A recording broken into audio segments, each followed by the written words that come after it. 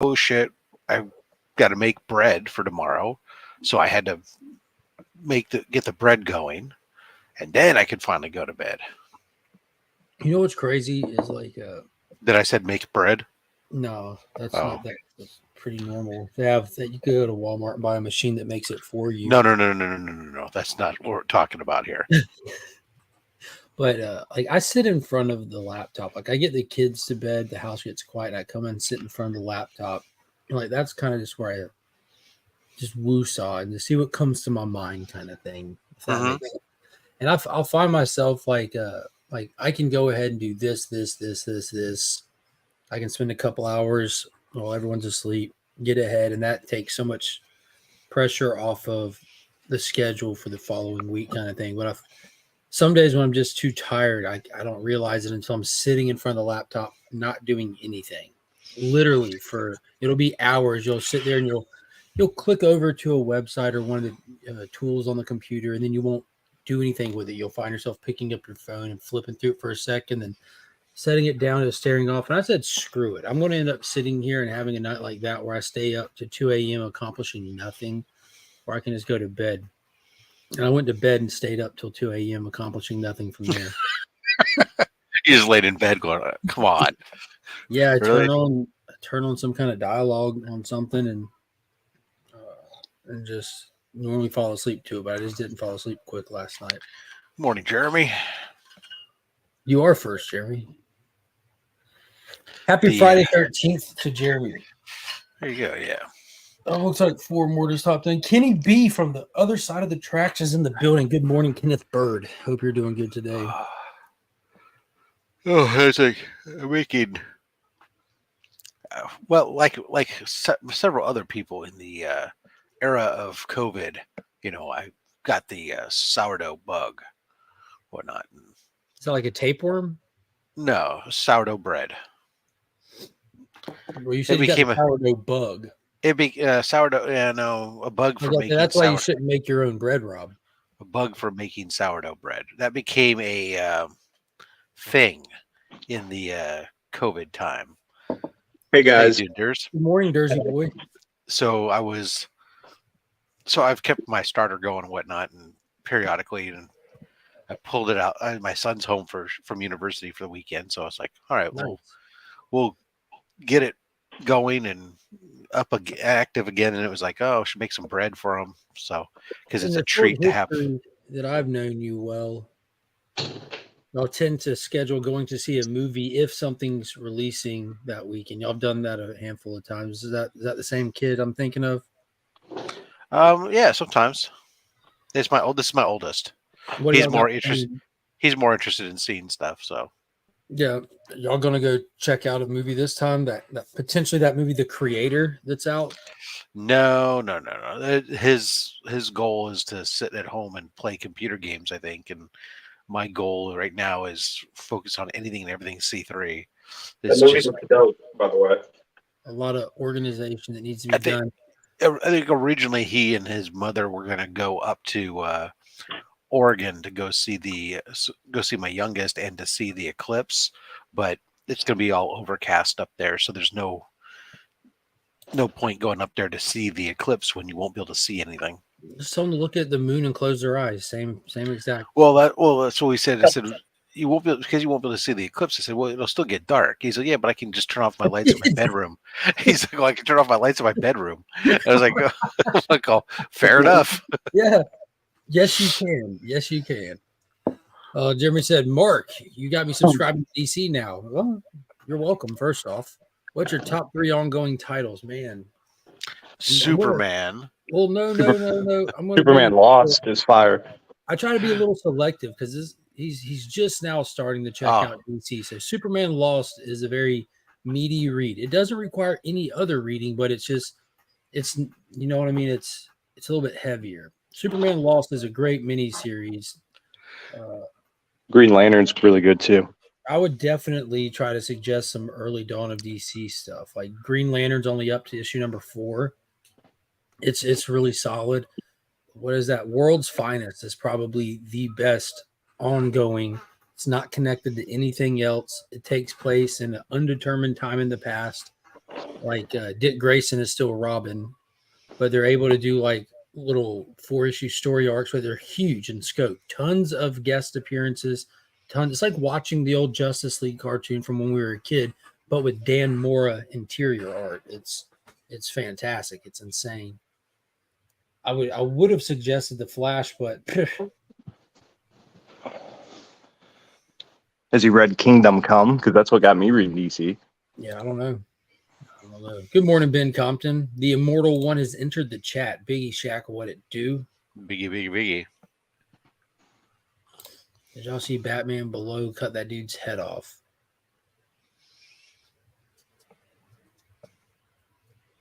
I'm excited for all the DC Elseworld stuff coming next year. Yeah, what is a Batman Below? Cutting There's head.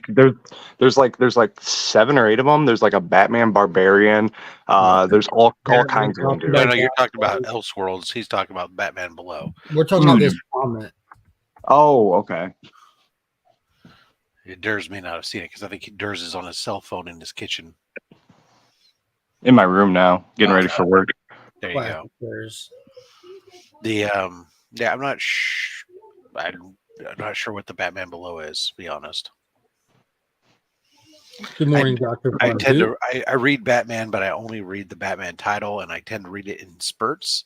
I collect a few issues, and then I read them, and then I collect a few issues and I read them. So right now I'm about 2 issues behind on what's going on with Batman, and I'm about 2 issues behind what's happening on almost all the titles I collect and read.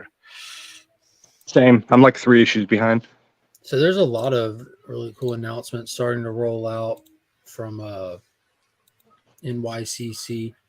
But yeah, you got another Gotham by Gaslight coming under the actual proper Elseworlds imprint, not just like Black Label, which kind of seems a little redundant to me.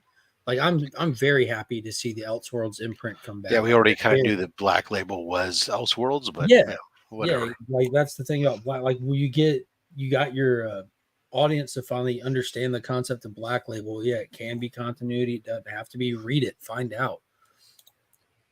Let's see what we got. Then we had a Batman the Barbarian is another Looks one. dope. Yeah, that'd be one I really don't care about. Some really cool covers. Wonder Woman looking like a vampire. DC versus Vampires World War V. That's the one I'm most excited about. Yeah, stuff like that and Dark Knights of Steel has been like common sense that these are. Mm-hmm. And what do we got here, Dirk? What are we looking at? Looks like you have a Black Canary nun almost, a zealot cyborg. It reminds me of that movie Sucker Punch almost.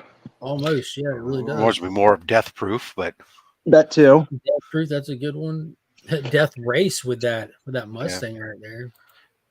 You got DVH is saying that Batman Below is a new character from Batman's City of Madness.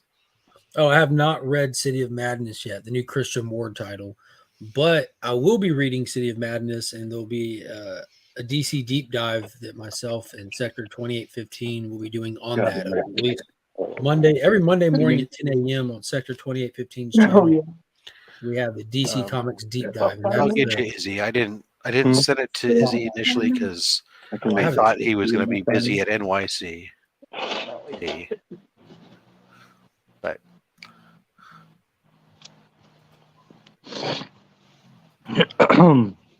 anyways, sorry about that, Izzy. I made assumptions. And you know what they say. I normally put it in the other chat too. I just haven't thought of it yet. There we go. Let's see here. How is Izzy awake, bro? I would be so tired after yesterday. It's like 7:30 in the morning. Yeah, but after New York Comic Con, bro, ouch. What? Izzy's a young man. I know. Just Heroes Con, I wanted to sleep all day, but I had to get up early every day. Well, I don't consider 7:30 in the morning early. Yeah. Like 6:37's early. Again, it's 4:40 in the morning here, buddy. You're insane. Life's tough. Get a helmet. You're right. A special helmet. I think I went to bed around 12:30. Ooh. Does this make y'all think of the Tangent universe? You remember the Green Lantern from the Tangent universe, Rob? Has Can't the actual say. staff with Can't the say. Sorry, I'm not a Green Lantern guy. Yeah, that doesn't ring any bells with me either. like the mid '90s, maybe even the early 2000s when they did the Tangent stuff. Although it And does Green remind Lantern me. was a chick with a hood with an actual lamp lighting staff thing. Well, that would look like that. Yeah, kind of Friar Tuck haircut. Yeah. Let's see if we can find the Tangent Green Lantern. All right, let's see. While you're doing that, could we be more Legion? Try not to be. That's a great question, Freaky. Maybe. Of course, yes. Of course, Mortal Biggie Shack bringing up that it is in fact Friday the 13th, reminding everybody.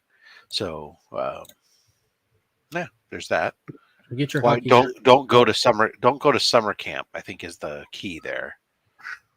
Oh, that's from the Tangent universe. that looks a little bit better. I like that dress better than the other one. Yeah, I do too. She like better that one watch her, too. she better watch herself when she's high stepping, kicking, or flying. I'm just saying, I like the hood on this one a lot better than the hood not being up because now I don't know that she has a bowl cut. I like her staff better too in this one. Yeah, more unique. It's very ampersand. Let's see. So, I guess okay. So it's that Batman that they're talking about was out this week. Yeah, Christian Ward is writing and illustrating it. Same guy who did Aquaman Andromeda not long ago. Flash Rays videos. Yeah, absolutely. Wake up every morning at 4:30. I went to sleep at midnight last night. LOL got stuck reading comics. I got stuck staring at a wall. I fell asleep. Our dog has now moved into the bedroom with us and sleeps on the bed. But respects my side of the bed, my wife's side of the bed is a whole different ball of wax. And the dog habitually tries to, I climb into bed. I went to bed before my wife, and the dog jumps over the bed and tries to camp out in the middle of her spot. I keep trying to tell the dog, come down to the foot of the bed where she's supposed to stay, and she keeps moving up. So then my wife has to fight with moving the dog so she can get into bed. So, first world problems, I suppose. Ladies and gentlemen, the one, the only, Geek Out with Roscoe. Roscoe, I did receive the art. Actually, I posted it to Instagram last night. So the Roscoe did a great sketch cover. It's going to be available during C3, and then has also donated a future commission for somebody to get their very own Roscoe of their choice that's mutually agreed to. Nice.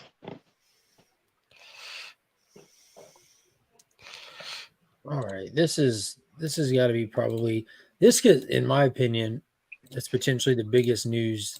Like it's the biggest news that's come out of NYCC so far, and I doubt anything's going to top this. But have you seen the Ghost machine? They have a whole booth set up. They have a whole ash can. A whole another creator-owned created content. Oh, I've not seen this happen before yet. So that's what's so huge about it. Like creator-owned content's not exclusive, not even new to Image Comics. Creator-owned been around forever. But here's the thing: an imprint or a production company or something that's doing creator-owned stuff is not new. We've seen it happen and that's not every year about it. That's not what's exciting about it. But it's the Geigerverse. So Jeff Johns already has his own imprint. He already has his own comic company that gets released through Image Comics. It's called Mad Ghost, and that's where we've seen Geiger come out of. Junkyard Joe. They did the 80-page one-shot where they're already showing off that we're going to have Red Coat coming. And between the time of Junkyard Joe finishing and getting to where we are today, Johns looks like he's recruited some of the most iconic masters of their craft in the industry, and they're all coming together, and they've expanded Mad Ghost, renamed it Ghost Machine, and are bringing on like the big boys. This is like Not to be confused with the ghost that's in the machine. no, this one's out of the machine. This is the machine itself. Good morning, What's up, Chris. guys? Good morning, Izzy. Tell, He's tell, got Dirts, tell Dirts I've been up since 5:30 in the morning Yuck. Dude. in It's real that- time. It sounds to me like something I'm not interested in, but that's okay. I like potentially- that, like how Mark also- Millar's doing his expanded universe. Now Miller, they're doing Miller, it. Super Miller, it's Miller. massive. Yeah. Super massive's doing their expanded universe. I like all that.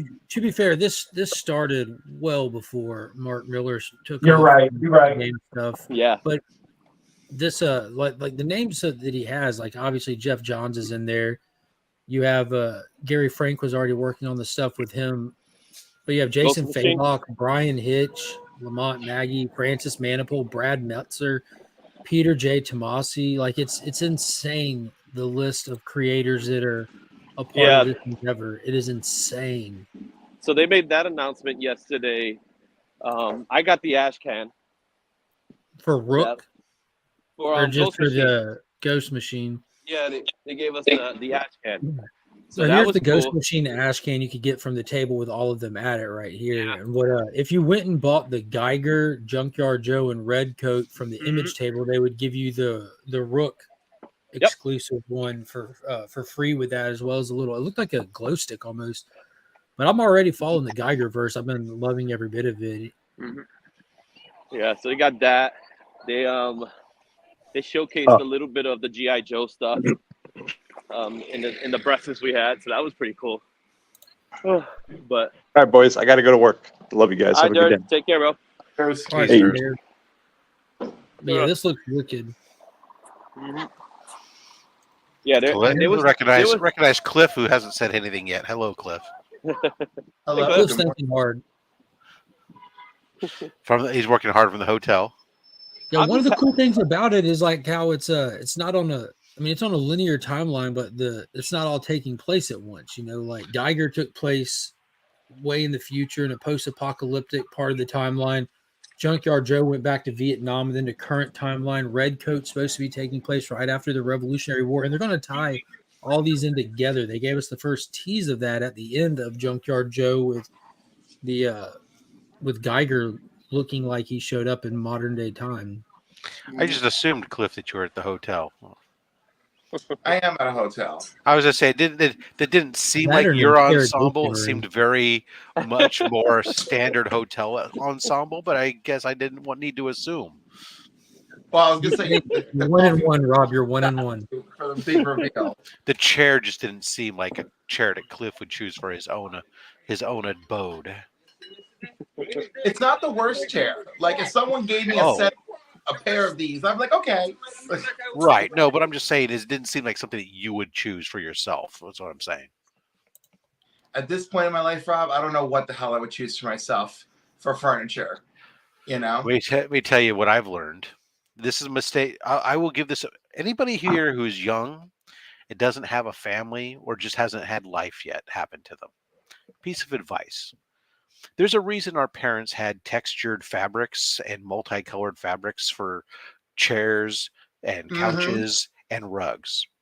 My first mistake was getting solid colored things, especially things that were not dark solid colors, and these things stains, spots, and everything show up extremely easily in these What things. Rob's saying is he has tie-dye bean bags everywhere. No. I replaced So my all family was different. all my early furniture when I was young, Yeah. when I first got married, so is long gone. No.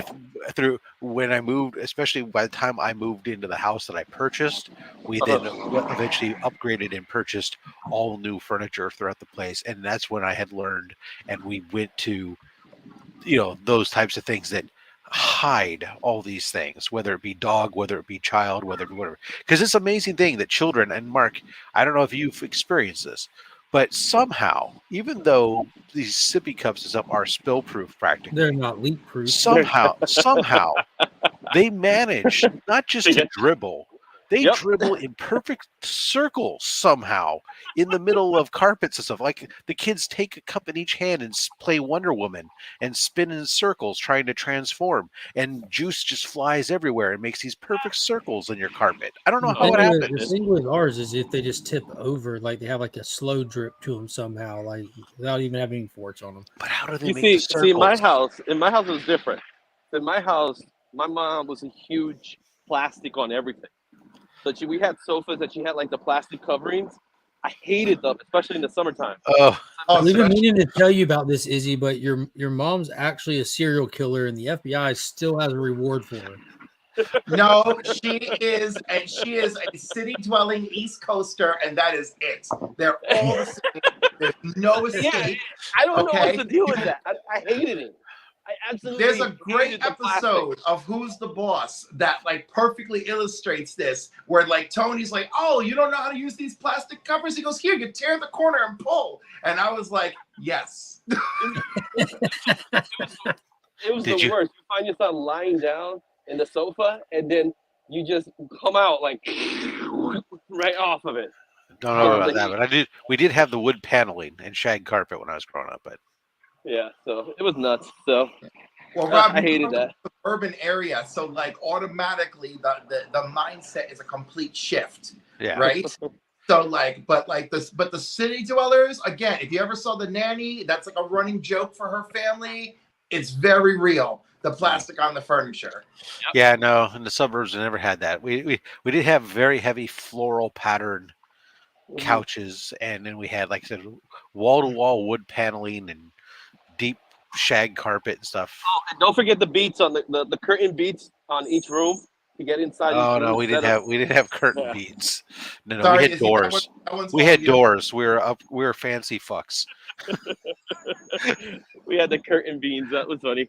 Like you had to come in the room like,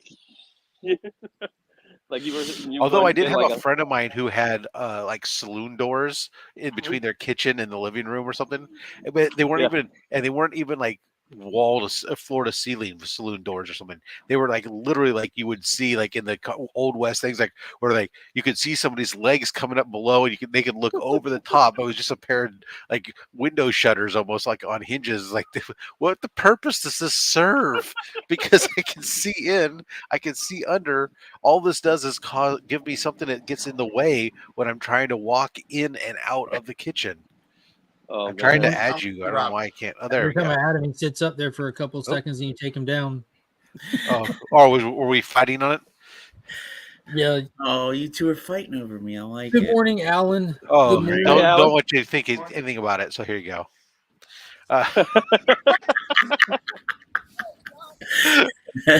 Oh my goodness. Yeah. So pretty soon I'm gonna bounce off, but Most exciting points Oh, of yeah. your day yesterday. There you go. Then you get you get all the sweat stains from mommy and daddy wrestling. Yeah, that's exactly what they are. They're not fighting. I think that was the there was the earlier comment was all it's all, or comics by the day was saying, referring to the hotel room, of course, it's all kosher until you break out the black light. So Izzy, you're Yeah, at we'll take a NYPC. black light Have you to a hotel room. Have you seen the new labels that CBCS has at the convention? they're not at the convention. They're at the Yeah. convention. People are taking photos of them, I thought. No, they're Yes. not at the convention because you got to actually send the book to get graded. No, they have samples at the I think you're- CBS. Oh, you're I didn't- missing what I'm saying. I didn't- Yeah, they oh. have their new The CBS labels don't, on. no. They have their new labels on display. I was wondering if, like, they're So- showing them off. They're also have a few that are listed in Heritage Auction right now. They definitely are an improvement on what we had. But I was just wondering if someone were to send in a book today, do we know if it would come back with this label? So I could find out today because yesterday was all about getting the exclusives. So I got all the exclusives I wanted. So I'm not today. The goal is not to spend any money on comics or exclusives. The only one book I need to get, which is 8 Billion Genies. But and anything that's secretive that's gonna pop out of nowhere. But the labels are there. I saw CBS booth, but I didn't go to them. Can you I didn't wanna- confirm that out of those exclusives you picked up, one of them was in fact Unnatural Order, Matt Wilson, Comics Curing Cancer exclusive? because I can confirm it was. Can you confirm that? I could neither confirm or deny the purchase and signature of Unnatural Order until I can make it official, which I'll make it official at this show right now at this moment. Yes, I do have my signed copy on Unnatural Orders #1. So if And you're in fact, not at New York Comic Con and you want this awesome Matt Wilson exclusive from Unnatural Order that's a Comics Curing Cancer exclusive, you can actually get it at djlinks.bigcartel.com. Very limited supplies left on that website, as they are at Matt Wilson's table right now at NYCC. The goal for this is not for everybody who wants one to get one. The goal for this book is to sell out completely and utterly Correct. and make every penny possible for cancer research. So if you think you're going to wait and get one later, I hope you don't, because I hope this book is more successful than that, and I hope it sells out today. so with that being said, I will say Go this now much. and get it if you haven't already. I will say this much. We did go to the retailer breakfast yesterday, and the retailer breakfast, the guys from Vault, are pushing this book hard. Hey, Izzy, we don't give a shit about the guys from Wait, Vault. Tell us what was no, on the No, buffet. they're wait. pushing our book. That's What was the on the book. buffet, Izzy? What was on the buffet? He, What see how was he on the trans- buffet? look at he transitions. I'll get to the breakfast in a second. You can't tell me you go to a breakfast like that and not start with the food. Yeah, no, he can. No, wait, but let me tell you. I'll Get tell out. you. The breakfast was pretty good. It actually was a pretty good breakfast. I'll give it that much. But what I will say this much. Not once has those breakfasts been anything to write home about. Let me assure all of you. It was Okay? a- I don't give a shit about the Hey, food. You tell me. It was You tell me about what sausage, happened. eggs, some potatoes. It was fine. First time New York Comic Con does a breakfast. They It was a kept us there 6.0. till like Got 11. it. But This yeah, is it not. was, All right, moving on. What did they say But- about the but- book and this Here. cover specifically? they didn't talk about the cover, but they did mention that they're pushing the book hard, and this is really the only variant of that book. So with that being said, the variant they're gonna be asking a lot for the variant. So my suggestion to anybody who's watching, to get it now, so you don't have to get a higher price tag for a variant, and at the same time you'll be promoting the C3 event that's happening, which I have to also say, because I did send it out in the C3 chat, that we did get some more slabs to be added to the show, the auction that's I put a happening. direct hyperlink into the chat for anybody that's Yeah. curious. You can hit that link, pop right Yeah, over, so- and look at picking up a copy today. Yeah, pick up your copy today, and if you go to Comic-Con, you see Matt Wilson, he will have the copy, then he will sign it. He'll So- sign it for free from now till forevermore, he said. And Exactly. Also, Jeremy says he wants to go to NYCC so bad. We need to make a road trip next year. I don't know if you know about it, Jeremy, but Heroes Con is actually a lot closer to North Carolina, and that's where everybody is going. After a couple of years of convincing, it's turned into the one-stop spot for everybody in the comic community to come together like butt cheeks and go shopping for books, hang out, and have fun. So check out Heroes Con. It's the Father's Day weekend every year. Last year, there was about 40 of us there. This year, we're looking at even more people from the community. We're getting Alan to stay this time, Cliff to show up this time. Alan to stay. I like that one. So, and I'm planning, and I'll be there this time too. So Yeah, Comics by the Bay was there last year. I doubt he'll ever miss one ever again. he's Roscoe. gonna go through he's gonna go through the East Coast water. He's gonna be getting there from Atlantic. Izzy, why does it look like you're setting up to rob a bank? Like you're the guy Yeah, going I know, across right? the street underground to cut the power? That's a good question, because I'm in the subway system. And ironically, we haven't seen a single rat. Something I about actually you saw rats two. just fear I you. just saw two. And they ran What over. is going on, Ryan Riley? How are you doing this morning? So, yeah, we're about to get on the train to go to New York Comic Con. So that should be fun. And like I said, try to see if we get more stuff. But yeah, I don't want to spend too much money today. Today's all about getting the signatures and all that good stuff. So there's How been a couple. How much Yeah, did go you ahead. spend on? How much did you expend on exclusives yesterday? I had a budget of $250 for them. Ask your budget. How much did you spend? No, that's how much I spent. I got every single book I You wanted. stayed in budget. Got it. Okay. I stayed in the okay. budget. I got every single book because I knew the price of each book. So, Shout out to Izzy and self control. And how many of those books were foil? not a whole bunch. Oh, I wasn't crazy about the foils like that. There was only one foil I picked up, which is the Because I hear Superman that that's 38. the theme of the convention is foil, foil, Yes. foil. So the theme of the convention is $15 for a trade, 30 for a virgin, 40 for a foil, which I do not feel it's Wow. necessary. And that seems to be the case. Some people are going to try to charge 50, and maybe in the weekend they might go up. But Charlotte, that's North usually Carolina. that's the deal. I wouldn't bank on the foils. I'd rather get a virgin or something like that. Yeah, no. Just I get the just ones saw you that like. the Comic Mint did a reprint of Batman Adventures number 12, and they're dropping it for $60 No, Yeah, this here's the thing for a about Batman reprint. Adventures 12. Let me tell you. There are, if you look it up, there's probably 15 different con reprints of Batman Adventures 12. Because John Boy will put out like 4 every year, and then there's like several other. I have probably 7 of them in my garage. Um, they're they're just it's really odd is that there's a lot of them. It's a very popular book to reprint for cons, but those are kids' books. every they're but half of them actually are somewhat valuable, which is the oddity. So half of them are like languish like for next to nothing for long times. Like John Boy, he's got a set of 4 acetate ones from a while back. You can pick them up for almost nothing, but Yeah. then all of a sudden there's like a couple of them that are $150 to $200 for a 9.8 on it. It's really bizarre. Yeah, the book I will say is a lot of people are talking about, besides some of the other ones, is that Megatron that John Jan. Yeah. That Megatron is crazy beautiful. But That really, one's go ahead. he was selling it for 100 though, so I was like, that was way past my budget for that. No. At The one least that- the original. The laziness of some of these reprints. Oh, look, here's a book that no one cared about until this year. Suddenly people realize they love this artist, so let's make a foil identical reprint. Wait till those logos come. Or the What logo. Don't even get me started on the logos, okay? It was like cute the one time, and now it's just like, no, I don't think people actually want to stop it. Okay. So I just took a look.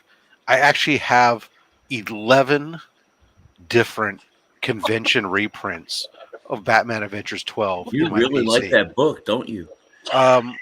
Well, there was the John Boy Myers. There were 4 That's why of them. it's sold out. There were 4 variants that year, and I ended up getting all 4 of them for like $35 from. That's something. a good deal. Yeah, and then there's last year there were some Art Germ ones that I think I ended up getting one of them for free from Art Germ for something, and then there was another one that I actually paid for. There's a couple of some old Wizard World ones from 2015 that I actually had gotten one of them because it was a 9.8 and it was a black and white cover version and it was signed by Bruce Timm, and I later on got it signed by Paul Dini. All right, guys. So now I have it. It's double signed by Paul Dini and Bruce Timm, and then but there's some others, and it's just like there's probably a whole mess of them. There's even like there's even a dollar comic version of it, which surprisingly is like as a raw book is like a $15 book for what sold for $1. But if I look at convention variants on that book, I mean it's just That's a lot. there's been a lot of them. It's been like I said, it's been a popular book to do because of Harley says 1, 2, 3, 4, 5, 6, 7, 8, 9, 10, 11, 12, 13, 14, 15, 16, 17, 18, 19, 20, 21, 22, 23. I see at least 23 listed in CLZ other than the dollar comic reprint. So 23 other reprints, most of them are convention, and it doesn't exclude it. That also didn't include the Lamole version. So there you are. A lot. I mean, to each their own, but that maybe Excellent. many reprints. Yeah, but I mean, it's also one of those books where it's like, it's a big book. It's expensive, And some people really want a copy, which they would have a great opportunity coming up next week, not this weekend, but next weekend on Comics Curing Cancer, because we graciously have a copy that was donated.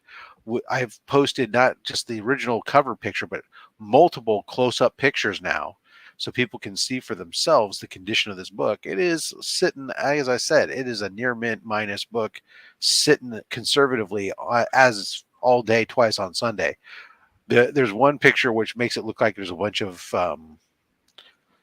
Particles. abrasions or something on the back cover, which is not actually there. That's actually just because I'm so close to it, the way that they make the gray with all the black and white pixels essentially that make up the printing process, makes it look like it's got some rubber stuff on it. But I mean, it is a clean book that with a good clean press. Thank you, Jeremy. Oof.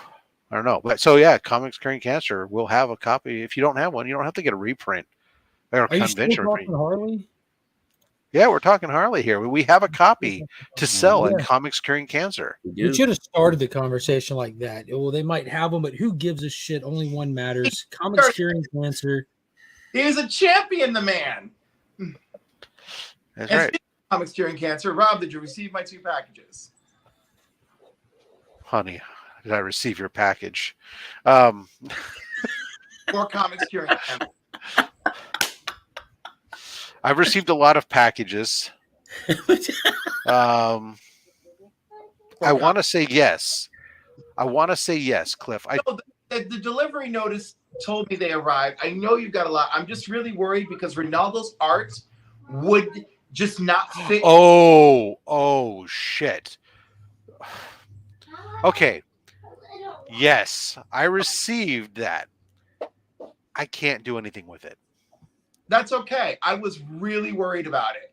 And Well, it arrived. one piece? But nobody tore it into pieces, but it's not flat. Okay.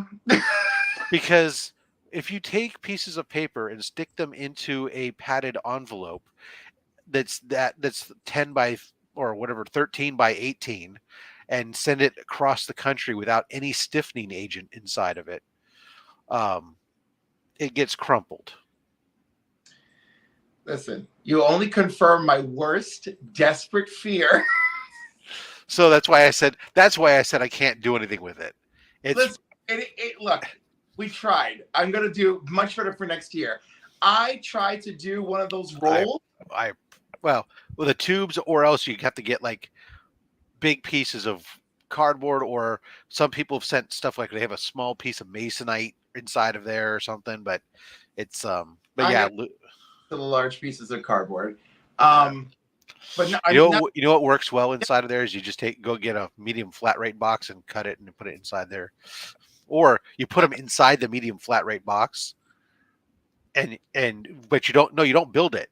You leave it flat and you slide it inside and you tape it like that. You can ship it as a medium flat rate box still, but now it's flat with the art, and it does a much better job. See, I needed this voice in my head while I was frantic at the post office. When you have packing issues, who do you call? The guy who bitches about packing all the fucking time. And then you go watch his video that shows you how to package things. That's comic book, so I don't have one on how to package art. But listen, how big was the art piece, Cliff? There were a variety of sizes. I don't care. I feel terrible. The other stuff I assume was fine. I've tried the other stuff. The other stuff was in a different package. Yes. And there was slabs in there, or there's one slab and a bunch of books. Yes. Okay. Yes, those were fine. I don't remember which off the top of my head. I don't remember which one it was, but I haven't had any slab issues really. I think there's one slab I got where the book inside is loose, but I don't remember where it was from. Off the top of my head. I don't know if it might be a CGC production issue. It might be why we have the book donated to us. Fair. But everything else is fine. Actually, books and stuff have come in, not a problem. It's that pile of art was actually the first thing I've gotten in that surprised. That despite some of the boxes I've gotten that have looked pretty awful, the box that those prints were the first thing I got that was bad. Good morning, Biggie. So sad. Yo, What's up, big? what's up, Cliff? Nice to meet you, man. I don't think I've been on panel with Cliff yet, so I took a Haven't, huh? jump on here. Yeah, good to see you, man. Oh, I don't think you know me. Cliff never heard of me. I left a couple comments. I was just I have left you comments. been. Have Huh? I've left you comments on your page, have I not? Oh, okay. I felt like I just felt like I haven't got to be on panel, which I just wanted to take a minute. How y'all doing, though? It's a Friday morning. Some people are getting ready for their Comic-Con. Some of us are getting ready to face our day, and some of us. I'm doing good. I'm getting the wife's getting the kids ready for school, and I'm potentially helping make magic happen for a picture that she needs. Ooh. I'm very Ooh. excited. So they do like show and tell daily, but they do it in the lamest way possible. Like you take a picture. Like if it's G, you take a picture with like a giraffe stuffed animal or something, and you send that in instead of taking the stuffed animal. Well, it makes sense. Then people don't have to lose their items or have them stolen. It doesn't make sense. There's nothing fun about that. That is true. Could you imagine if I just had people come on Only Slabs and show pictures of their slabs? Exactly. There you go, Monkey. Now you're smiling. What do you think?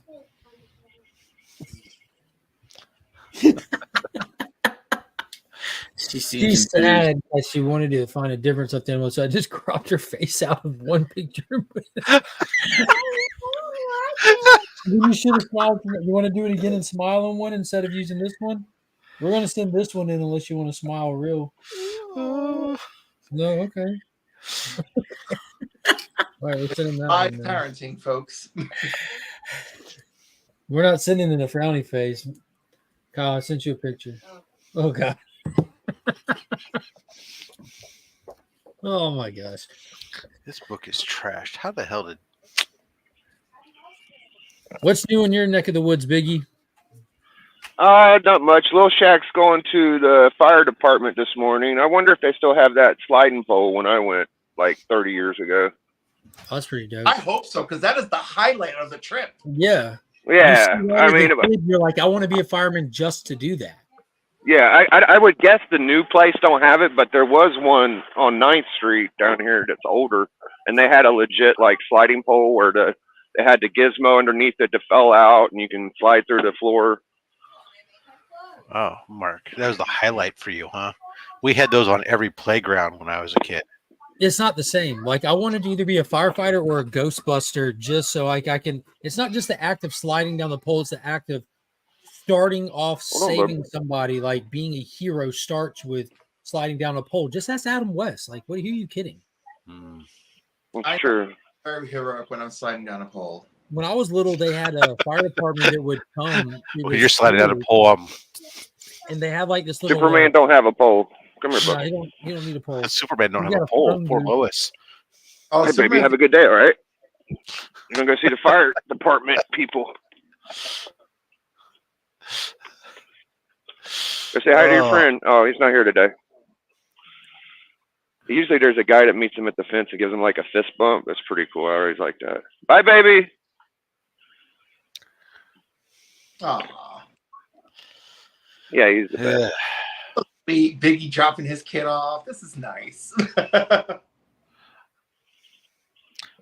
get the pleasure of doing it every day. Sorry, Rob. Go ahead. I say my oldest is home for university. I can't wait for him to leave. No. I started late, man. What can I say? I didn't know if I was going to have one. Old Biggie Shack one didn't have another one for until he's 37 or so. No. My oldest is a senior at university this year, so he's home for like it's I guess it's mid-semester break. I don't know what it is, but they got it. Fall brawl. They got a Thursday and a Friday off, so fly him out on a Wednesday, fly him back home for a few days, feed him some real food, and before you send him back home again, back to university again, where you have no idea what he's going to eat. I could give y'all some good lifetime experiences I'm going through. So my girlfriend's dad had a small heart attack, and he's got a pneumonia. I think I'm saying that right. That's not good. And yeah, the pneumonia is worse than the heart attack because apparently the blockage is like at 60 or something, and they can't really do nothing until it's like at 90, I guess, or so. And so she came home for a day. She was out there for a couple of days, and as soon as she left, then they wanted to put tubes in them. So they're going to do a surgery. You get the problem. You get the problem is with whatever's going on with the heart attack, with the blockage or whatever else, that you want to put stents or something, but you can't do anything because the pneumonia has got an infection inside the body, and so you have to get rid of the infection before you start doing anything else. So it delays a lot of your ability to treat. But I mean, it's not. I mean, at least it's just the pneumonia. At least it ain't like a critical. He's got a constant heart attack and all that. But people die of pneumonia as a complication all the time. Matter of fact, a lot of pneumonia is actually probably one of the bigger complications that when people have serious health issues, that they end up actually being the one thing that kills them. It's important to be able to breathe. But at least he's at the hospital being taken care of for it, as opposed to, being at home thinking, I got it. Yeah, he actually had a doctor's appointment when he was complaining about his back, and they said, "Oh, it's not back pain. You're having a heart attack." That's the way I was told. I think that's how it went. So. Things like that happen. That has absolutely happened. That's freaking awful. So it's Friday the 13th. I had that happen a couple of days ago. You know how bad luck comes in threes, so I'm just kind of bearing down and gritting. Yeah.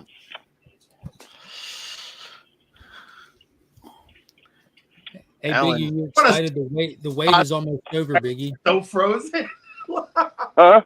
I said, I want to swing this to a positive note, but I'm so frozen right now. Hey, that's to say. It's bad. We're not frozen on our end. I said the wait is almost over, Biggie. The wait for what? The wait for the most anticipated comic book event of the year. Oh, the King Kong Godzilla one? Yes, sir. It releases next week. Oh, I thought about comics curing cancer, but whatever. Yeah, I thought he was going to plug C3 again. Well, he said comic book. Well, I guess it is the comic book event, but we talked about this on my channel about new comic book day books, and you brought up World's Finest earlier today. We didn't bring that one up on my channel, but that is a smart pick. It's an ongoing title. World's Finest. That's to recommend to like a new reader kind of deal. Yeah, because it's not bogged down by continuity. It stands on its own. It's just there's no tie-in books, and it does big things and introduces tons of characters. It's such almost like it is a good. I think that's a good option. It might be the best DC title of the year, in my opinion. I don't know much. I don't have them all. I read a lot, and I would agree with that. It's definitely in the conversation for sure. Yeah, that's a good one, though. I'm glad that there are good runs this year because I was just stumped. I don't get DC, and I had to ask a few people, but I do know that everybody's been eating World's Finest stuff, so that's probably what I would say. It just blows my mind that people aren't all talky about it.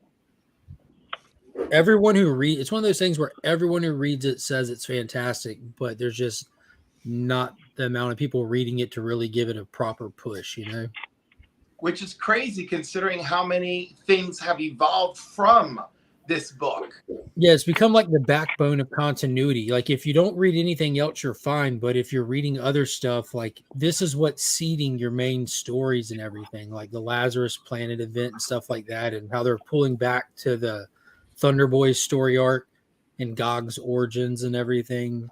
Like they're doing big things in this book that it's just like it's like a gift for those that read more. It's really cool.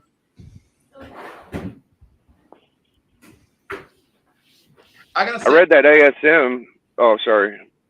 I was gonna say Mark Waid has really continued to impress me. He still delivers really solid storytelling. Yeah, he still got it, don't he? And it's those moments too. It ain't just like the stories there. He's crafting the moments like that make you like, damn, this is good. Like you're just sitting there like, this is just a good book. Yeah. No, and by the way, I was like really worried about Teen Titans this week, the world's finest Teen Titans. And but when I read it, I was like, I'm like, you know what? Once again, Mark Waid proves he can handle any material. I still got a few books I haven't read yet. That one, Silver Surfer, Skinwalker Ranch, and Batman City of Madness I haven't read yet. But I'm excited for it. I hope it turns around because that last issue at the convention, I felt like we kind of fell off the rails a little bit because we were playing with the concept of being at a convention so much versus like what's going on with our characters. Is there going to be building a story yet? What are we going to do? How many issues is this going to be? Are we limited by time and we're burning it right now? Like, what are we doing? Wasn't it only supposed to be 6 issues? I don't know. Like, I know a lot of this stuff under the Dawn of DC banner is, but this isn't under that banner. And it doesn't list a mini series on it. It just says 4. And I assume if we're going to be running with World's Finest, you can run with this World's Finest Teen Titans as long as you want to. But this may be one of those books where like, they're like, you know what? Just keep going. Yeah. There's just so much Titans, and I know there's a really big push to try to get Titans out there right now. You know, we have the 4 different tales that are highlighting individual characters. We have the main Titans. We have this Titans. And I think it is good that DC is doing that because, like, you know, readership is not what it was 40 years ago. You have things like smartphones and internet to thank for that more than anything. But introducing the greater audience, what remains the new characters, isn't as easy as it used to be. You know, you used to have 4 Superman titles, 4 Batman titles, all this going on, and people would still buy a Teen Titans book and be raving about it. Now they're like, where's the main characters that I see on all the posts when I scroll with my thumb? You know, where are those characters? You have to really give these other characters room to impress new readers. So I'm glad that they're doing it. If DC didn't have Mark Waid, they would be falling off a cliff, I think. Oh, man, I don't know about that. I don't know if I'd be that brutal, but, you know. It would be a major loss. He's a phenomenal writer. He's a legend. He's doing a lot of heavy lifting. Yeah, I think Joshua Williamson's doing a ton of heavy lifting for him. When it comes to, like, newer writers, you know, that are, like, proving themselves as we read right now, I think Joshua Williamson is doing a fine job, especially with the task at hand that he has. And then thinking that he's stepping over to Skybound to do 2 G.I. Joe titles. Now I'm concerned. Like, how are you not going to be too spread thin of archetyping DC universe and doing the Energon universe? That's crazy. Well, the Energon universe, he is not the archetype, right? Yeah, no, that's that's Kirkman. So the weight that's there, it's not the same weight when he's writing Cobra Commander and Duke, you know? So, like, I think he's going to do okay. But writers can be spread thin, but writers can also work very quickly when they hit their groove. Of course, talking with writers and interviewing, you will see that they have ups, downs, ins, outs. What all is Williamson writing right now?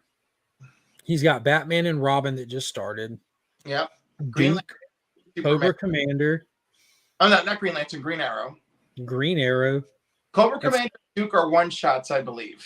Oh, there's only one-shots? Yeah. Okay, well, that changes the game completely. We're back where we started then. Yeah. Those preview pages they put out for those look fantastic. Do you mean people are reading online more or doing other things on their smartphones like playing Candy Crush? Definitely playing Candy Crush. We're in it, man. Like, that kind of was what boggles my mind when you hear people saying the comic industry is dying. Look at readership now compared to 1980. How is that even a comparison? How can you look at readership now and compare it to 1980? The entire world is unrecognizable in terms of entertainment.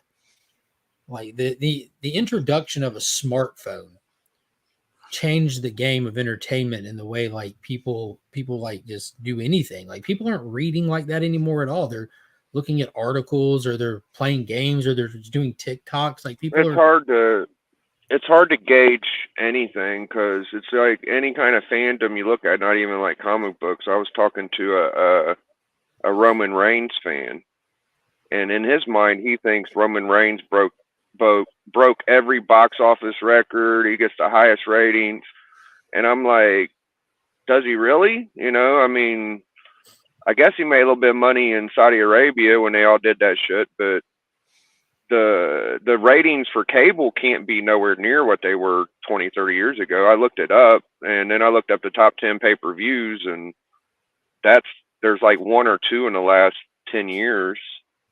WrestleMania, what's I think. crazy to think about that is I talked to a big wrestling fan of that I know, Picking and Punching.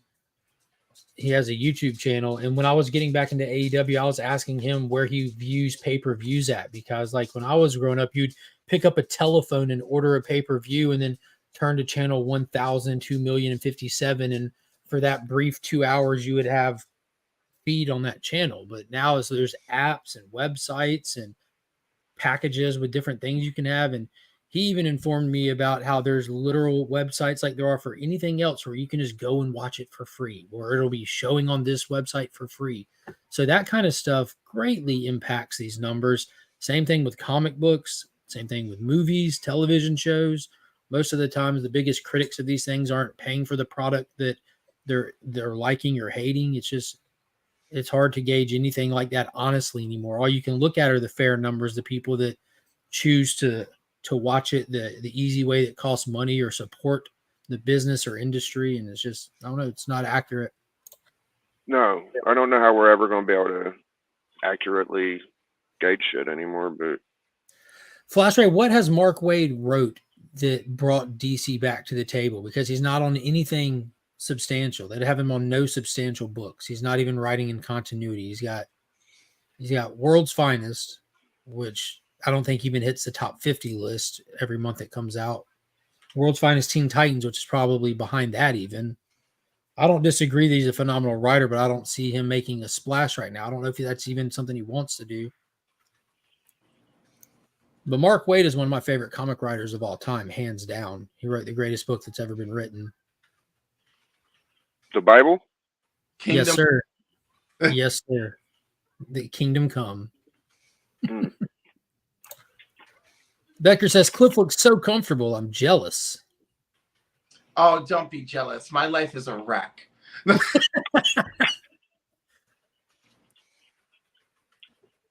Back then, comics had to compete with Betamax. That's rough. Yeah. Back Nothing in the competed with 1980s, we had no Betamax. internet and couldn't afford Nothing VHS. competed with Betamax, not even VHS. It was a done deal. Yo, VHS slaughtered Betamax, and Betamax was the better product. No, it was a better picture quality, but people wanted longer record times, and that's what won. Yeah.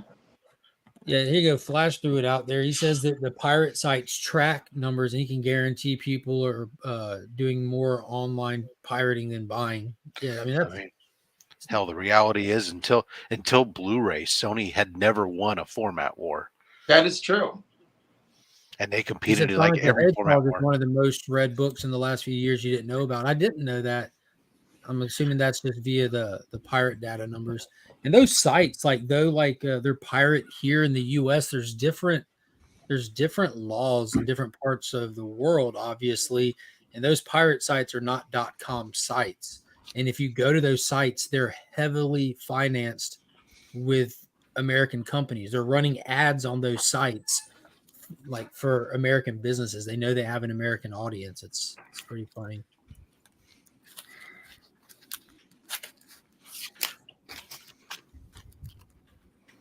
All right, so this is kind of, I'm going to leave you guys a insight into why people really sometimes, I like my job. It allows me to be a jerk to people. So I got a guy who's right now, he's coming to me because on a contract, I said they're going to have 36 of these licenses. And, and I made a notation that of those, 30 of them are being migrated from a different SKU. And he goes, the customer's asking what you're talking about, because this doesn't make any sense, or the math does, or there aren't this many or something. He says the quantities don't match. What he said. I said, well, I don't know what you're talking about. The customer has 6 of this and 30 of this.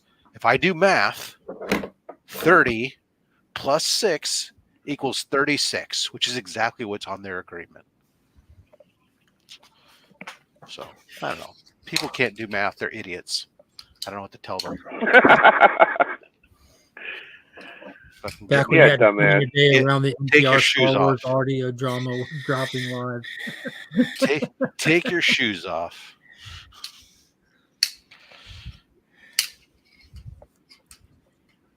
Oh, hit comment. Make it official. There you go. Now it's been officially posted. You're a moron. Get a hat. Foil. Get a foil hat. Time to segue. Do you know what's not official? No. Go ahead. Tell me. You sound like you were on track for a second there. Season two of Ahsoka came out as not official. Not there. There's a bunch of news that came out after the viewership numbers came in, and apparently it did a lot worse than they wanted it to do and needed it to do. It dropped 42% from start to finish, despite the rave reviews of people who watched it. People are not tuning into Star Wars. It didn't bring Disney Plus new subscribers, and the potential Mandoverse, as it's been dubbed, movie finale is in the discussion for the chopping block. So one financial analyst suggested that perhaps they not proceed. Yes. Mm-hmm. Damn. That's all it takes. That really is all it takes at this current state and juncture. At the same time, they also have come out and said that they have fired all of the Daredevil writers and will be starting over from scratch. They came out publicly and said that Moon Knight season 2 was never supposed to happen. It was only intended as a 6-issue, I don't remember hearing from the get-go. Yeah. And no, there was huge talks about it though. They never confirmed that it wasn't until Oscar now. So Isaac had said that he was only doing one season. And at that time, because I had this discussion on the show on the channel too. At that time, he said he was only listed right now for 2 seasons, but they're coming out with all this information they've been sitting on. Where a lot of the stuff they're like, "Is there a reason to do it? Should we do it?" Kind of thing. Can we do it? They're just straight coming out and busting bubbles and hitting some like reality right now. Here's my take. I don't care until I see it actually happen, because right now there's so much especially in entertainment, but so much just people trying to step over anything that the slightest inkling of a rumor or think they heard somebody who they think might have any kind, even if they don't have actual insight in anything, they hear something from somebody who heard something, it becomes news and it spreads so fast and such wildfire. I mean, the other day I actually read an article that said that had the audacity to suggest that Disney was going to sell Disney Plus to Netflix, and it was happening like it was already a done deal. It's like, really? Yeah, I mean, they wouldn't put all their Disney Plus and combine it into Hulu. Instead, they would sell all their they would sell it all to. No, because they did come out and they're looking at unloading Hulu, though. They regretting that purchase. There is substantial news. I completely agree with you, Rob, that there's a lot of stuff that just gets picked up and ran with, especially when there's not an actual story to talk about. They have to talk about potential stuff. But there is a ton of news coming out of the House of Mouse right now. And you need to expect more news coming out of the House of Mouse right now. And it's all very interesting because it affects so much of our fandom. So it's fun to speculate on the news and the potential futures and everything like that, despite we don't know until it gets here. That's true. So since we don't know, let's all just sit here silently for 5 hours. No, instead, let's go out and watch the shit let's go out and watch good shows like Ahsoka and stuff. And the Ahsoka was fire. Just because you didn't watch it when it first came out doesn't mean you can't watch it now. They apparently have a metric that they gauge. They look at the show up viewership, the 5-day viewership, and then they do long term as well. But where we're at right now, they're just reporting that 5 days showed the only show that underperformed Ahsoka was Andor, which there could be something said to that, which is just like you're not like stouting iconic long term characters like Obi-Wan, or you know what I mean. So there was that, but there was also I'll fully admit that look, Andor was a slow burn. I mean, it turned out if you're deep into if you're somebody like me who is deep into the lore and deep into the underpinnings of things, it was an absolutely fabulous masterpiece.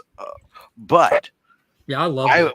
But I will also fully agree that if I wasn't super into that stuff and I was and I was sitting there watching those first 5 episodes are a slog. And The first 3 are the complete slog. that's 4, why they put all 3 of them together. But I then it still slogs, and it's like unless you're like super into it. Episode or 3 is where it took off for me. That's where we got like the fight with Sabine and Ren in the woods. no, and Merritt no, gets I'm talking killed. I'm talking about Andor. Oh, Andor. I'm sorry. You know, when back then you were complaining about That's still the joke, their right? weapons. Get past episode 3. It gets good after 3. That's the running No, joke. 3 was still a slog. It didn't get better on Andor until That's what I'm saying, after 5. You It was either like- don't like Andor or you either watched past episode 3. Those are the 2 options.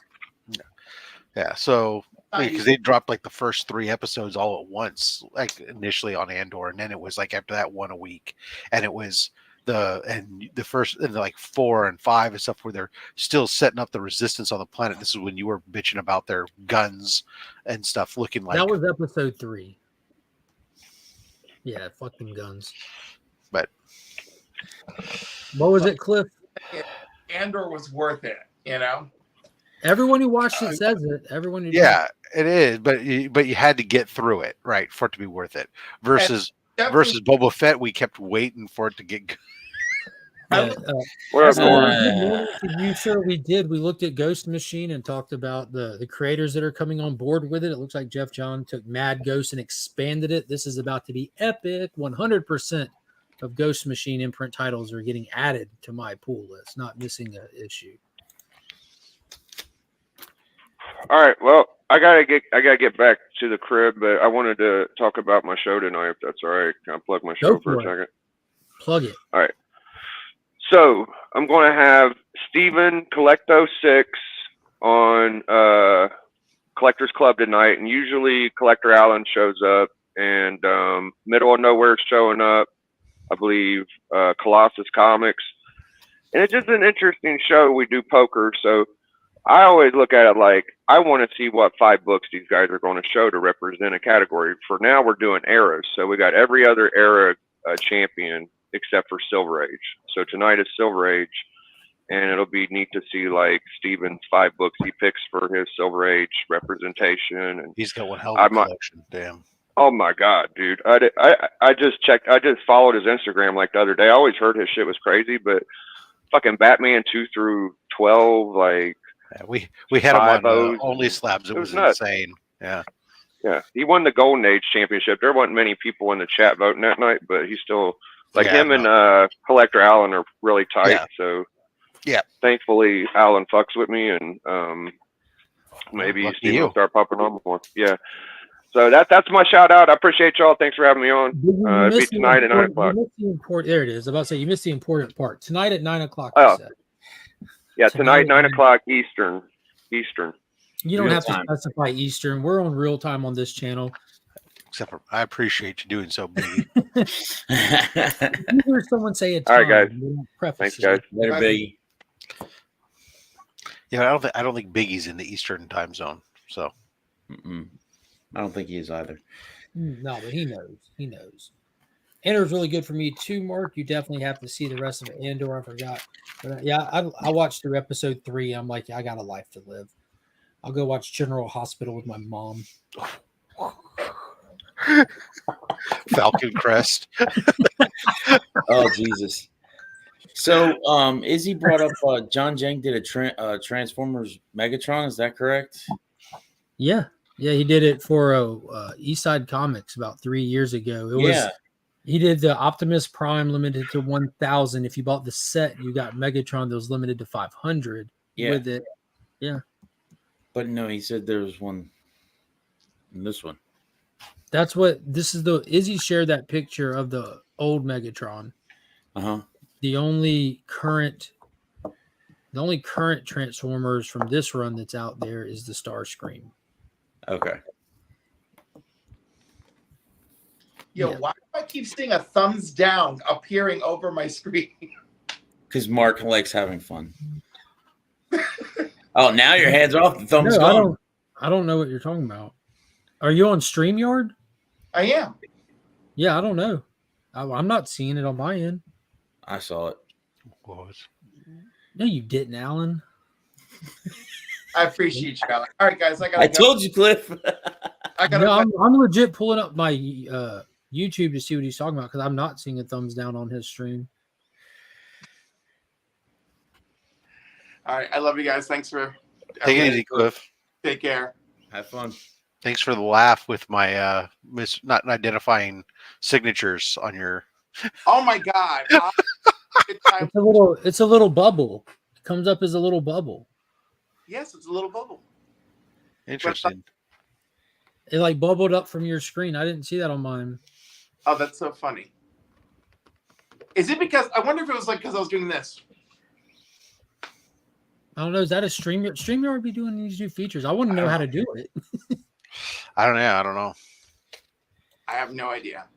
All right. We can do pop up. Thanks, guys. All right. Later. All right, bye. I don't know if you saw. Oh, Christ. There we go. If you saw what I was talking about, it was yesterday. I unboxed these mystery boxes from Cliff, and okay, I record this thing as I'm recording. I'm doing it. The first thing that comes out of the box is a piece of paper that says, please read me. And so I start to look at it, and I can immediately I see it has a list of all the comics. And, I don't want it. It's a mystery box. I don't want to see that. So I set it off to the side. I go through unboxing all the comics, and there's a bunch of books in there that were signed. And I'm like, oh, but there's no COA. There's no notation. I can't decipher the signature. And I'm just like, I really wish if people were going to do this and they're going to give me signed books. They do. And I go, and it's each book I pull out. There was probably like 5 signed books, and each book I'm pulling out, I'm going off on the fact that there's no identification who signed these books. And after I get done and I'm doing all the pricing and stuff to do the post-production, I look at the piece of paper, and on the ones that are signed, it spells out who signed each book. So then I had to record a cut scene where I interrupt myself on the video that I edit in. Like, hey guys, I'm about to go on a tirade about this shit. But guess what? You remember that piece of paper I set off to the side? Guess what? It had all the information I'm about to go off on. I'm convinced that we're missing features in StreamYard now where we can make little emojis pop up and stuff. I don't know what that is. I don't know. I've never seen that little it was it bubbled and popped into a thumbs down. Now I'm thinking there's got to be some kind of fun feature that we're not accessing. Because on that far superior video chat service 8x8, there are features galore. You can make GIFs pop up, you can raise your digital hand, all kinds of cool stuff. That's a meeting platform, so yeah. But I'm looking through the settings. Future wiser Rob. Exactly. Alan, what are you doing today? You're off work? Yeah, I'm off today, Monday. I am I'm actually scanning all my books in. You're scan. What does that mean? You mean scanning barcodes? Okay. CLZ. I didn't know if you were physically actually had a scanner and were scanning. Oh no. Making digital copies of all your books or something. No, just CLZ. And I got to get my books ready for Dustin for whenever he opens up. I think it's going to be about 3 or 4. I've dwindled it down. I don't see anything in the hotkeys option. I'm contemplating cracking the ASM 129 slab and sending it to him. Really? I'm contemplating it. It has pressable issues. It has, yeah. It's got a couple issues. Right, but are they pressable issues that would improve enough?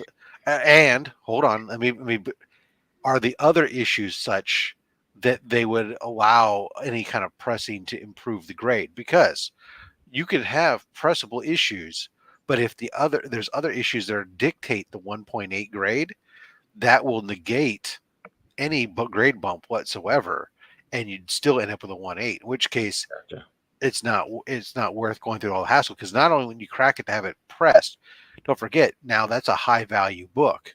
It's going to be over $400 even as a 1.8. So now you're paying a much higher rate for grading the book It cost me $100 last time. to have it graded. Mm-hmm. Right. That's more than the $30 for a regular. Yeah, that's true. So- I mean, it's because So- of it's over the $400 value Right. mark. So that's what I'm saying. It costs you $100 again, plus Yeah. the cost of. So Yeah. you're talking about, okay, I'm already in at $100 on grading Mhm. the first time go round, and then have it cracked and redone. I'm gonna have another $100 plus the cost of the. So you're talking about plus the cost of shipping, plus cost. You're talking about really by the time you talk about the pressing and cleaning, regrading, and shipping, because CGC price on shipping, you're talking about almost another $200 that you're in on it. So on top of the $100 from the previous grading, so I don't know what you're in on the book on. So it becomes a question of, does it make sense? That's what I'm in on it because I traded the Immortal Hulk run for it, so it's really just books that I already had. It's not like I went out and Oh, there's But- at least that. I know my ASM 129 is on its way. Yeah, it's on its way back. It's supposed to be delivered today, I think, from Nice. CGC, the one I picked up at Heroes Con for $450. You paid $450 for that. Raw copy, yeah. Definitely came back. You did good on that one. Yeah, that's good, man. Nice get. Yeah, but it's still coming back a low grade, but because there's a stain on it and such, but still, it presents beautifully for the grade it is. Then this might be the first time that CGC confirms and put on the label Schmegma stain as well, right? Is this the first time that they've actually acknowledged the Schmegma, Rob?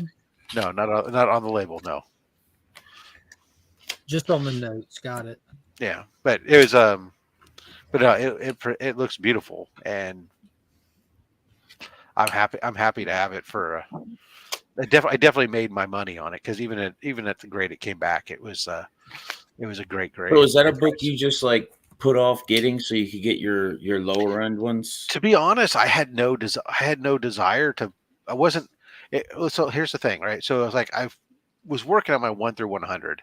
The above 100, like the 100 to 200 range, I've been collecting passively, right? So Mhm. like as they come in, or if I find a great deal, great. And ASM 129 was like one of those books where they're not like the 1 through 100 where I was like really hard. That's what I needed to get those. The 129 and the 101, and those were books that I said, well, I'm fine with like facsimiles or reprints or whatever else. And I had the Lionsgate reprint stuff, and the facsimile, and I was fine with those. It just happened to be that when I expanded my key collecting out a little bit, that book just happened to be a book that presented itself as an option, that when I saw it and the price they were asking for it, I was just like, oh, okay, this is just one of those opportunities where you grab it, because I didn't think the reason I wasn't on my radar because I didn't think I would get that opportunity. I thought I would have, this was a book I'd have to pay over $1,000 for, and it wasn't a book I cared that much to collect it to care that much about, because I'm not a Punisher guy, right? So, but at $450, yeah, I guess I am. I'm a Jackal guy. What can I say? Did you look at the grade already or no? Yeah. At what point are you going to be the featured guest on your own show again? Yeah. You doing the little slab hub only slab thing started with you just showing off a bunch of your slabs and then running out and having to invite other people to do it. You have to have enough now to be the featured guest on your own show again, right? Oh, I could, but I mean, I show off my own stuff on my own channel every week. I mean, I guess that's true. I mean, I thought about because then I know like you just did your series and DJ's doing his series based on yours, and I joked with DJ that he was doing 10 books a session. It would take you years to do that. Yeah, it was like over 2 years of content. I think that's the goal. Assuming I don't add any more to my collection, right? But I think that's the goal for him. yeah, Yeah, I ended up doing, I think, 13 different videos going Yeah. through them, and full disclosure, I didn't do them all. Like the ones that I have over here in a giveaway box that I use for like Legion loops. I didn't bother. I just showed the ones that are like the ones that at the moment, as of now, they're I consider them part of the collection. Who's my favorite character overall? I generically, I mean, I like Spider-Man. It's probably if I had to pick, if I could only read one book, I'd probably read Spider-Man. Although I don't care for the story that's been going on for I don't think several anybody issues. does. Yeah, but I mean, I still, but at the end of the day, I'll still read Spider-Man. Current Spider-Man is good, said no one ever. Yeah. Otherwise, I mean, Spider-Man and Batman are my big two favorites that I read on generically overall. I will say that the collection that went into ABX. Well, maybe said yeah. Knock out a lot of Punisher stuff, which is nice. Yeah, I don't know. Punisher just never was a big deal to me. I don't. Yeah, I got too much Punisher. Anybody want some Punisher? There was a time in my life that I had a lot of Punisher going on. Yeah. Mark, you probably knew about fair these. to say it was the Garth Ennis one. No, I was okay with that. I found them yesterday, and I was like, I got to get this. This isn't Punisher, but it is Ghost Rider by Garth Ennis and Clayton Crane. The entire 6-book run. Yeah, I have all of mine signed. Well, congratulations. I got them signed myself. That was my first exposure to Clayton Crane. I was working at the LCS when those released, so that was back. What is that? 2003 on those. Yes, that's the second project he did for Marvel. It was really good. He did the interiors for it. That's when they started diving into the fallen angel aspect of the rider power. Yeah, it's really, really cool. I even got the incentive cover for #1 signed by him. Like when Clayton Crane came to Augusta, I'm like, yeah, I'm getting my beat up, read out Ghost Rider books out and getting those signed. Were his prices high at that point, or are they working their way up at that? I don't remember, to be honest with you. They definitely weren't what they are now. Definitely not. I don't think anything was what they were now. I think now prices have been like gouged for a while. I think you were like paying $50 for like the Infinity blah blah blah thing, but I think it was like $20 for one, and then you tack on like a couple bucks more if you want, or a couple bucks less for the subsequent issues you get signed, kind of thing. Gotcha. You know that poster Finn has in his room of the Power Rangers and Turtle, that Crane poster? That's when we got that for Finn. But I'm also rebagging and boarding all my books too. Nice. Using the Comic Pro. Got my second shipment in yesterday. You know, the only thing I don't like about those books, I don't know if you're using the ones the self-sealing adhesive. I am. Is that so? As with that little strip. Yeah, for me, especially because I have dexterity issues with my hand. Sometimes, like, it's really hard to grab a hold of it to pull to pull it off. But I agree 100%. It is. But otherwise, I mean, it's I love those bags. Those are freaking great bags. Mm-hmm. Justin Birch. Justin, what's up? How you doing, my brother? Thank you for performing a wellness check with us here today and letting us all know that you're okay and safe from yourself. Yes, I feel way better now that I'm not in New York. Imagine that, huh? Said everybody ever, except for Californians. No, we're fine not being in New York as well. Okay, just making sure. Oh, this crowd is insane already, and it's only Friday. Yeah, that's the thing, right? Like, look at that. You like you're shoulder to shoulder, and you don't really pick up your feet. You just trudge through. Yeah, it's like being in a mosh pit in some cases. Yeah, it really is. You know, you just let it take you wherever it takes you. And Justin, were you originally going just to go and experience it as a fan, or were you going to sit at a table? So I hate New York Comic Con. I say that every year, but I view it as a necessary evil because the amount of publishers and artists and writers that are there. It's a really big networking event. Got it. Yeah. But the only thing that I was honestly looking forward to was getting books signed by letterer Tom Orzechowski, and that was not enough to push me over the line to go. Understandable. Yeah, it's rough. I'll admit it's rough being in this thing, but like it is what it is.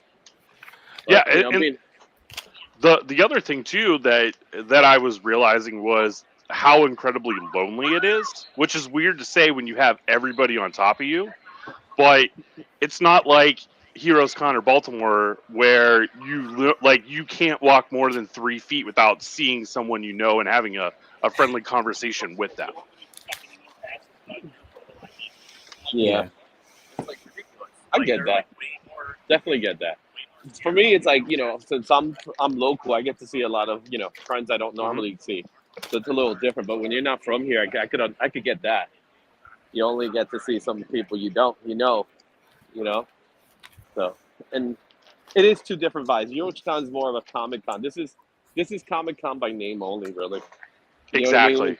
So it's a pop culture thing. So, but if you can Which handle is it, fine. great. Yeah, if you can handle it, it's fine. If you can't, I totally get that. You know what I mean? It's like the East Coast version of San Diego Comic Con. Got it. Exactly. It really is. In fact, I know many people who say the same thing. They're like, this is the East Coast. This is Comic Con for the East Coast, and then San Diego's for the West Coast. You get pretty much exactly the Pretty same good thing. book just to go passing around from one casually there, Mr. JB. I've just have like stacks of slabs, stacking up, and I need to like log them, make sure they're in my CLZ app, so I can put them in a box, never to be seen again. Right, so you can look at the pictures on your app. I get that. Yeah. Well, I'm building up my slab collection just so I can show up in an only slab show before it gets canceled, because everybody went on it already. Well, So I want the. It's That's my only goal. slabs is not going anywhere. You are crazy. yeah, right. Yeah. When you get racks and racks of slabs, then you're talking. I'm just trying to break. I'm trying to break 30. That's what I'm trying to do. I'm trying to break 30. I broke 30 boxes of slabs. Yeah, we know. Goodness, that's insanity. It's like literally I could come on my show and only do like one book from each box. Just You do random. Just random. Yeah, you do a box a day and just say 30 days of slabs. Well, that's how that's how the show started originally. And it's on February. The show originally started. The original version of Slab Hub, the very first iteration, was when I had 13 boxes of slabs. Was me sitting down and going, "Oh, I could do that's like 13 weeks of content. I could just go through 1 box a week," and that's what it was me just grabbing a box. And that's how the number like 25 to 30 slabs came about. Was about rough, 30 was roughly what you could on average put in a box of slabs. That sounds like a show made by someone that's living in a basement, his mom's basement. Well, I got this slab here. Well, I had taken a picture and posted to Instagram my rack of slab boxes, and somebody said, "Oh, you should do some video. I go through each of those and show off all your slabs." And I was like, "Oh, So that's how the show came to be. I was doing mine, and I just had Chris come on so I could talk to somebody while I was doing it. And then after I got done with my slabs, we transitioned and showed his slabs. And then next thing you know, we started inviting people on and kept it going. But so right, give me a minute. I'll be right back. I gotta go through security. You're gonna go get 30 boxes of slabs? All right, cool. No, I gotta go through security. I have a new idea. I will rent my slabs to you so you could appear on Slab Hub. Or only slabs. Sorry. No, you're going to Izzy. I thought you were going to rent them. I thought you were going to rent your slabs to me. I'm like, wait a second. Why would I want? I have most of the slabs you have. Yeah, but there's one you don't. There is. This is true. Story's gonna interestingly though, yesterday I was talking with my man, the Rogue Trader, and he goes, "Oh, hey, this book is coming up. Would you be interested?" So And every story's it gonna was start a the mighty same. sexy looking AF-15. You heard? So every story's gonna end up the same. It starts the same. So I got this slab from a good old friend. His name is Justin Burr, and I got this slab for a good friend Justin Burr.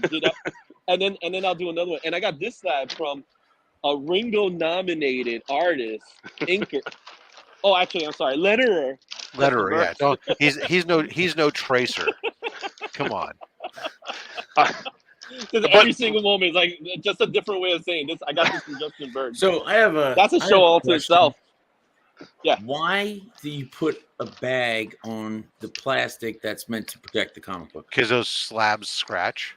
Yeah, I don't want 'cause you to. need I don't the want to bag scratch to it. protect When you especially when you get a full box and you're sliding them in and out of the box, they rub against each other and they'll scratch. What I See- learned about those plastics is that they're not as hard as you would like them to be, or they're not. They protect the comic because the comic in itself has another plastic inside of it, but the reality of it is they get scratched. They could crack easily. They really do crack easily. I hate that. You think that, but you know what? This last week, Mhm. I've had a number of command strips fail, and I had comics falling off the wall behind me. Oh my On god! They were only, I and could let me just tell see you, your face. they were only the top row, which you can't even see. That's good. No, those are the Golden Age books. Oh, okay. So That's I not had good. Golden Age books were committing suicide and falling to the ground, falling and This, hitting. we're out of here. I got hardwood floors here, bouncing, and of course, there's not ones where I just go and fall. They're like falling, hitting the desk, and then bouncing off the desk Oh, to they the hit like floor, 4 things on hitting the the way down. router, and all this. Surprisingly, not a single one took a single bit of damage to any of the slabs or whatever else. They're beautifully survived. My hardwood floor has a few dings, and what? Oops! Holy shit! Speaking of which, I'm looking over here, and this one has fallen and was just sitting on top of my router and modem. I don't know what's going on, but these command strips apparently, guys, you need to change these regularly. These things are not holding up with a damn. They're not? Every single one of them. It's really weird. It's the top one is failing. The bottom one, because they're two pieces, Yeah. right? So the bottom one is still the Velcro's here, and the other part's still on the wall. It's failing at the top. The glue is failing, and it starts to lean forward. And as it leans forward, then this just comes How unvelcroed, long have you had basically. it up there? Is it the adhesive or is the adhesive on top of the weight on top of the paint? No, the Of the paint's still on the wall. It's the adhesive has failed away from the. Yeah, that's why I got the ones that you screw on the wall, which I get it Well, because most people don't want to I make holes could in do their that. walls. They have holes to put screws Yeah. in, but I didn't want to put a billion screw holes in my wall. Yeah, that's what I say. I Um, get that part. So, Mhm. how long have you had it up there, Rob? I don't know. Roundabout. I don't know.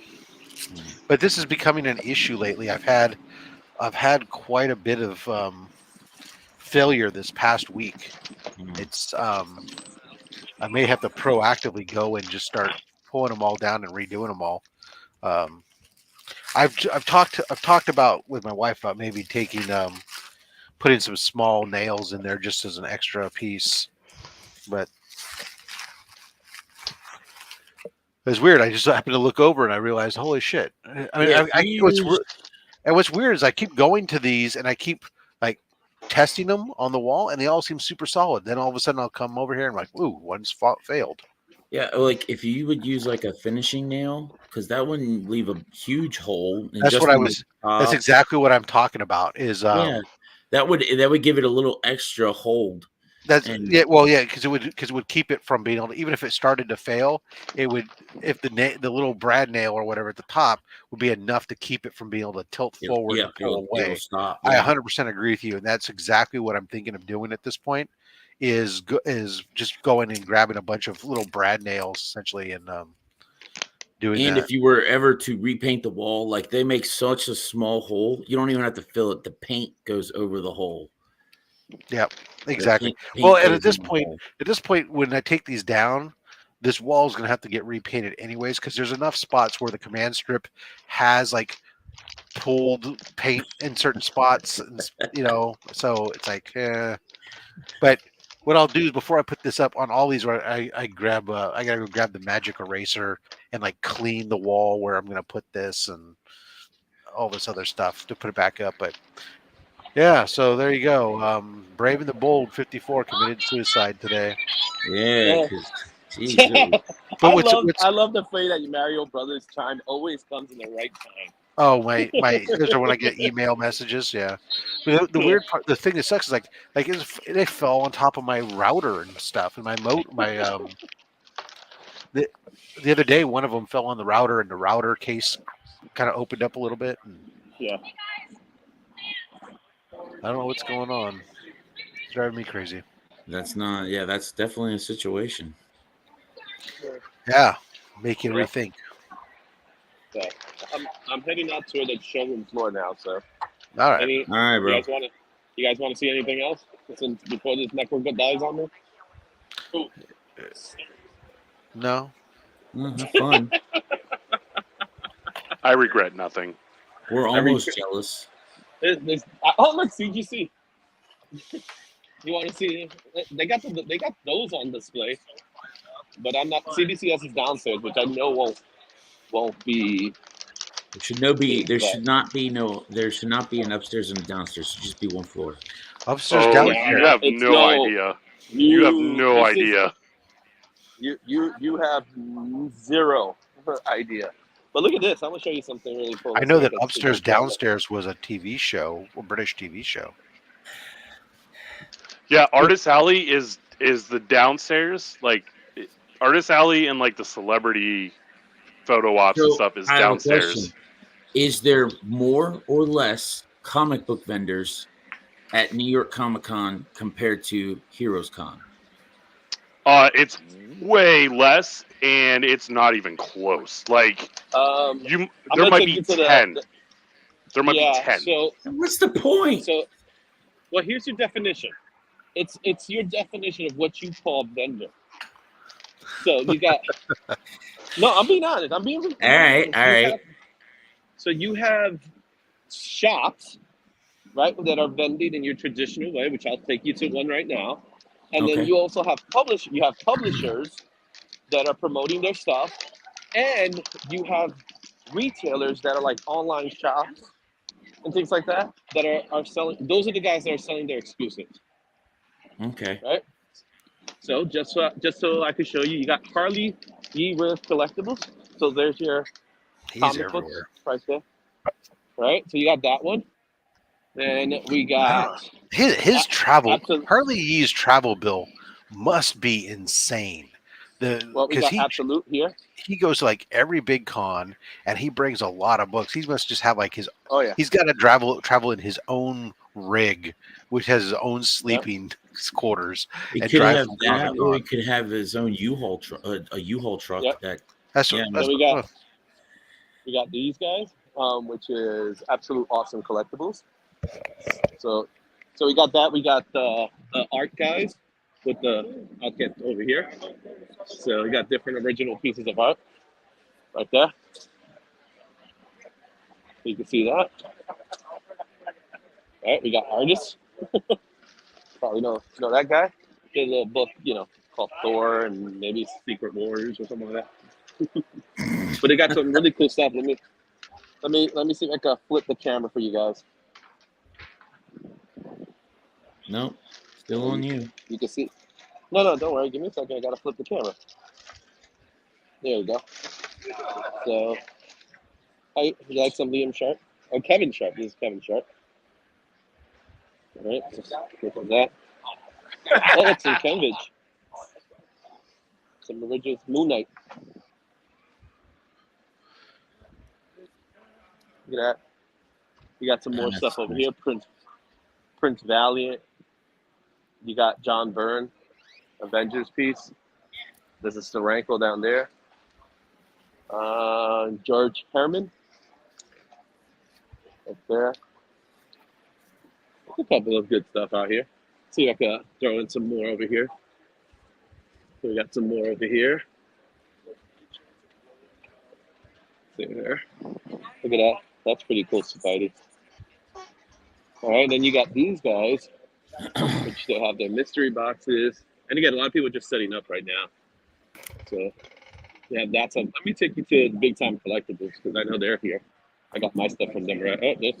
We got little pair that you may be familiar with. I don't know if you knew who those two were. All right, you got East Coast Comics. See, what's up, guys? All right, so look at this Storm Shadow. This Storm Shadow's sweet. Yeah, It's old. yeah, it's old, but it's still nice. Look at this one. It is nice. So There's Jang's prints. those are all Jan. No, these are comics. These are virgins. Oh, Look at this one. And that's the famous Optimus one. Shockwave. We got some of those things. We got some other ones. All right. We got some play. A little bit of everybody, actually. We got. Then there's Nelson. What's up, Nelson? Say what's up to the guys on the screen. I got Mark here too. Yeah. Let him know all his comics curing cancer gears on his way to them right now. Oh yeah, so the comics curing cancer stuff is on its way. That's what Rob Fatsek's telling me. Yeah, so they're busy, but you can see all the stuff. Let me show you all the other things here. There you go. Oh, I kind of want that blue mask. That Ahsoka one's The pretty blue cool. mask? Yeah, the Ahsoka one's nice. There's a yellow one. Get the blue Right, and mask. look, Justin. dude. Wait, I might have maybe a you see mask. some money and he'll get you the blue mask. I'll be honest, that the Ahsoka one has been the only book I've seen the entire time that I've thought I like that. I would probably buy that if I was there. Izzy, are you taking orders? If I'm taking orders, what you wanna get something? Actually, I kind of do. Hey Nelson. Sure. You look at Look, I know you guys probably seen this one, the crow. Nico's crow. Yep. But look at this one. He threw a thing in there. Ooh. Tell me that's not nice. Got the That's awesome. That is Wolfpack awesome. Sting. Personally, I think it ruins it. look at this one. These are all Miko's prints. You got the Miko prints right here. Right. He's not even charging nice. that much for signature stuff. Look at his, No, look Miko at never his does. pricing. Look at that. A remark, $40. Tell me that's not That's awesome. it. Quick remark, yeah. That's not bad. That's awesome. That's amazing. A $40 remark for Miko. You know what I mean? Yeah. So you got those. Let's see what else you got here from Miko. Look at that thing. DVH says you need to learn the difference between shockwave and sound wave. You're starting to trigger him. Actually, I looked at it pretty quickly. I know the difference. Yeah. But there is the like I said, there's a yellow Ahsoka. That same cover, but in yellow. Hey, Izzy, I'm gonna Yo. DM. How's your service in there? Crappy. The fact that we have service right now is in shock. Just ask him on here. Yeah. What do you So my Punisher print from John Jang that was signed by Jang got ruined, and I need it replaced. Well, I don't think there is a Punisher print here. He's got From the John GTC Jang? one. No, Jan's not in the booth right now. He's gonna be No, downstairs. whenever he gets to his a little booth. bit. I'll ask him. All right. Thank you, All sir. right. I'll ask. Yeah, no problem. There's that gold foil right there. So you got Man, they those. still have Then you those? got the other one. What, the gold foil? Yeah. Yeah. I This thought they was were the one. sold out. This one sold out yesterday. That's a nice book. No, yesterday I was saying it sold out yesterday. So we definitely got that. And then the Vampirella. So there's a couple of the. This one's been hot. The Spidey pool for some reason. Ugh. But you want Crane? There's your Crane. I got that. I go back to that Ahsoka. You want to see that yellow one? That's what I want to see. The yellow one. I don't know about a yellow, but I The mean, white one? You don't like the yellow one? The yellow one's nice. I don't know. I haven't seen Can I it. see the yellow one? No, we gotta see him now. Just give it a second. He's conducting business. We can't bother the guy while he's conducting. Look at it. Here to go. That's a gold membership exclusive. You get the yellow Ahsoka. But I don't know. The blue one looks better to me, I think. I like that yellow, Oh, yeah? to be honest. It makes the black The and yellow's white pop. nice. I like that it But- has the but the solid black and white's background. like The blue this. looks good, That's but the I like that. I like the white Yes, and yeah. blue one better. Yeah, I like the white and blue one Yeah. better. They're How all, much is they're the all white there and blue telling one? me the white Izzy, and blue what's is the 30. price on the 30? 30. Yeah, 30. So there's the prices right there. All right. Can I Izzy, ping you? what- Can I send you $30 then, Izzy? For the blue one? You want the blue one? Yeah. Yes, Izzy. So Nelson, he wants a blue one. I'll get to the blue one now. All right, man. So let me keep. So we got those. We got the other one, the Ariel Diaz. What's up, guys? What's up? What's up? Everybody's online. Look at that thing.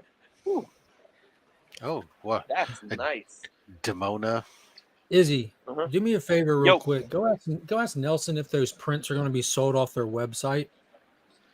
Which prints? The ones that. The Superman prints are going to be sold on their website, just because I don't want you to have to You mean ship the that. If Mikos? they, yes. You mean these? Yeah, bro. So The Nelson- Superman one. Mark is asking the prints are on the website. No, we can't sell prints on the website. That's all Miko's. So that's Miko's stuff. That's Miko's stuff himself. Okay. What's he saying the Gotcha. print? That's 20 each side. They're 20 each sign. You Yeah, can PayPal them directly too. Look, bam. Look at it. Miko's PayPal. yeah, I'm just talking about shipping it to me. I don't like the idea of shipping prints and stuff. It sucks. Yeah, It's, I get it. You can do it if it's done right. I'm not You gotta excited get- about asking Izzy to ship me prints because he has to go get special packing Wow. stuff and this and that. True. Well, I actually Okay. got the packaging for it because I used to do that stuff all the time, but I would have to have them hold on to it today, and then I would have to ship. I would have to do some more crazy stuff, but we could probably work some kind of arrangement to do Yeah, it. did they do a Miko print would of the do it. movie post? Did they do a print of the Yeah, that- movie poster or just the one of him flying? No, it's the one of him flying. Yeah. Let me walk around a little bit more, see what else is out there. You got some more. You got the Spectrum comics. I mean, go since they're already posting. No, they had Look, you some can get fire some stuff. black. You can get so a whole bunch of planks just for $5. Hey, See here. Mark, $5. Hey, Alan. Oh wow, that crow's nice. I You have see a the skull? box that's perfect for prints, and I have the stiff backer boards to put in between them. Beckerman used it to send me some stuff. I can send it to Izzy to send it Izzy back. said, to he us. just said he's already got it covered. Okay. Yeah, I got those things there. You like that? All Do right. they have do they have the Batman '89 book, the foil logo book for '89 Damn, that that's was sold out on the website? sick too. Well, That's the return. This is the. That's the returns. this I've is the got that. return. One. Right. Oh, that's Metro. Batman Izzy, foil? do they? Hey, ask them fools if they got the Del Auto Rocketeer. You guys got the Del Auto Rocketeer?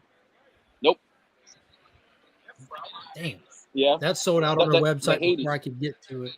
The Hades. The Hades is the one that's nice. Look at the Hades. Man, I'm a Rocketeer fan, guy. How about Dalcine? You guys want some Dalcine? no. Bjorn Barons doesn't deserve to be on exclusives anymore. He does too many covers to be an exclusive cover artist. Yeah, Look at that's super cool. I saw that in person. Roger got one, Alan. It looks really good. Like the Does it? actual. But look at the You price. know, like That's a good price. That's a You good know, price for an That's a great exclusive. price. you know when you Yeah, it's transfer, the same like price you you can can get unnatural order number 1 for. you can I already increase have the, mine. like the you can increase the quality of art when you see it printed on paper, or it can take away. It can have look better as a digital image on your phone. You know that Transformers right there looks a lot better than I expected it to on paper. Mm. Yeah. We got the unknown booth right here. So let me see if I can get to the Matt Wilson's booth to see if he's still around. If he's around yet. That'd be cool. So yeah, so let's see if we could get that opportunity because the floor doesn't open for another 45 minutes. But here's some other ones. Here's some good ones. This is Carnivore. Why Carnivore is Comics. everyone off camera? How you like that one? Yeah, it's I pretty picked that wicked. up, bro. $20. That's good for 20. There's the Swamp Thing everybody keeps talking about. Just And then don't there's- tell the booth what everyone's saying. I'm not. They can't hear you. I got my headsets on. So that's this one I like. This one I really like. And that's Yeah, it's not a pretty bad cool. price for 30. Yeah, it is. That's a very bad price. You just showed us one for 20. That's a bad price. Well, let me tell you that I paid less than $30 when I ordered it directly to begin with. So Look at this. Look at this one. Yeah, that I like a lot. And right after I That- get done saying Bjorn doesn't need to be on exclusives, I don't think that should be an exclusive because I don't think he's an exclusive cover artist anymore. But that is wicked cool. The way it looks even better in person because it's like 3-dimensional. It looks like a statue. Yeah, because it's literally a good it 3D looks. statue he does on his computer, then takes a screenshot of it and prints it. That's how he does his covers. Oh He wait, just- I'm gonna get you to some guys here. So there's DJ Shoes. We're hanging out right now, guys. We're hanging out, but there's a guy here that you just we can't show his face. Say what's up. They can't hear you because I got my headsets on. This is they can see your fingers. You kind of know this guy. They can't hear you because I got the headsets on. What's up? That's a small world. So where's Matt? Matt's here yet? Yeah, the Matt coming? Matt Wilson there? This is Hey DJ, hey CJ. Look at DJ. There goes DJ, giving the love. CJ comes before DJ, right? I got in. Wi-Fi is actually Alphabetically. pretty good right now. Yeah. So what you got? You got something, CJ? CJ don't got anything. He's just a bunch of hands. Look at that. Look at that. It's a Rolex. Just hands. We just get hands. What a shocker. All right, CJ's wearing a that's- leather If jacket. I find, yeah, there you go. I'm trying to find where he's on the other side or he's on this side. Yeah. Oh, there he is. Oh, damn, I didn't even see him. Let's get to. I'm gonna get to. Yeah, I am blind. Oh, look at that. What's that? Those are his. Let me get to Matt. Right. So we can go to Matt. Get into that. So let's see what else we got going on here. See? And here's the comic, man. Ask him to sell you the. Tell him to sell you the Superman one by itself. What's your cover A? No, Letter the A? Superman gold foil. Yeah, they don't. The golden age foil. They're making you buy We all are. the other ones to get it. Oh yeah, they're making you buy all of them. Okay, here we go. We got Matt Wilson's table right here. See? What time does the con kick off officially? 10. 10 o'clock. So Matt, you got the book? Which one? The C3 book. Oh, show him the poster. Show him the poster. Wait, we got. Look at the. We're on the live stream, by the way. Yeah, look at that. And there's the book. All right. Why don't we do this? Why don't we get a copy right now? What do you guys say? Hey, there you go. 5 copies. What do you mean one What, copy? you guys Get want a 5 copy? copies. I got. I've got 10 copies on order. What are you talking about? He got 10 copies on it. Wait, I love the shirt you're wearing. Check it out. Oh. Oh, wow. Look at that. You got a New Kids on the Block shirt. But look at that fire. Hey, literally, fire. Yeah. Let him know. Yeah, so Seriously, we really appreciate him doing that artwork Yeah, for us. Izzy, you can let them know Okay, you're let on me- stream with the Comics Curing let me Cancer turn- people right now. Okay, give me a second. I'm going to turn off the headsets for a second. Yeah. They can't hear you because of my headset. You guys can hear us now? Yeah. All right, there you go. So, Matt, go ahead. Talk a little bit to the guys. All right, so let me take this dumb thing out my face. All right. So this is something the Comic Mint donated all these copies. I donated my time, my art, all that. We want to raise as much as we possibly can to fight cancer. I said yesterday to raise money for cancer. That was weird. The fight against cancer. Yeah. I don't want it for it. Like, we're not doing a charity for cancer. So they're online on Lace's website. We got them here at the show. Pick them up forever as time goes on. You ever see me? I will sign these for free all damn day. Right. So yesterday, I was telling the guys here. Yesterday, they're pushing this book hard. Yeah. The book in itself. Yeah. The book is coming. So you want the variant? First return to comics for this guy in like 10 years. So yeah, and we have the only variant. And we got Justin Izzy. here too. Izzy, let him know we said thank you, Izzy. Yeah. Yep. Go ahead, tell him. Hey, we really thank you for doing that for us. We really appreciate all the putting the effort in on that and helping us to make this thing happen, because this was huge for us for Comic Screen Cancer. Yeah. That's why I'm here, man. I want to do as much as I can. I love what you guys do. Appreciate it. All right, guys. I'm gonna let you guys go. Since all right. Yeah. This neck was getting choppy already. Yeah. We're already failing. All right, guys. All right, take it easy. Say bye, Matt. See y'all later. Later, guys. Hey, Mark, I got to step away for just a moment. I have to make a phone call. Since I'm on the clock, somebody's pinging me, needs a phone call with me. So I'll be back. I want to talk to Justin. Since your post, Justin, how many Lego sets have you constructed? 0. Even more successful day than I imagined.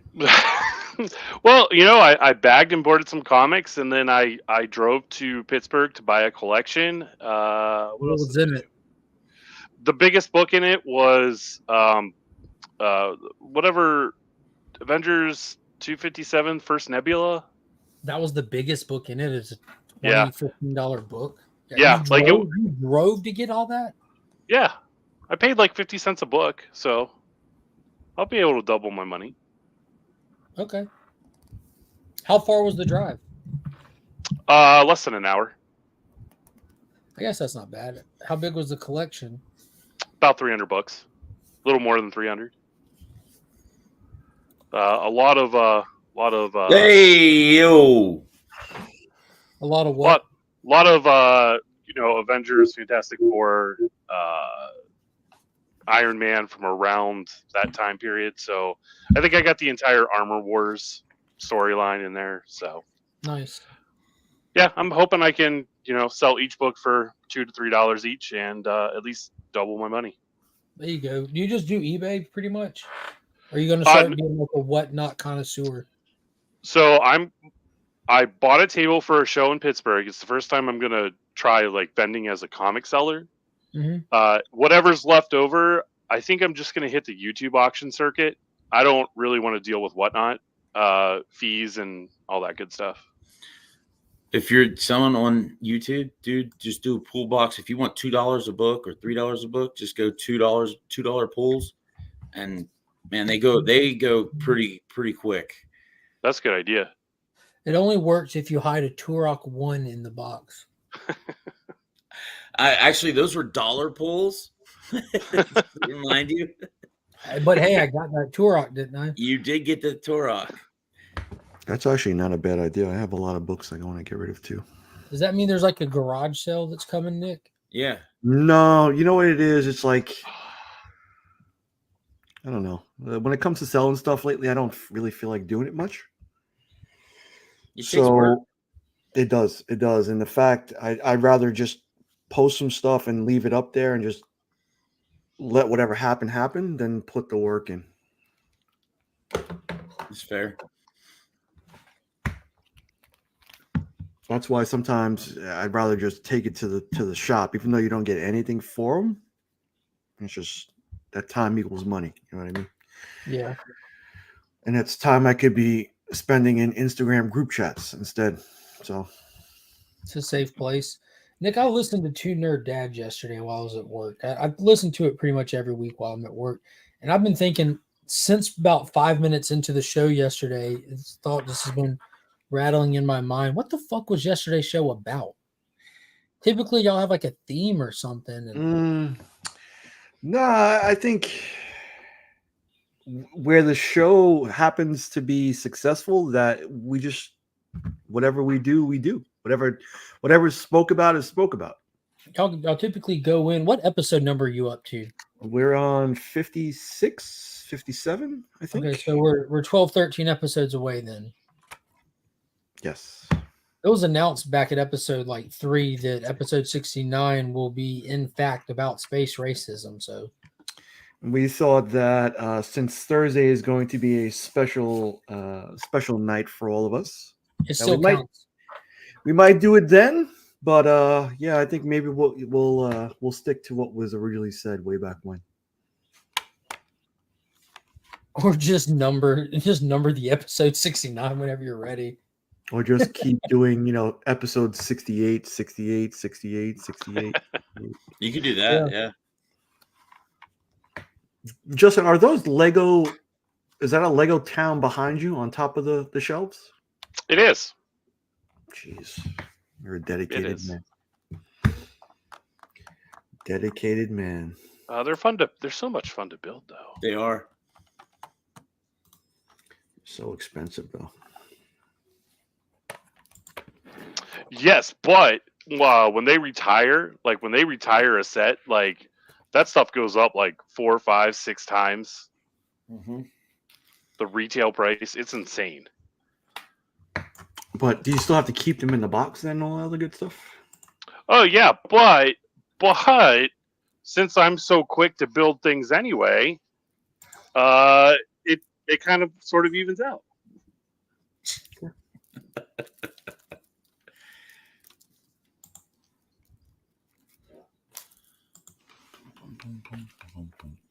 I'll put those away. Now I need them. Yeah, if I start collecting Lego sets, I'll never get to that AF-15. Don't start then. Don't start. Don't start with the Lego. Yeah. No, it's the same reason I've avoided sports cards for the most part. Statues for the most part. Hot Toys has been tough. I had to order that a new PS5 Spidey one. But they take too damn long to come out. Yeah, like it's like you'll get the movie. The movie will come out, and then they will show the hot toy, and then you have to wait a year for it. So, like, by the time all of the hype dies down from the movie, that's when you get your hot toy.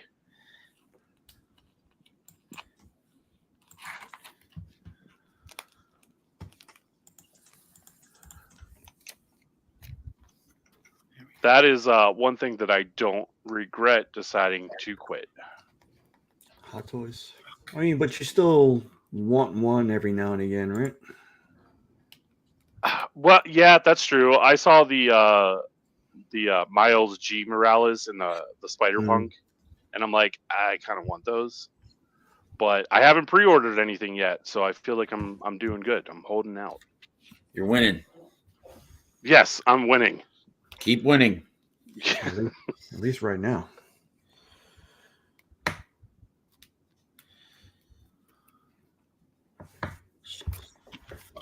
Nick, you didn't contemplate going to NYCC? I honestly, you know what, too, and I was talking to DJ last night, and I did have a bit of FOMO. But not so much because of the event, because I never liked the event. I honestly, before YouTube, I never really liked Comic Cons because it's just an expensive way. I mean, with the advent of eBay, it's like a comic convention all the time. Sure. So, just being in New York and having been to knowing what that dynamic is like, I'd rather stay away from the craziness. Gotcha. I've only been to one convention. That was the auto show they have every year there, which was pretty awesome. But there's just too many people. There's too many people. Like, that's why Heroes Con, Planet Comic Con are just so perfect, because the floor is always Spacious. Walk around, spacious. It's not berserk. And honestly, dealing with New Yorkers, not necessarily easy all the time. Not necessarily easy. That's about the easy. That's about the nicest way I've ever heard anybody say about dealing with New Yorkers. Because stereotypically, I mean, there are a lot of things that are true about New York, but I think it does get a bad rap. Oh, it definitely gets a bad rap. I mean, I've But been there. it's also a justified bad rap. So Yeah. you really can't. But say I mean, anything. it's all because of the area and everything that they have to deal. The people that live in New York, everything they have to deal with on the day to day. Yeah, I agree, but that's also perpetuated by the people in New York who really don't need to be that way. Oh, okay. So it's like a self-fulfilling prophecy in a way. Ah, all right. What do you do with the old bags and boards? I throw them away. Yeah, I agree. Yeah, that's what I'm going to be doing with these old bag and boards. I know it's a very nasty cycle, and I've spent money on it, but that's okay. It's actually what I'm doing for BTC.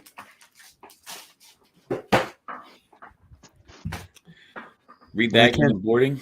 Yeah, when I camp, those guys go through, I think, 15,000 a month. Wow. Yeah, so if I sit here, I'll watch the football game. I'll take some work home with me. And what did I binge watch yesterday? I watched some show on Amazon called Next Man Up about an NFL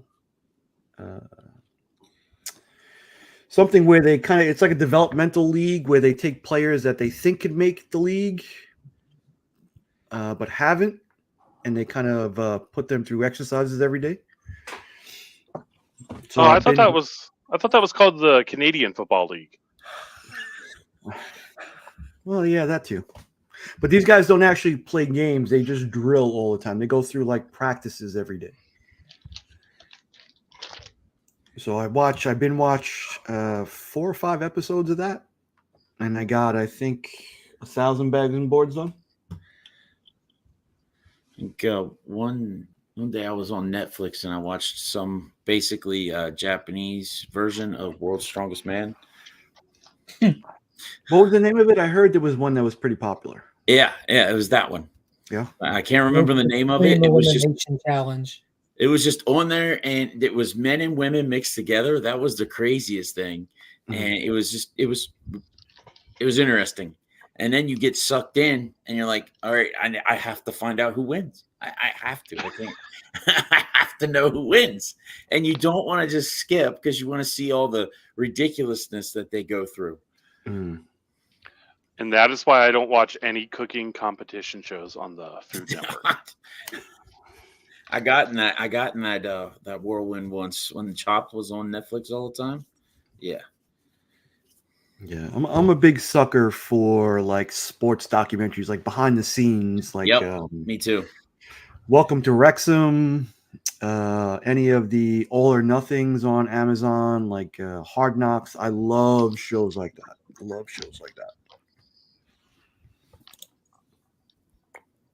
USFL, CFL. Yeah, I know the XFL is definitely still around. One of those other ones. They're too. merging with the USFL. USFL. Mm-hmm.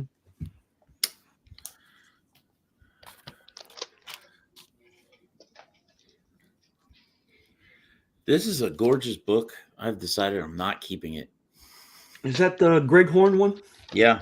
Yeah, that's pretty nice. It's a gorgeous book, but it goes nowhere in my collection. Nowhere. Like, yeah, that's the one thing that I can tell I've evolved as a collector, whereas I'm laying off those cool looking covers. Yeah. Because it's just so like NYCC this week has been berserk. And I mean, I only got 2 books so far. I think it's just 2.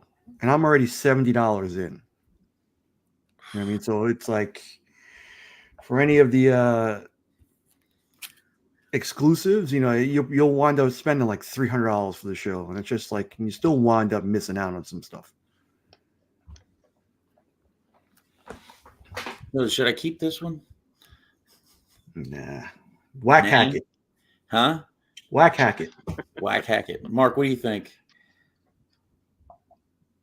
Whack Hackett. Whack Hackett? Do it now. Do it. No, you're crazy. Yeah, you're a big No, man. it's not happening. You can keep me big as long as you want. It's not happening. You've had a track record of setting things on fire lately. Go ahead, do it. Nah, that was for a reason. A very valid reason. Yeah, I'm glad. I've done my fair share of doing that stuff. I wouldn't trade it. I wouldn't trade it for the world.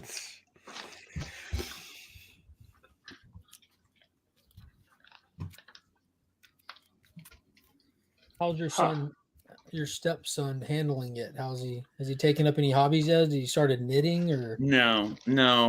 He ended up getting his SIM card back, and his dad gave him an old busted ass rinky dink phone. I mean, it's like got 8 million cracks in the screen, and he's using that.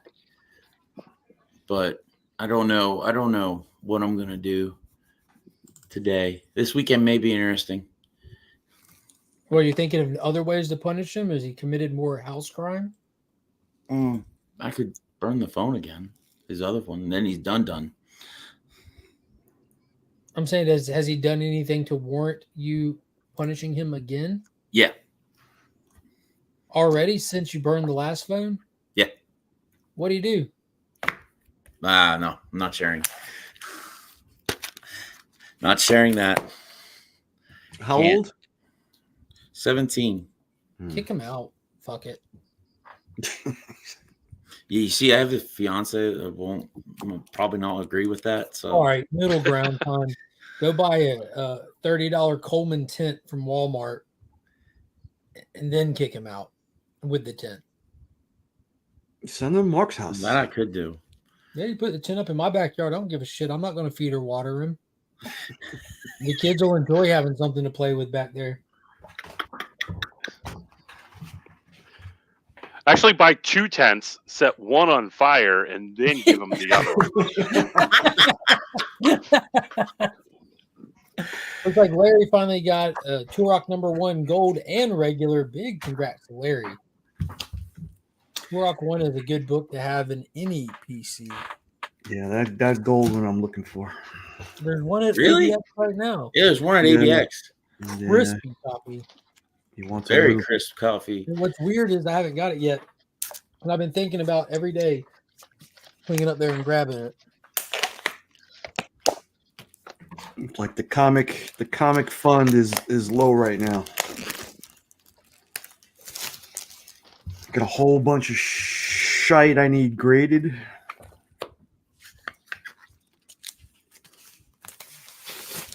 Why don't you sell some stuff? Yeah, I would actually like to start doing that. With When's your next round of affordable mystery boxes? You mean ridiculously low mystery boxes? Is that what you meant? I'm not talking about like the total value. They're always great. His boxes are amazing. Nick does have a nice box. I do. You want to see it? Yeah. No. No, you got to pay to see it. I was actually I had one in mind, contemplating one, but I don't know. You don't know? I don't know. I thought about doing one with the remaining copies of the salve that I have. A salve and slab mystery box. Oh, salve and slab mystery box. But I don't know. Okay, how much? I don't know. I was just toying around with the idea, but sounds like a great idea. I gotta see what I've got in the reserve, and I have to let people focus their spending on what's important in the next week. True. So, C3 first.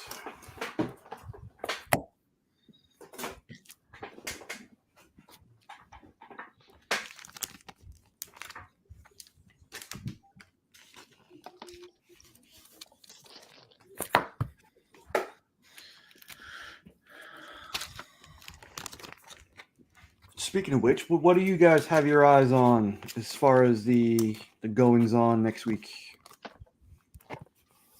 Anything you're looking to buy? I'm looking at that ASM 48 that Rob has. Ooh. That he showed off a while ago, I think, in a video. 48 is the Mary Jane cover, right? It's the Vulture cover, like the double Vulture. You're looking at it from like over his back, like over his shoulder, so you just see his wings spread. I think that's 48. I was thinking 58. 58 is the Mary Jane cover. Right?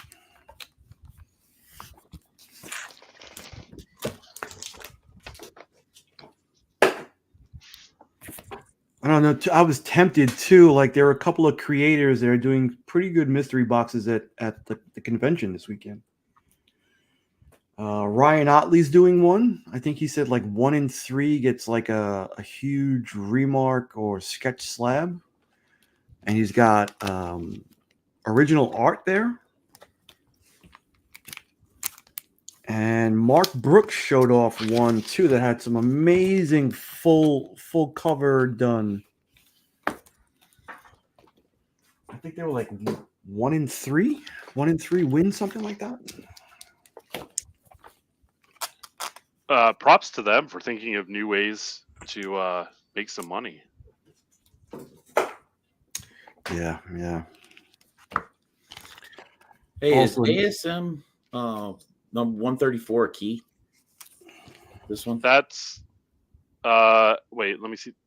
Marvel Team Up. Oh, is it Marvel? Yeah, it is Marvel Team Up. Never mind. Don't listen to me. I've always liked that character, Jack of Hearts.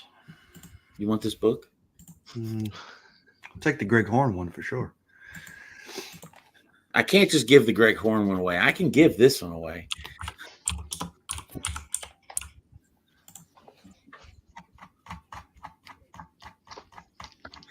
Buy the Greg Horn one, and I'll give you this one. How about that? Yeah. 131, 137, 141. Those are the only keys above 130. All right, so that's a crap book. Okay.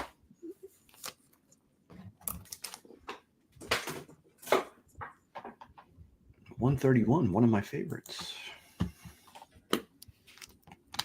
I hear 141 is pretty good. Do you though? X-Men 141 is really good.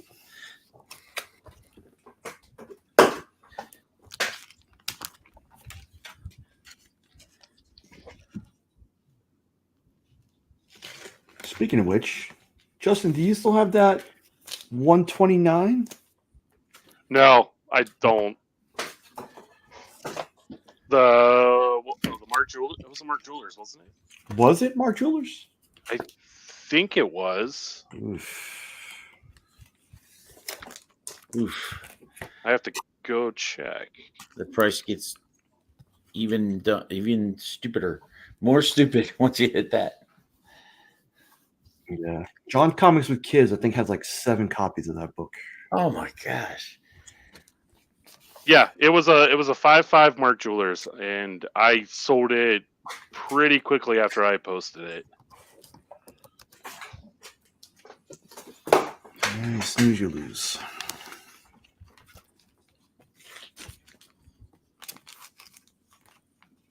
I have a 9.2 signed by Bob Sharon, the colorist, on it.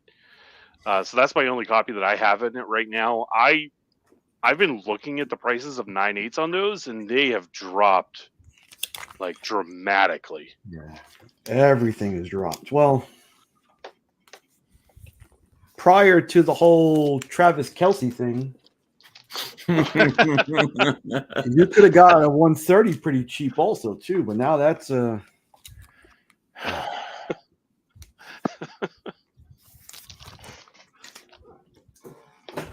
I'm hoping his ankle's really injured and he can't play. That'd be great.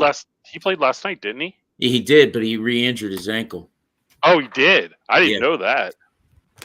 Yeah, if I was he was hobbling at the end of the game. If I was dating Taylor Swift, I'd be on the IR also. Yeah, but without Yeah, I him, think your wife would beat the crap out of you. Oh, that's true. she might have something to say about that.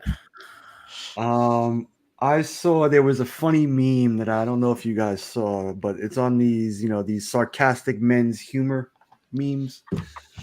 And they had a close up of some black and blues on Taylor Swift's knees. Oh, God. It said Travis is putting that girl to work already. That's funny. The internet is undefeated.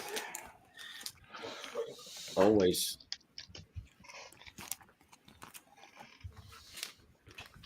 I have not accomplished a whole lot. I thought you were putting out some comics in bags and boards. That's what Alan says every morning when he first looks in the mirror. What a dick. Boom.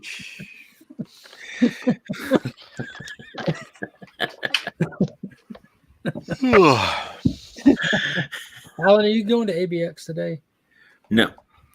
That's why I went there yesterday and picked up my massive, massive box. All book of it? Is that what you're calling it? He said all the books I pulled from the collection and put in my box. I'm thinking about running up there here in a minute. And I got to pick up my my Batman City of Madness. I completely gapped it. I'm not buying that. I know. I'm doing the DC deep dive on it, and it's Christian Ward who did Andromeda. It's fantastic art, and I like the concept of it. But that's what we're doing the deep dive on this week. Yeah, but it's another freaking whoa. Wow, that book is not cheap. Holy crap. That's how I feel about it. Whoa, wow, that book is not cheap. Christian Ward is one of my favorite artists. Well, I got to go back to the LCS because I got to That's pick the up some first more. appearance of Heatwave, Alan. Yeah. That's about a $60, $70 book you're holding raw in your hand. It's in poor condition. Okay, it's about a $20 to $5 book. You're not supposed to say that part out loud. Loud. Alan, is that the book that you bought? Did you bought from me at some Burke auction or something? I bought it from you, but I think I got it from you in something. I had a copy that I had that copy that I think I sold it as a part at an auction for something. I don't know if it was a Burke auction or if it was C3 last year. I know what it was. You grouped it together with this book. The Solomon Grundy that's missing half the cover. That's right. That one and two other ones. That was a Burke show, I think. Omniscient Mark. I know Alan's body.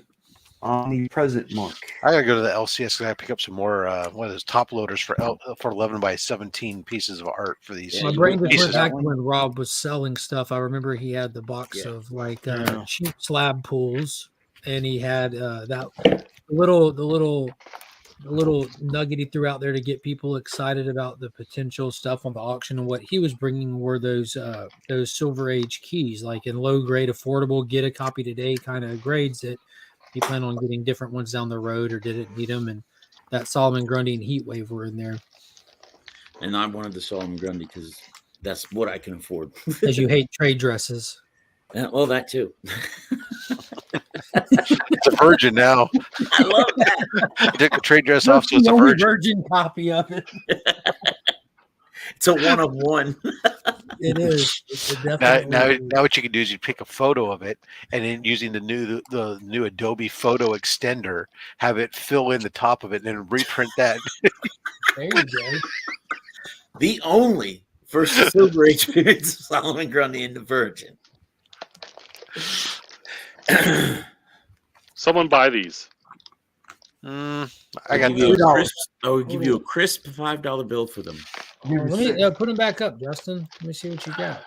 ASM 3, ASM 6, 4 and 6. 4 and 6. Yeah. What do you want for them? I don't know. I haven't looked up prices yet. All right, I'll give you a crisp $2 bill. Ooh.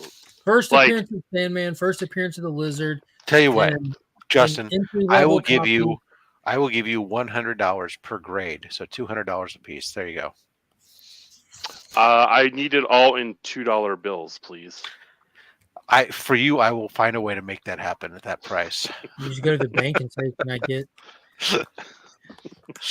I don't know what those books are worth, but I'm gonna guess that they're not $200 books. No, they're not. What are they, about $500-$600 books in those grades? I think so. Maybe a little bit more.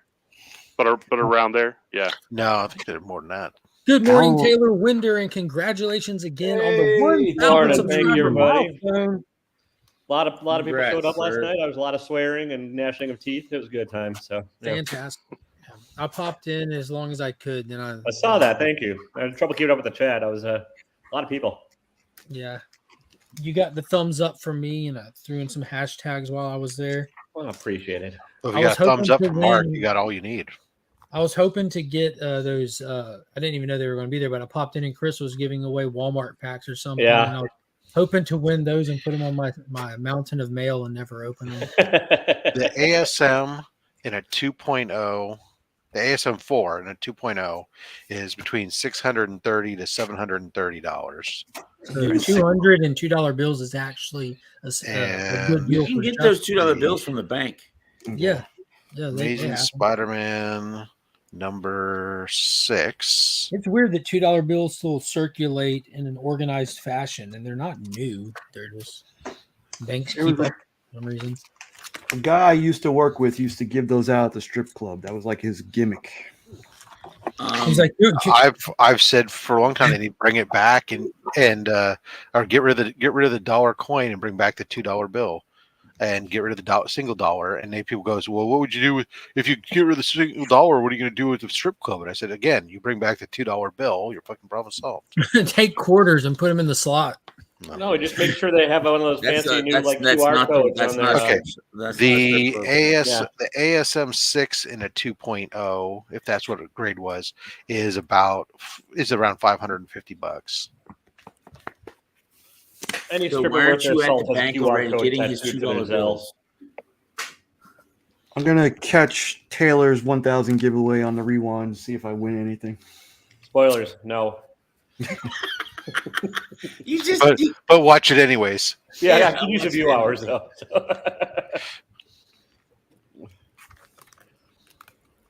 So far, 2 people have not gotten a hold of me with their addresses. So there might be, in about a month or so, there might be a redraw. Who are these 2 people? They can watch it and find out. It's not Nick. I'll tell you that. Hashtag It's not you, prize Alan.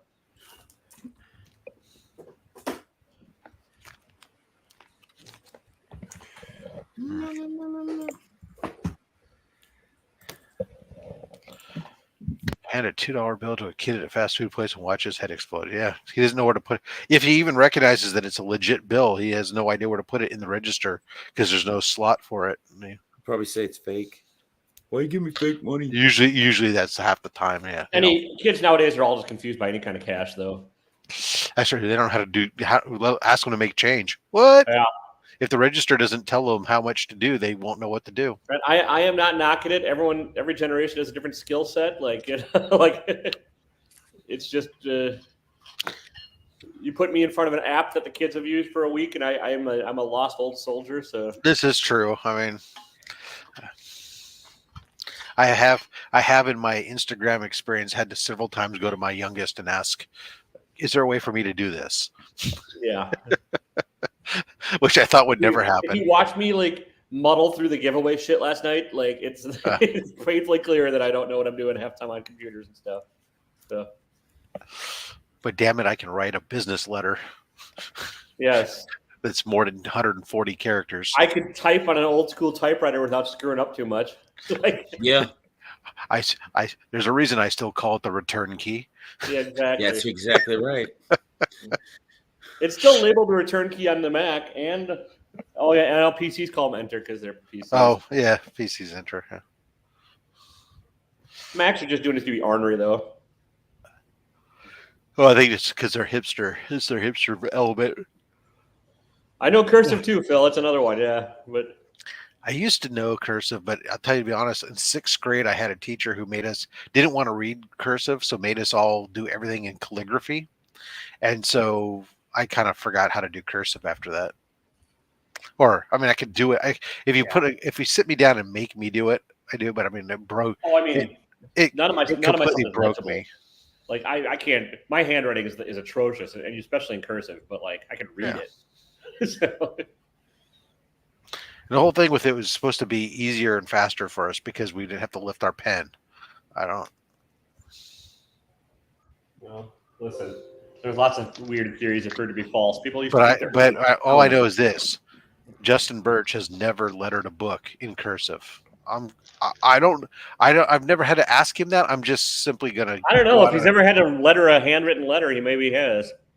no, I don't think he's ever lettered a comic book in cursive. Yeah, okay. I'm going to be assertive in that, and that I think that's a true statement. First off, I can't read cursive. So it'd be like that time that I had to letter a book in Spanish. You can't read cursive? Hey, I went to public schools. Don't you know? So did I. Hey, cursive is hard to like. You know that scene in Billy Madison where he's got to write the Z's? That's me as an It's adult. not that hard. It's hard. Okay. No, it's not. West Virginia educational system right here. Hey, I've There you got go. respect for anybody that can letter legibly, Justin. So you're okay. About Phil, that. I'm with you, Phil. That's the other thing. I took in high school technical drafting. I love that, and I still have my T square and all my stuff's around here somewhere. It's like every time I want to build something, it's like first thing goes out, I sit down and draw myself an isometric drawing. Not an asymmetric. No. Mm-mm. And it's crazy to me though, because then I used to have like kids bring me stuff. Rob, I'm running to the shop. Well, then we're gonna shut it down because I got to go to my meeting. Oh shit! Well, I'm about to say it takes me like 5 minutes to get there. Yeah. Well, I guess I'm just gonna let it ride, then I'll get there. No, we're not All right. shutting it down. Alan's Okay. here. It'll be fun. All right. It takes like 2 minutes to get there. Yeah, he's super close. Fair enough. I get kids that bring me stuff for their Eagle projects that they do render stuff in CAD, and I'm like blown away by what they can do in CAD, because I remember briefly in college, CAD was just kind of starting to kind of be a thing, and what we were doing then with was nothing with what they're dropping today on a frickin' tablet in like a few moments. It's crazy, but good riddance to teaching cursive in schools. Yeah, now about the time that we were learning how to do cursive, they're teaching keyboarding now instead, which is we didn't. I mean, I took my first typing class wasn't until high school. High school. Yeah, high school. I remember I took typing, drafting. Well, the thing is, like electronics. I mean, a large percentage of homes have computers now. Do you really even need typing? Well, yeah, no, you still have to learn how to. You should still have to learn how to type, because most people they do their, even though they have computers at home. If you don't teach them the actual process of typing, they're hunting peckers. Just because you can enter things on a keyboard doesn't mean you actually can type. That's a skill set to be able to type. No looking, just let it flow, and it's important. They're not going to be able to, because they're not even with typing, because they're just going to drag their finger thinking autocorrect will just fix it for them. That's only on your phone. Guilty. Right there. It says, does Apple do swipe? I don't do Apple, so yeah, either do I. I know swipe is a thing in Google, but I didn't, or Android, but I didn't know that Android, was yeah. How do you sign your name with no cursive? Well, simple. My signature is really more of a squiggly line, but I can show you every single letter in my name with my signature. Oh no, mine it's not neat and it's not legible to everyone, but I can.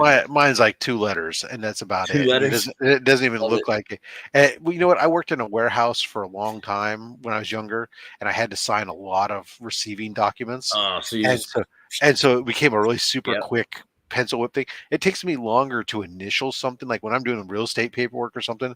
It takes me longer to initial than it does to sign my name. That's how I sign my name. That is true. Justin, when he Love signs a book, he does that. But in his defense, it would be pretty weird if a letterer didn't letter his name. All right, I got 3 books here I don't know to keep or get rid of. Although he only does it in that one font. I keep asking him to letter in a different font, but he does. I'm a one trick pony. So I'm going to put these books up. You say keep or give away or get rid of. Oh, you keep. I don't know why. It's just old. It looks beautiful. I like it. Why would you get rid of any of these All-Star Squadron stuff? Doris said no swiping. Oh yeah, keep that. No, that one you send to me. Why? What is it? It's just I've kind of gotten a new thing for old copies of Tales of Suspense and with Captain America stuff. It's just become a new thing for me that I liked. When I see them, I grab. That's all. It's beat, man. I'll send it to you. It's beat up. I don't care. Look, I have no interest in Iron Man or Captain America in my collection. So wait, who's the villain on it? Half Face. You have no interest in Half Face? I don't even know what this book is. Well, this is what happens when you spend too much money on mystery boxes and just a whole lot of stuff together. And you don't have an outlet for giving it away. Yeah, exactly.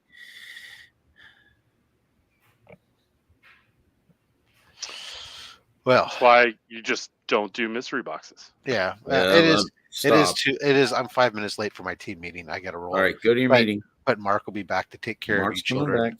In the meantime, I had to hop back on. I just wanted to say hi to Nick. Sun's out, guns out, love it. Yep. Boom. Ooh, flexing. Shalaka laka boom. Do you do it too much though? You're gonna make Alan feel inadequate. No, it won't. Not at all. Yeah, you will. Justin Birch, however, will say, guys, you don't make me fucking pull my tank out. No, what I'll say is I already feel inadequate. So, Tales of Suspense number 93 is the first cameo appearance of MODOK, voice only and mentioned by name. In other words, it's nothing. Yes. Rob, this is on its way to you. Fabulous. All right. Hasta la pasta via con queso. Later.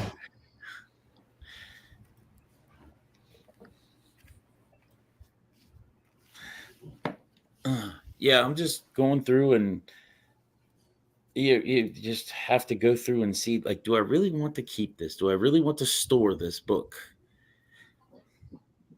And why am I storing it? I think a lot of people are at the same position right now. Like my floor, stuff I'm keeping. Love those shelves. Stuff I'm getting rid of. Stuff I'm giving away is a lot bigger. Yeah. And I have all my other boxes in the other room. Jeez. My collection's tiny, so I mean, I'm still under 1,000, I think. That's nice. That's nice. Well, my fiance will be like, that's a lot. I'm like, no, it's not.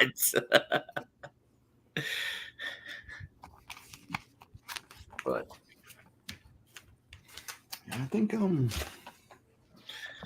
this thing went downhill quick, right?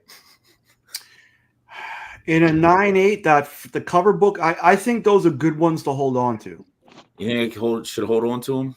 Yeah, you know, I just picked up 2 copies of I sold them the first day. 5 copies I had, they were going for $50 a piece, I think. Yeah. So where Mark is at RLCS, he is the man, and someone was not cool to the shop, and he had a lot of books hell for him. And this was one of them, and he let me buy it. Yeah, for me, that one is one I'd hold on to. Somebody's echoing.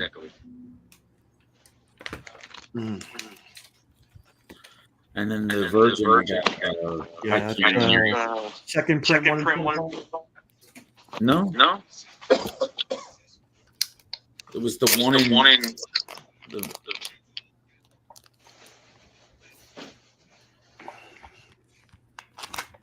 And I hate to say this, but even though it's dropped now, I think 10 years down the line, you may kick yourself to have gotten rid of it. It is a second print. Never mind. You're correct. Sorry, sir. Oh, there we go. I just thought it was cool to have as a set, the Virgin and the Trade. Mm-hmm. So you think 10 years down the road, I'm going to kick myself for getting rid of them? Yeah, I'm thinking that it may be Spider-Gwen territory, maybe. Oh, okay. You think Spider-Boy will? No, yeah, Spider-Boy. I think it'll trend towards that. But you just have to be willing to hold on to it. All right. I'll hold on to it. This was a dope cover. Yes, it was. Pretty good story, too. Are you joking right now? Or are you being serious? No, I'm serious. I've liked it as of this. Another cool cover.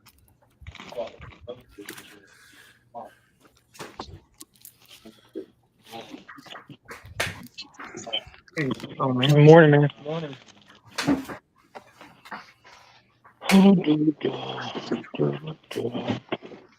Alan, I thought you got this. Which one? No. Put it back. I had to make some executive decisions. Yeah, I got the unsigned one. Matt talked me out of the autographed one. Classic Matt. He's like, I don't understand why someone would buy a signed book and it takes away the actual joy of going and getting it signed. Ah, son of a bitch. So he talked me out of it. I knew I had more Mylars somewhere. Oh, yeah. Hey, Shop, when you get a chance, message me your address, buddy. I haven't been paying any attention to them. Shop doesn't want it. He said send He it might to not, because he won literally my crappy stack of books. Yes. Like I said, I had to make some executive decisions, Mark. That's another good one to have. First Mr. Sinister. One of my favorites. That is a good Hawkeye cover. Yeah. First Black Knight in his own ongoing. Nice that cover. cooled off faux show. What if it'll come back as like if we see that character return? Maybe, but I still don't like Kit Harington in that role. He looks like he's about to just got punched in the nuts. You know, I haven't really ever seen him in much else other than like he was in that movie Pompeii, which was just like a historic disaster movie. You know, he was the lead in that. Never saw it. But I've never seen him really in anything else. Or at least I don't know him from anything else. I think he's I'm been glad in, Marvel's slowing their roll on stuff. They had way too much crap going on, and it was getting nasty. I agree. There's this first appearance of Cable's second print. Second print. I got the first print. Yeah, but you don't have the second print. Yes, I do. I've got the second print and no first print because I don't really care. That's cool. Hey, that's also a good one to have. A lot of those Marvel tales are like $20, $30 books. Yeah, this one's marked for 10. Always phenomenal prices here. Bunch of old G.I. Joe. Nice. Look at the Pretty Woman homage. That's cool. Which one? Which issue is that? This is Deadpool Merc with a mouth number 5. That entire series is movie poster covers. Yeah, here's another If you one. find any Keith Giffen books, let me know. It says in space, no one can hear you cuss. Nice.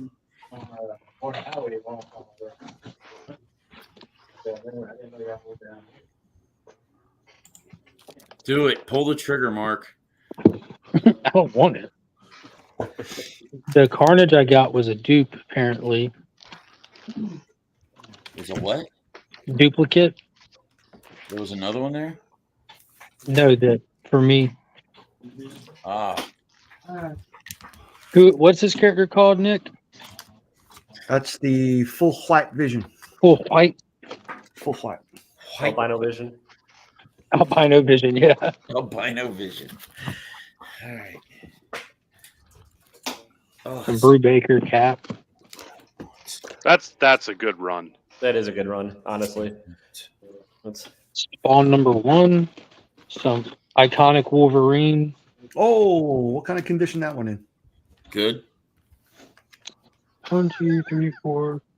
It'd be fine, very fine. I tuned out once you said 1. Wonder Man #1. Well, I was saying 1 with Wonder Man. I was pulling up behind it. There's a lot of Carnage stuff.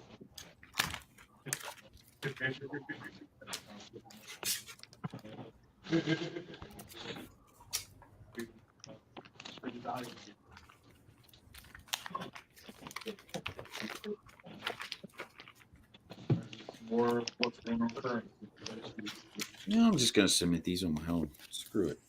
I'm not even gonna send them to get pressed or clean. Larry Green wants to know if there's any Maximum Carnage chapters. Yes, I've seen. I just hold them up. Larry, which ones are you looking for, Larry?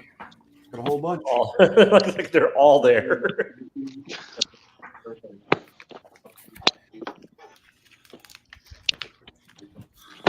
So there's a few of them.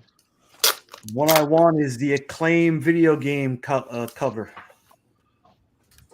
To Good each luck. their own, and obviously collect what you want, but you could not pay me enough to care about Carnage.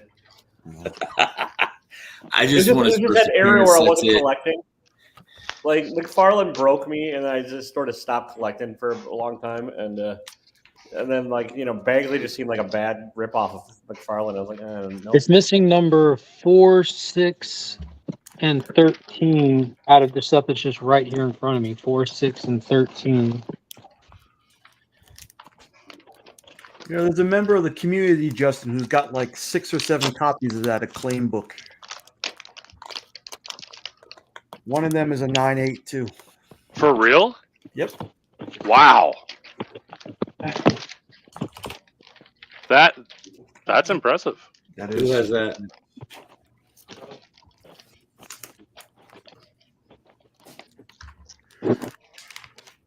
Yep. I used to chuck away all of those extra comic books. Like, who wants this second print? Newsstands. Who cares about rings in the middle of comic books? Who cares? Boy, was I wrong. Oh, that reminds me. I should check how my CGC submission is going. Spoiler alert, it's not because everyone's at New York. Yeah, I'm waiting for my Scotty book to come back. Which Scotty book? This Scotty book? I sent an Edge of Spider-Verse in to get a remark. Ooh, that nice. Are you gonna pull the trigger on those books, Mark? Those 5? I don't know why you're telling me how to live my life. I asked the question. I didn't tell you how to live your life. You can send me that one too, Justin. Have you seen the remark on it?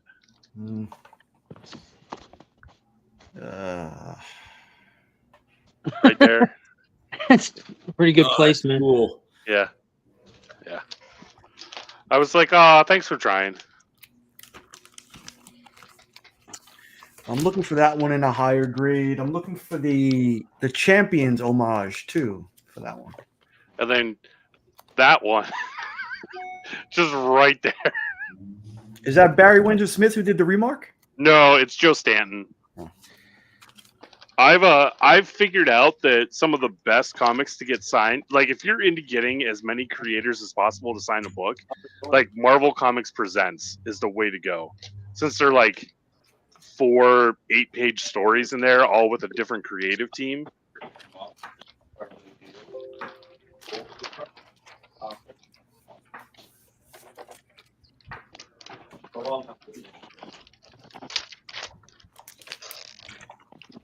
I wish it was Barry Windsor Smith now that you said it. Nice. I have that one. I have a Mark Jewellers in that one. Several times we have full stores in the area.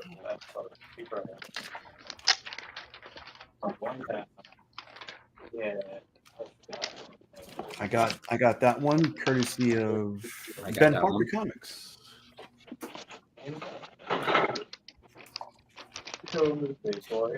You know, Oh, nice. I tried to sell this on your garage sale once, Nick, in a bundle, and no one bought it. And I'm so glad they didn't. I went right after number 1 came out. I went on and I got this because I needed something for Scotty to sign. And I paid $20 for this book. It's so awesome. Yeah, it was a great story too. Yeah, the story is amazing. I really like his storytelling. Have you read Middle West yet? No, I have not. It's another good one. It's worth it? Yes. Okay. First Professor Hulk.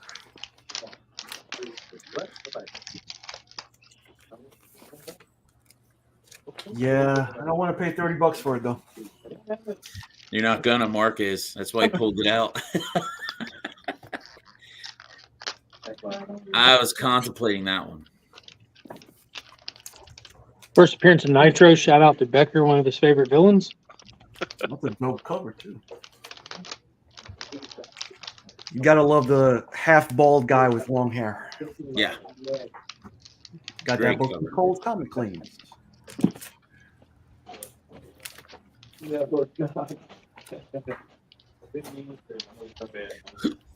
All right, these are going to CBCS. Nice. Hey Mark, the 21 that you got was a second print or a third print? Mine? Yeah. I looked inside. It didn't say second or third print. I think because the price box is different on yours. Yeah, and I saw that too, and I looked inside, and I didn't denote it on the the inside front cover where it says the issue number and information.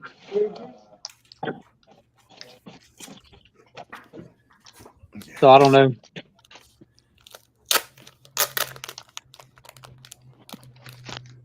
These are some gorgeous covers. These Secret Wars covers that Delotto did.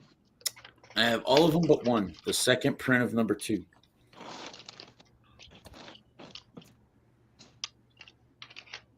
Ooh. That's number 1. I have that. Yeah. That's why I put Gorgeous it back. It is gorgeous. They're all gorgeous. It's just tremendously great artwork. Nick, is this one of the Carnage books? He needs. He put it in the chat. He needs 5, 6, 8, and 5, 6, 8, 11, and 13 of the maximum Carnage chapters.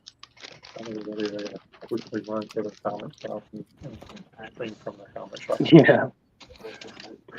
Old Man Logan.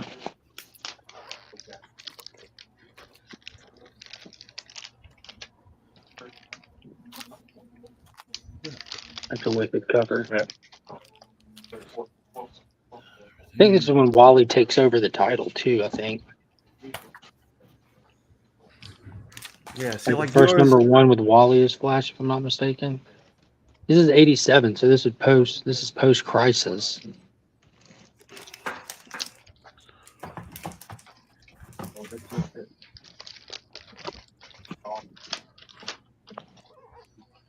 favorite cover. Okay. Stephen Platt. Got that one already, one of my favorites. An image of Moon Knight's future Disney Plus. Hey, does he have any more of the Platt series in there? I think it was like Probably spread out. 55, 56. The one with Spidey on the cover too.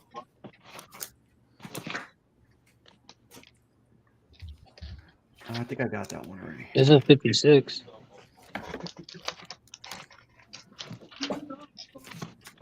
$59.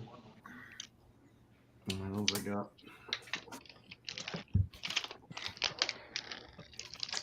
Like there's this stuff's also like kind of pulled out, being priced out and stuff. A lot of these are priced out, but I don't know if there's like an order run of it back there kind of thing. Because like the lion's share of the collection's just still in boxes right there, getting pulled out and worked on. Jim Lee goodness.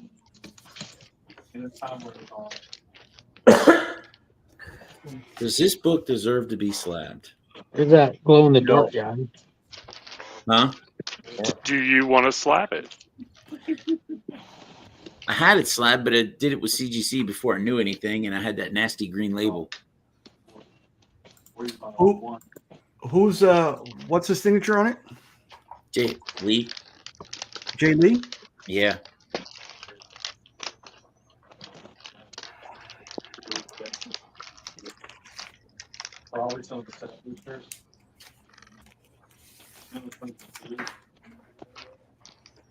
Yeah. Yeah, it's going to get slapped. These are going to CBCS.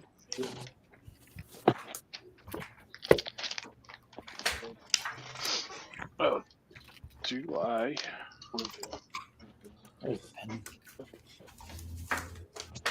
Yeah. And that's what this is. That would be price.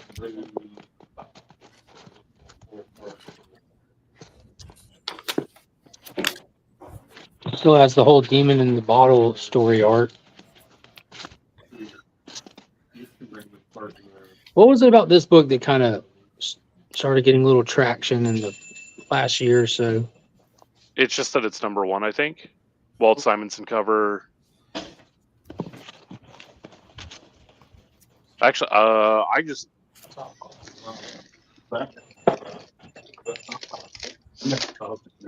Whole shop. The whole shop right there.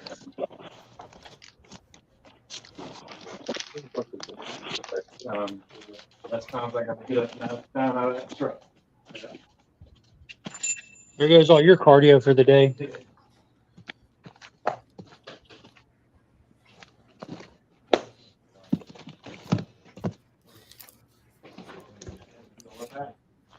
All right. Let's put these things together.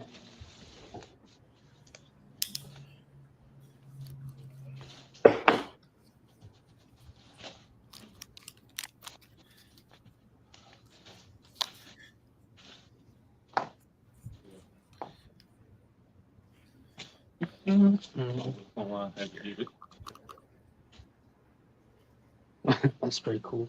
Pretty powerful if you're a Christian. This is the only major Thor book that I have. It's Journey into Mystery annual number 1. Well, if you don't want it, you can send it my way. No, I do want it. I mean, you sure? Because then now you got to get every other Journey into Mystery. So you're looking at pretty significant investment. No, I'm good. I'm good with just having this one. All right. All right. CGC, CBCS. All right. There's 2. Oh, wow. Yeah, 2 full sets, a couple of newsstands. Nice. They've been kind of not together, so I'm putting them together at least. See if people will buy them when they're together. They look good together. Yeah. I've organized those together. First Bishop. Second Bishop.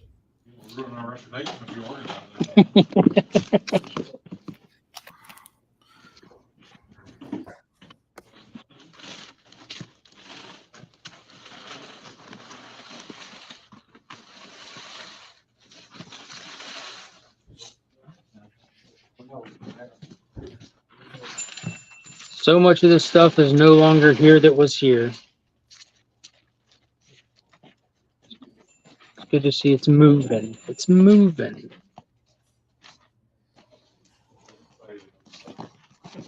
Would you get away from that Marvel crap and go find an old Silver Age DC box, Mark? I wish, man. Like 90% of this collection was Marvel. I can tell by looking, yeah. Which is fine. You know, this is a fantastic there's era some of good stuff in Marvel. there. I'm just not what I'm looking for. I think the one DC book that's left in this, there's some indie stuff, some Star Wars, Lady Death, and all that. It was like the first. There's the one DC book that's in there. They didn't even have all 4 issues. They had 3 out of 4 of the Judas Contract. Nice. My buddy Eddie just sent me that as part of my birthday present, so I'm good on that one.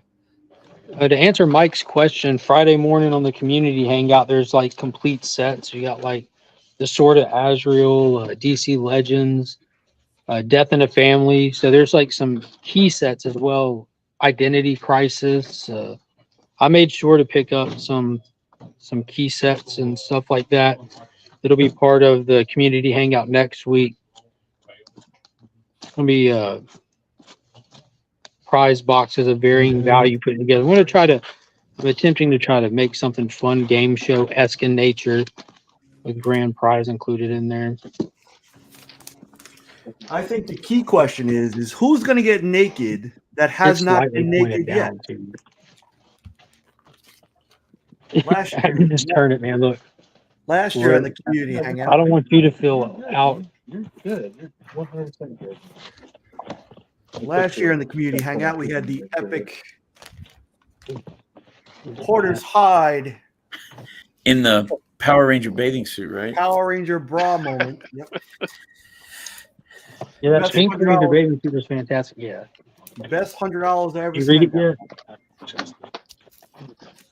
yet? I mean, it's Christian Ward. Yeah. Yeah. Art's great. Went for it.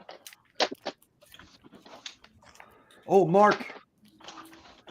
What other copies does he have from 87 up? Of what?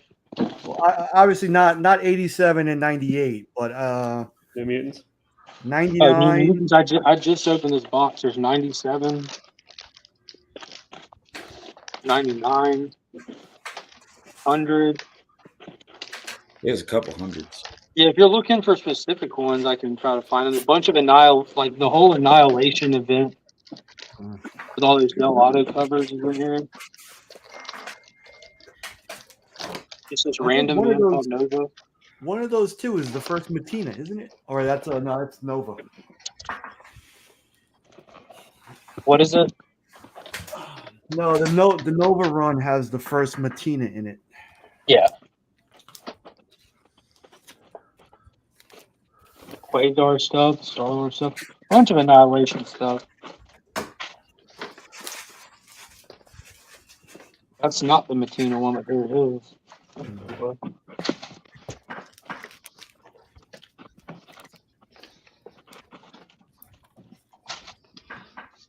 Esteban, yes, we do need to answer that. We need to find out who's going to be naked. We need to find out who's going to do something they normally would not do.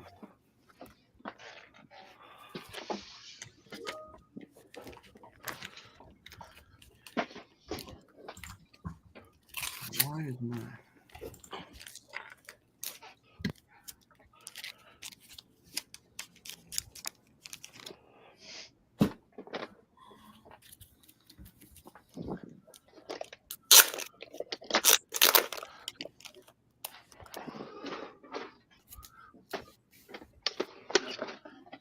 Many number ones.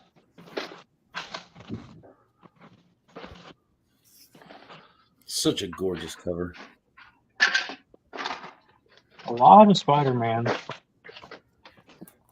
There's more Moon Knight. That's the Benson run.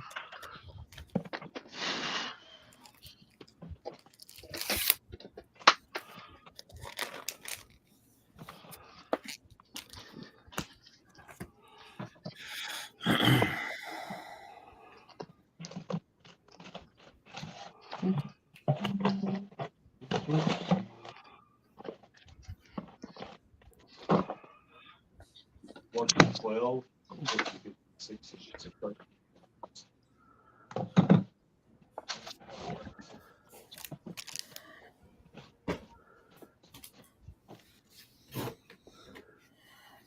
I got a significant run of Jim Lee's X-Men Unbroken.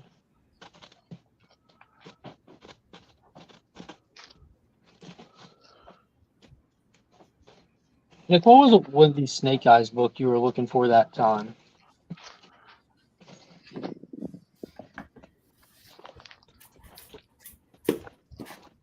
You're muted, Nick. Wow, and people always say it the same way too. They're looking for right now New Mutants. What is it? GI Joe 155 and GI Joe Special #1. There's Special definitely some number- higher number GI Joe. There's Oh. 150. How high of a grade of a 55 do you want? I think I have one. A 155? Oh, sorry. I thought you said 55. No. I'm looking for like the last issue and the McFarlane homage.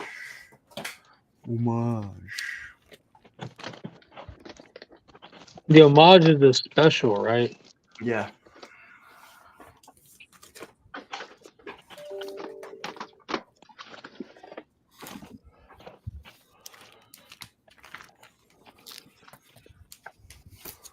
And I need another copy of #1 because the one that somebody bought for me at Heroes Con 2 years ago had a centerfold detached. Damn, Chip.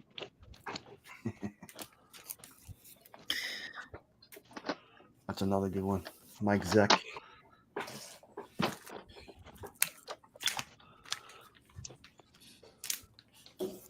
Any Captain America 230s? Oh, that's a Hulk 230. Is it Hulk? Here's the first appearance of Joe Fix-It.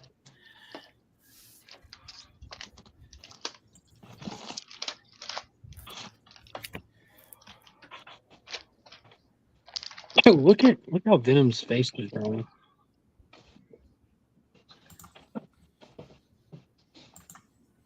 Squared off teeth.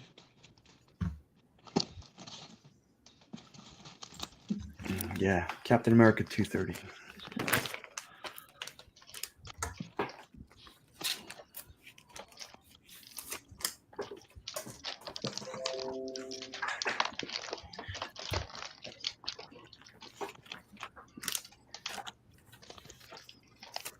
Daredevil.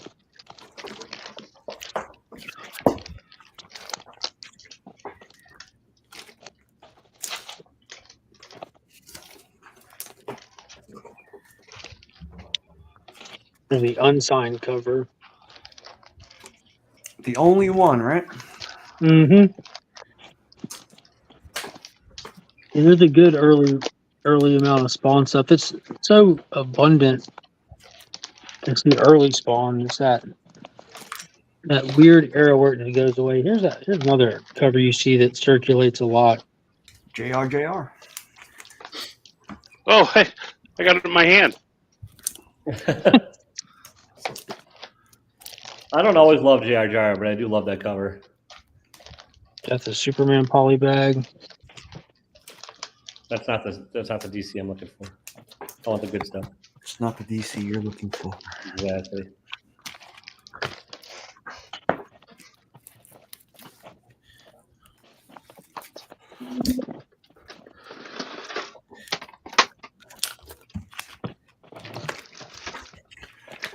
It's not whatnot, Lel Green, but if there's anything that you want to buy, ABX does have amazing prices. Yeah, they are looking pretty good from what I've heard or I can see.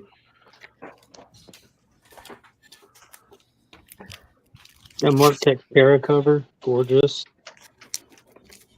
Whatever happened to him? Is he still alive? I don't know. Last time I saw him was at Heroes Con years ago. There's that Magneto. Everyone wants this outfit cover. There's the Nintendo Entertainment System cartridge cover from Jim Lee. That was the box art for the game.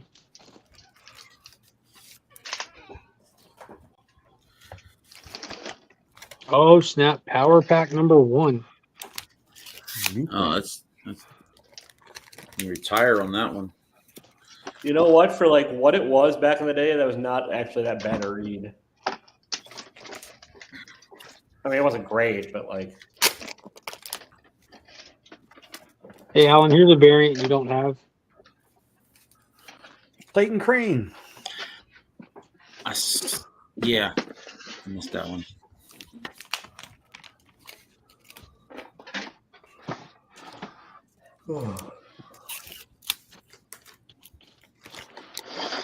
Any of those have the Deadpool card? Is that I wouldn't tell you. I wouldn't tell you if they did, Alan. No, I'm more interested in telling Paul what to do because they actually do cost more. There's some more. Bishop.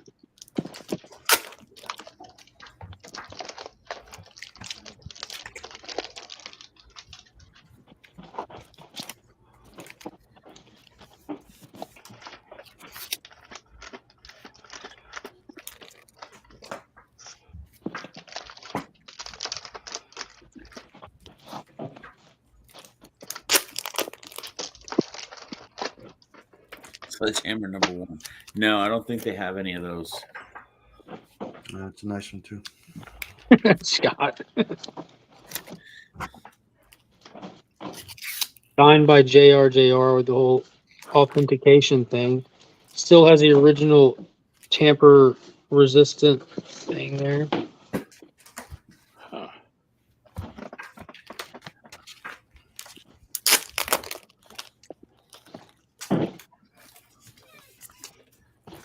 Well, there's that what if cover that Miko did.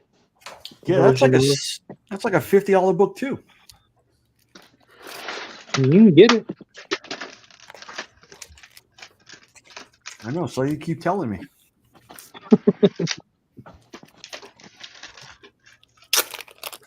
What is that going for these days, Nick? Yeah, not much. Okay.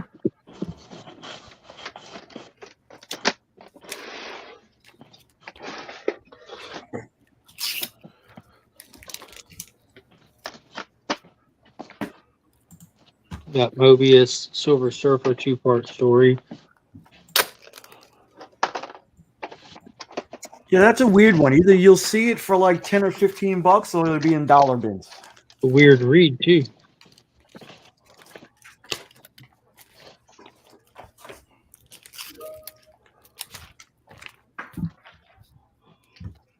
There's a Wildcats number 7 embossed with like Jim Lee's signature just on it and somebody else.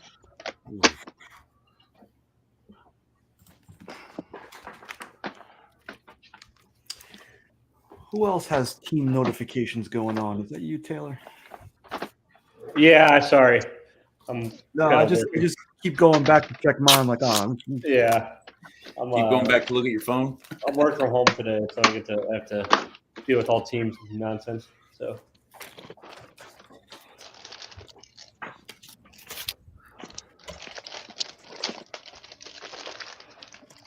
I'm working from home as well. Hey, Alan. You showed me a backer board. Got the Deadpool card. Nice. Nice. Tell them to put a $50 price tag on that and see if someone buys it. Let's see what the other one has. What do you think it has, Alan? Your choices are Cable, X-Force, or Deadpool, I believe, right? No, they were all the members, weren't there? Weren't there like 8 of them? Okay, so who are you guessing, Nick? Who does this one have? I'm guessing it's an X-Force card. No, it's another Deadpool. Hey! Hey, make sure you pull those out. Make sure they price those. Unless you're going to buy them.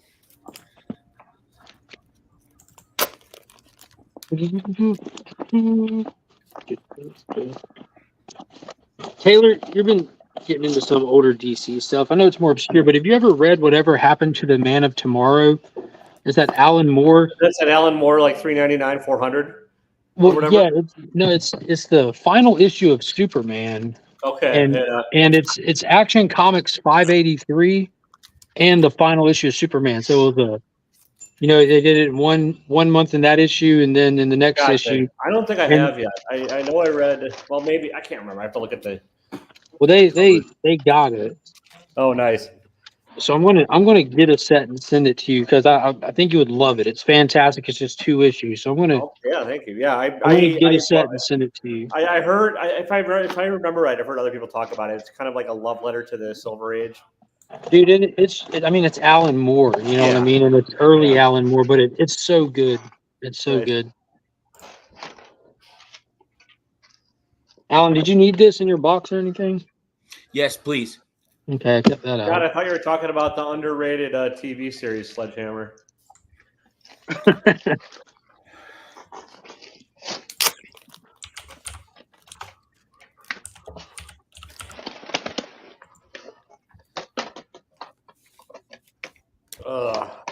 I know it's not the end of the year yet, but I've started trying to figure out what my top 10 for the year is going to look like, and I'm having trouble. I don't think it's been an okay year for comics, but I can't think of a lot that really stands out. What's your categories? I don't have a category. I just do straight top 10 of books I like the best. They tend not to be ongoing just because of the nature of it all, but nice.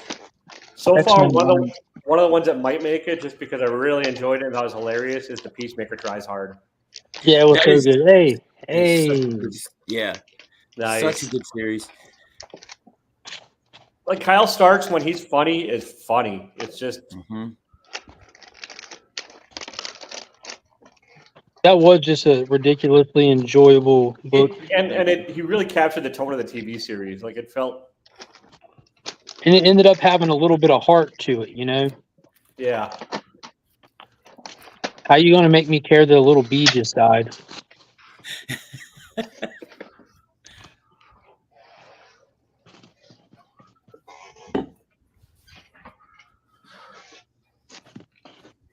First appearance of Ghost.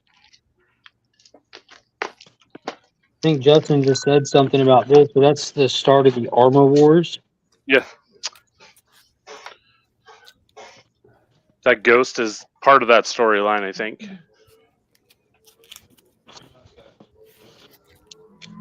We have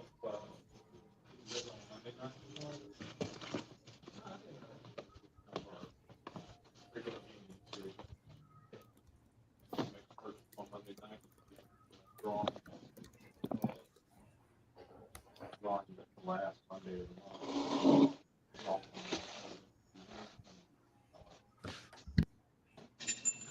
Monday, Tuesday, be here. Yes, sir.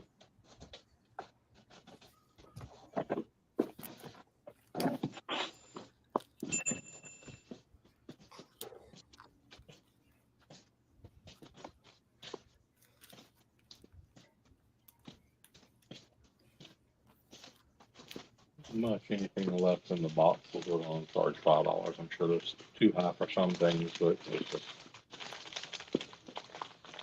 Makes it easier. yeah, those 3 boxes there haven't been priced when the stuff decided we're gonna look those things up. Yeah. But I was about to say pop the tops on them. Get just like generic stickers for them or something. And well, Matt started. then you do the trick or read thing. Yeah, Matt started doing the $5 on those. We're going to a thing in Lexington flea market on November the 5th. We got a table there, and that's supposedly like 2,000 people come through looking for the comic books and stuff. It's supposed to be like 44 tables of vendors there at the flea market. That's huge. Yeah. It's in Lexington? Lexington at the Barnyard Flea Market. Hold on, I'm taking notes.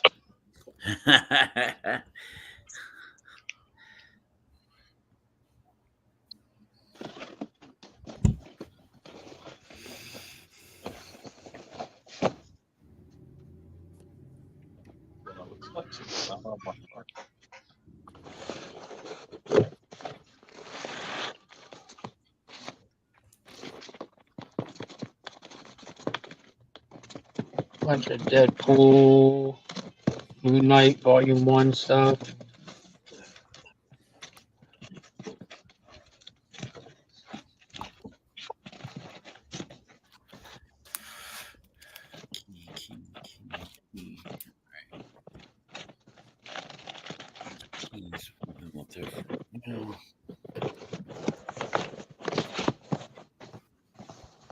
Hey, are those other books I sent you come in yet? No, not as of yesterday. I haven't checked the mail yet today. Okay. Well, they got sent out Tuesday. Okay. I wish I would have held them. Yeah, I'll take a look today. Thank you. You know what I'm surprised didn't have a comic series when the show came out was Greatest American Hero, just because everything else kind of did back in the day. Oh yeah, yeah. Out of all the other crazy stuff on television that had a comic. I mean, they eventually later did somebody like Innovation or somebody did it later, but I don't think it was at the. could have swore I've seen one of those. Yeah, I mean they exist, Nick. Like, but not like like Arcana Comics from 2008 did it, but not like there's nothing from the 80s. I don't believe, unless I'm 2008. Yeah. There's an iconic cover right there. JR. Nice. Yeah.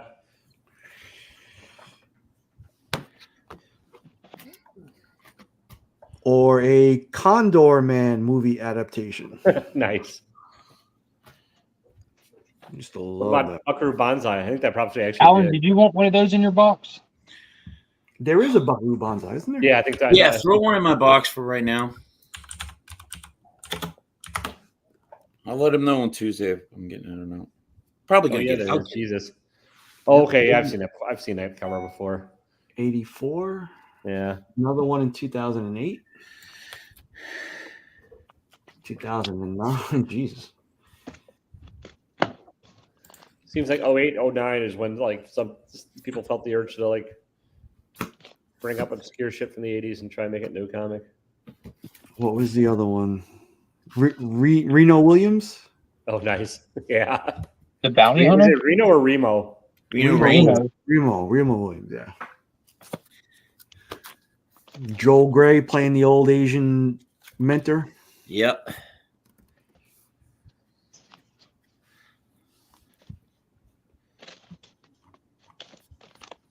Oh, there we go.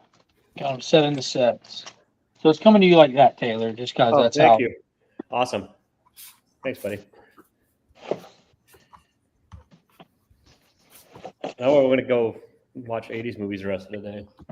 You know, I've been dying. I was mentioning yesterday on the show that I've got to watch Revenge of the Nerds again Oh, hell because yeah. it's been calling me. Porky's, Better Off Dead.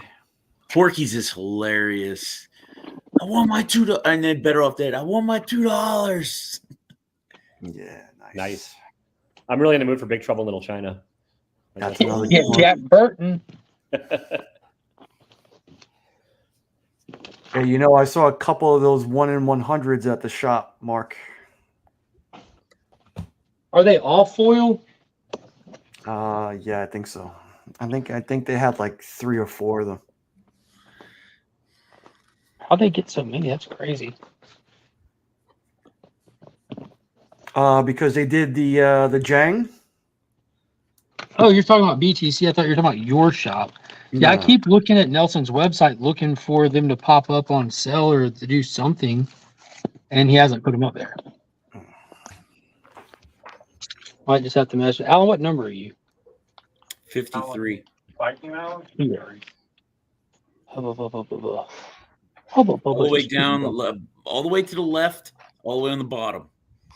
Oh, I got you. Next to Bert. All right. You're in there, buddy. Thank you, sir. Mm-hmm. I'm pretty sure I have the Deadpool card, but I'll let you know by the end of the weekend. So now I just want to double check. You don't have to let me know. It's just in your box once you check. Yeah. Yep. So there you go.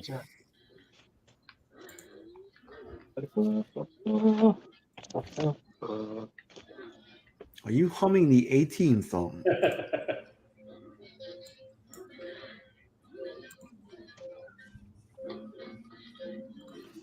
Maybe I am. No, I know for sure you are. Don't judge. Nah, now it's in my head. That's why you're angry. I love it when a plan comes together. So I just switched it out. But that's the 2-issue story there. The follow-up box. No, it was in the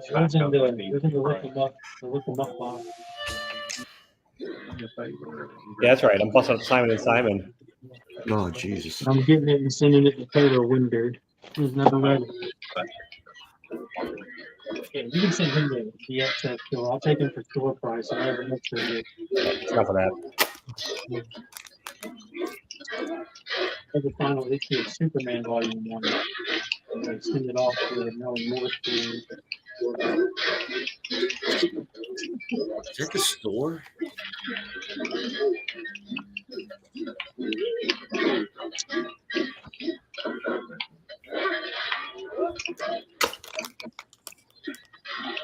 Lines are Revenge of the Nerds. Is that movie out yet? That Five Nights at Freddy's movie?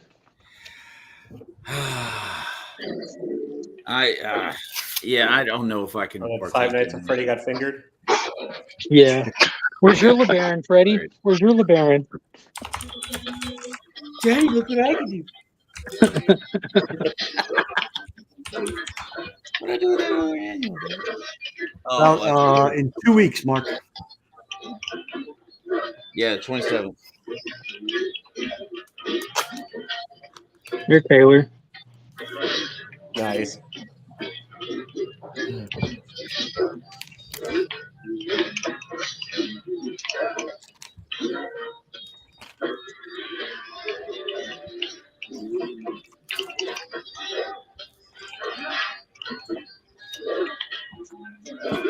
The nice thing is people are still sleeping on Silver Age DC. It's kind of awesome. Not me. No, but I'm saying the general public, you know. Yeah. Yes. Rob was talking about early on, like how someone will come out with the most off the wall rumor and state that it's a rumor, but it'll get picked up and talked about heavily. And Warner Brothers being sold again was one of those that came out. It was an article, and the article started with, first off, this is purely speculation on my part, but what if? And the next thing you know, everywhere, Universal to buy Warner Brothers. Now, it could definitely happen, but all of it hitting the news cycle right now is based off of that rumor. Seeing that with Nick as well. Nick was saying on the stream earlier today, I need a gold foil Turok. I'm like, shit, I'll go get it. I'm gonna go get it. I got some pro cards coming his way, so I'll just throw them in the back of that.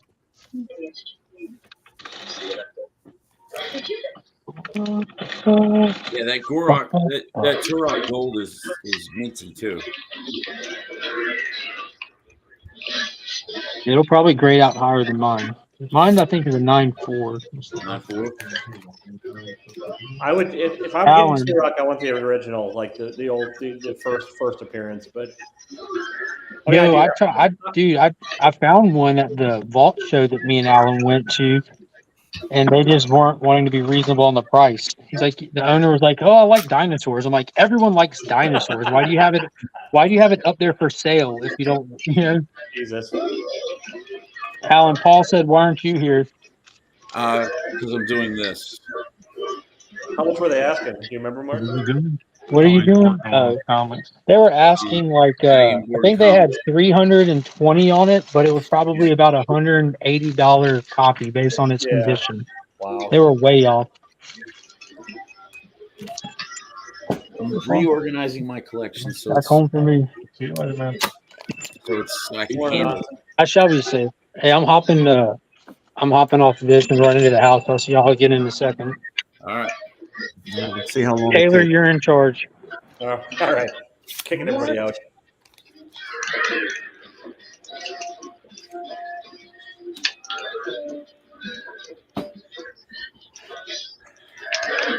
I'll tell you what, 4 days of this is gonna get old and monotonous.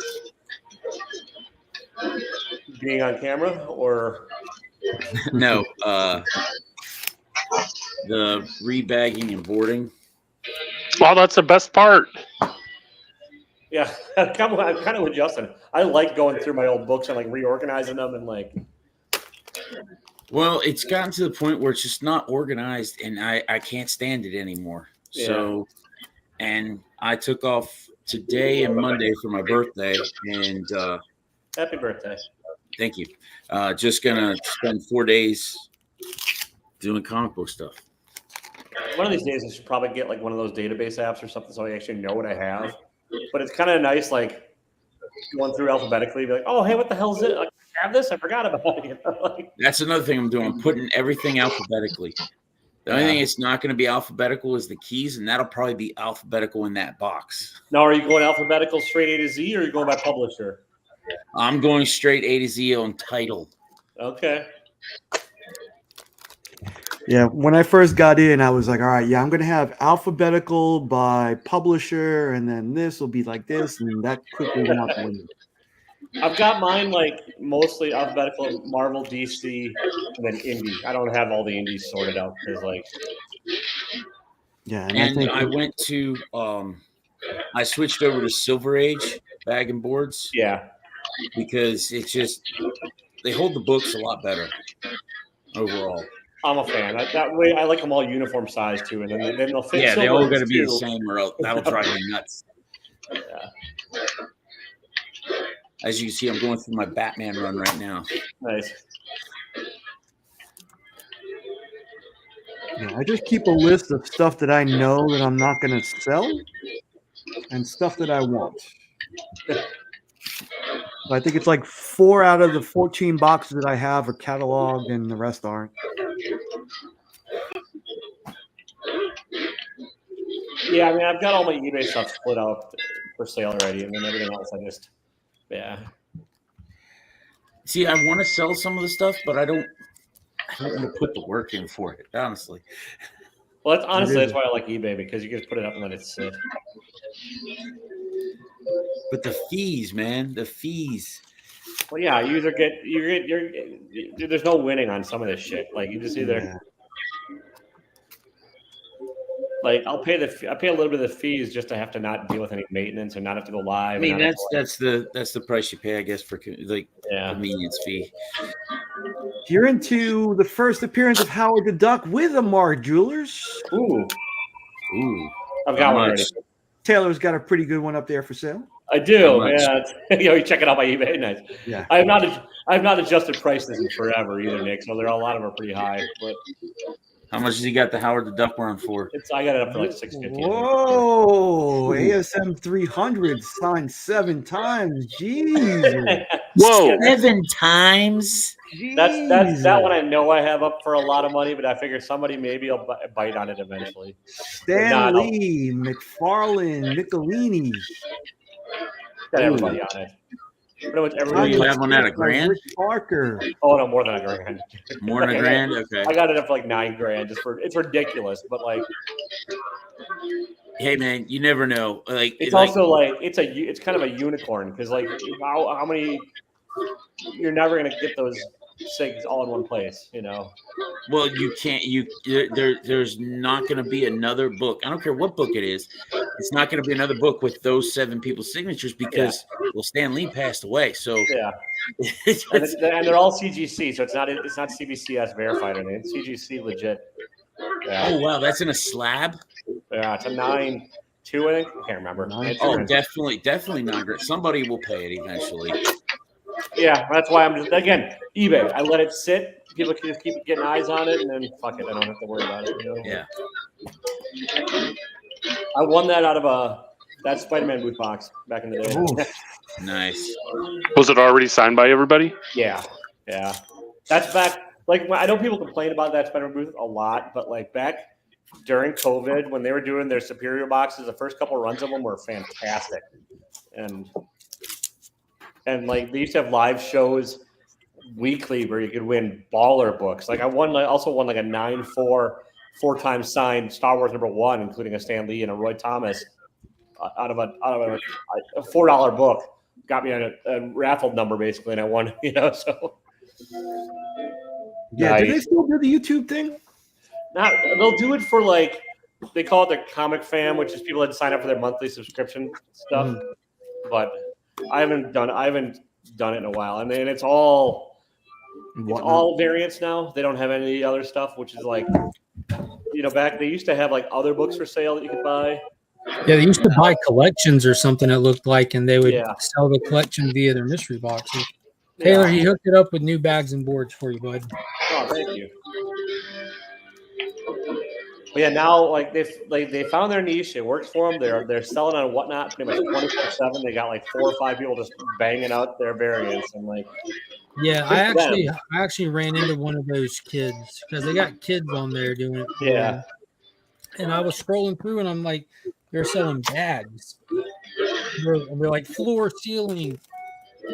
Yeah. And they're like, these are the hit bags. There's this many hits left out of 30 bags left. 18 are hits, and someone got like this bag. They paid like $80 for it because they're auctioning them off, and it was like 4 Virgin variant retailer exclusives. I'm like, ouch, that was a hit. He's like, yeah, that was a hit. I'm like, bro, where do y'all get your prices from? Yeah, Retail. Well, he's like, he said, I don't know. I just do the shows. I don't know where they get the prices from. I'm like, yo, That's where I won my Invincible foil from. Yeah, very cool. Like I said, they found their niche, and like, they're these are like release day retail prices. Yeah, they are. And they just slam those all day long now, which is fine. It's just not what I'm into. Mm-hmm. But I'm never gonna knock them because like I got way more money out of them than I put in back in the day. So Yeah, you were notorious for winning stuff there at one point. well, I had a system. I remember Because, that. I remember the video you made too, right? Yeah, during those live YouTubes, all you needed was a purchase order number. So like, I would buy the cheapest, crappiest, like the Ray number 2. Like, you know, I didn't really give a crap what I was getting, and I would just get every $4 book I could find because that got me all the raffle numbers. And then they eventually sold out a $4 book, so I up to $6. You know, like. So. Seems so common sense now that you say it. But other people weren't doing it. They were actually just buying the books they wanted. And like, I'm like, I don't give a crap. Like, I just wanted to, because the prizes were so damn good that I was like, I'll just go and, like, hang on, I'll see if I can find one. Taylor, I'm going to mail these books to you in this Gemini mailer specifically. All right. Nice. Because you introduced me to Cheddar, and I actually bought a copy of Tales to Astonish I was missing from him. He's a great guy, dude. He's a great dude. He really is. Yeah. Yeah. Yeah, he's local. I saw him last Sunday at one of the little local cons around here. He's a really nice guy, and he'll bargain, and he's just very friendly. Yeah, he'll let you like you pass out a reasonable offer on one of his IG claim sales, he's going to take it. Yeah. I'm not saying don't go there and take advantage of the guy, but you put out an honest to God reasonable offer, and I haven't seen him turn anyone down yet. No. I told him to start doing. I told him to start doing mystery boxes. He's like, well, most of them suck. I'm like, yeah, but because you know that, you'll put out good ones. And if you just want to move inventory and you got some cool books that are not selling, it's not a bad way to do it, you know. Mm-hmm. But yeah, he's a really nice dude. Yeah, congrats, Ryan. That's awesome. I'm glad you got it.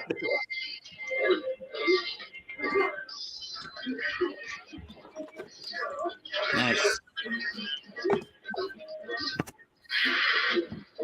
What is going on, Flash 6792? I have an article by publisher accept my Flash Silver Age run, community runs, and Power Rangers. Yeah, my collection's like that too. I have like my Tales to Astonish and Hulk pulled out, my Rangers pulled out, and right now Transformers pulled out. It's like stuff that I'm actively working on.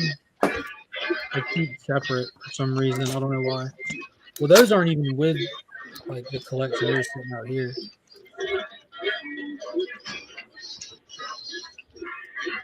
What is going on? Entrepreneur Comics.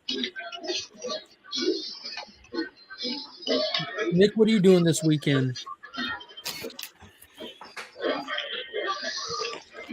Family stuff, I think. I got to get everything out of the way that I was supposed to do next weekend so I can have room to partake in P3. Nice. I was thinking about you yesterday while I was at work. I came across this clip, and it was the comedian Bert Kirshner, whatever his name is. And he does a podcast with this other guy who almost looks like that football podcaster dude. Tom Segura? No, no. I just said he looks like a football dude. This is one Like of the you could raffle wins on a $4 pull from that Spider-Man booth back in the day. Damn, who's that guy who does that McAfee or something like that? Pat McAfee show.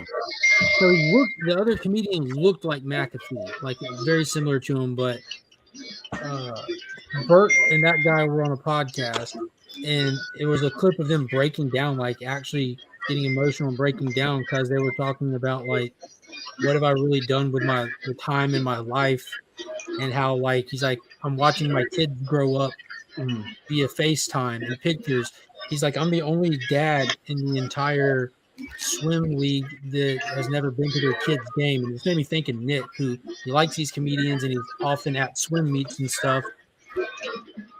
makes me glad that I don't miss my kids' stuff. Like I break my balls to be at my kids' stuff. Yeah, I'm glad that we live in a time now where the dynamic is shifted for work-life stuff. Mine hasn't shifted. I have to force it to work. But a famous man once said, "Life only makes sense if you force it." With my job, it's like mandatory that I'm working holidays and busier on holidays and stuff like that. So bless my wife and my family that we adjust slightly for that. And Christmas morning is becoming the newest obstacle. The kids now wake up before I can get back home, kind of thing. So last year was the first year I told my assistant, I'm like, dude, ain't no way around it. I'm the only one at this place with kids. I'm not going to be here Christmas morning. I can't do it. But luckily, none of them cared. They're like, yeah, dude, go take care of your kids. Because they all know my kids. They're pretty much loved everywhere. Everyone loves them more than me, which makes sense. Yes. They're more lovable. Yeah, Alan said yes. It's like that's what you want. Absolutely.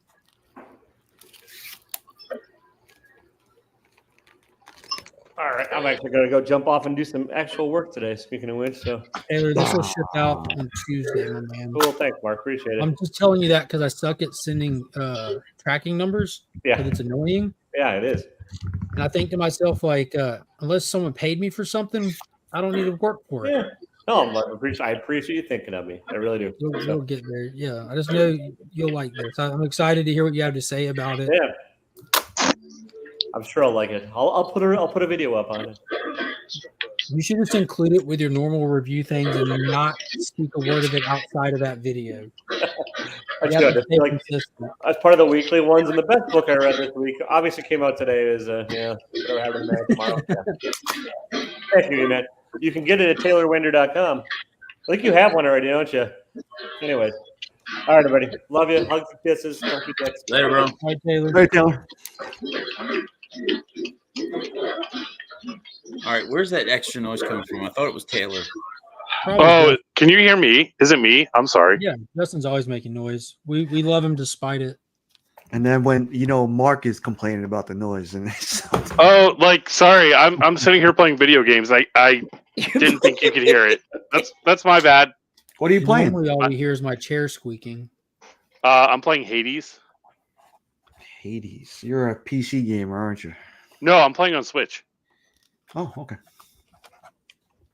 But now that I know everybody can hear it, I will put it down and go back to doing something quietly. Nick, I'll get this out to you Tuesday as well. Oh, thank you. Yours should be this is tomorrow. literally the least I can do, bro. It's literally the least I can do. Listen, I was the way trying to think of less, and it still means something, and I couldn't. So this is what I'm going with. Hey, Nick, do you really want that Greg Horn cover? No, I was kidding. You sure? Absolutely. Send it to him, Thank you. Alan. No, seriously, it'll just go in a box. Like I look now and like hopefully that's where all your comics go. No, like I have stuff on the wall. You know what I mean? And cool covers should be on the wall, but I don't have any space anymore. But Nick, do you have these anymore? I'm sure you came across them at some point in your life. I still have mine from my childhood. That's why I'm like, I would have sent it to you anyways. I'm happily, and this is official promo from Kitchen Sink Press, but I even looked at them since I got this. Like mine are cut out. Like me and my brother cut them out and put them in our card collection. Maybe. Well, these are coming to you. Yeah, thank you though. And honestly too, is like every time I'm at the shop, I'm like, God damn, I love Mark. Thank you, Mark.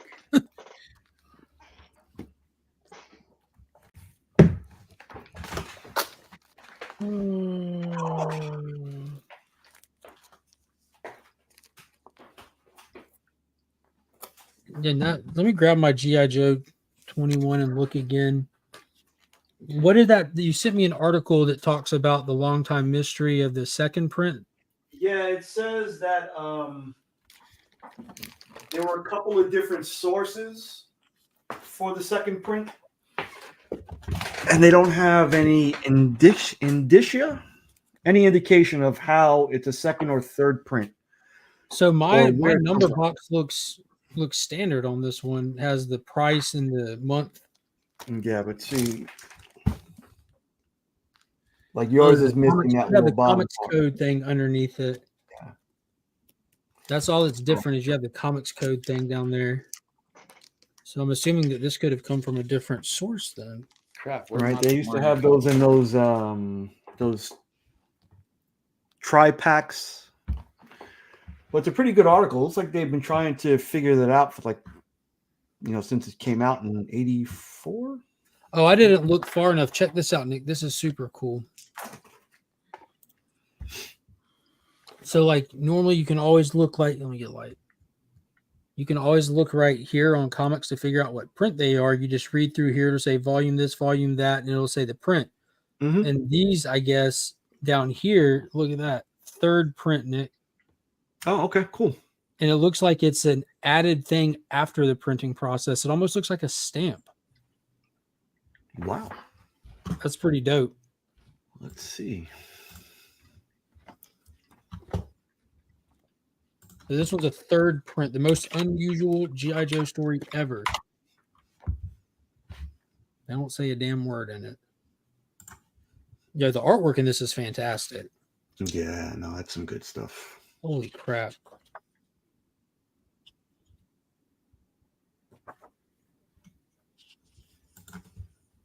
This dude pulls out some size and starts spinning them at Snake Eyes, and he just pulls a pin and throws a bomb at him.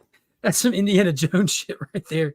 Dude pops up and starts showing off. Yeah, I'll throw a bomb at him. No, I Alan, still are you remember checking that. yours? Yeah, that's where I went to go get it. Yeah, me and Alan were lucky enough to both pull an issue in the same day. Mine has that Yeah. code. Yeah, that yours is a That's first the printing. print then. Yeah, because there's nothing. Nothing on there. Yeah, yours is the first print then. I mean, it's beat up, but yeah. It's still readable. I'm not reading this. No, you don't have to read it. There's no words. Here we go. Here's the comments I love to see. It's really not readable. It's not readable. It says, Mark, I have leapt down the hole that is the Y-Files. Think I've watched like 30 episodes. Now, when I say this, you might think I'm crazy. I've literally watched every single episode on that channel more than once, including the one that came out last night. Because I'm actually a Patreon member for the Y-Files, so I get the episodes early, and I'll watch them when they come out on Patreon, and then I'll watch them again as they premiere that night. But dude, that is hands down one of the most. Mark's a card carrying, t-shirt wearing, deepest hecklefish member of the Y-Files.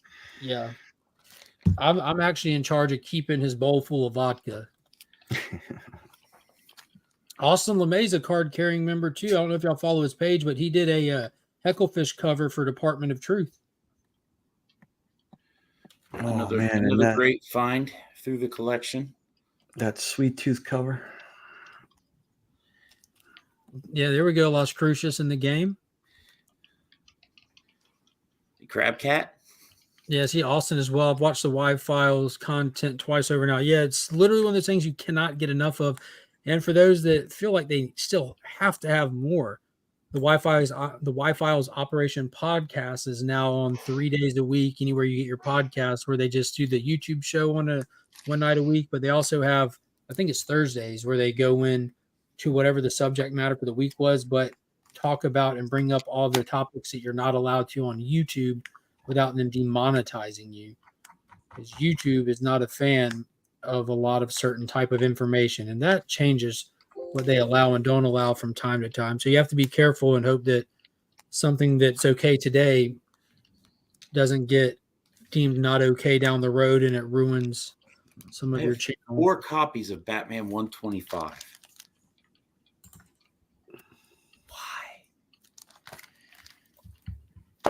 Where the crab cat? What is going on, Phil Ailing? Hope you're doing okay. Yeah, it was a fun episode this week. I like when they do the episode that it was time for one of those where they kind of touch on numerous topics in one and the little objects out of time. It was a great format to do that with. I like the way it ended too. It was just like, that was a smooth ending. Maybe we are those future scientists. Yeah, he always makes me fear for my life in the beginning. He always terrifies me. You started your journey with the post the world is ending episode though, didn't you? Jesus, yeah, that one. And the one I really enjoy is the one about the math, where he does all the thing about the math. So I have not jumped into that yet because I'm scared to, because I think I'll get addicted like Mark. Oh, you'll get addicted for sure. And that's why I haven't done it. But you'll be in good company. You'll be in very good company.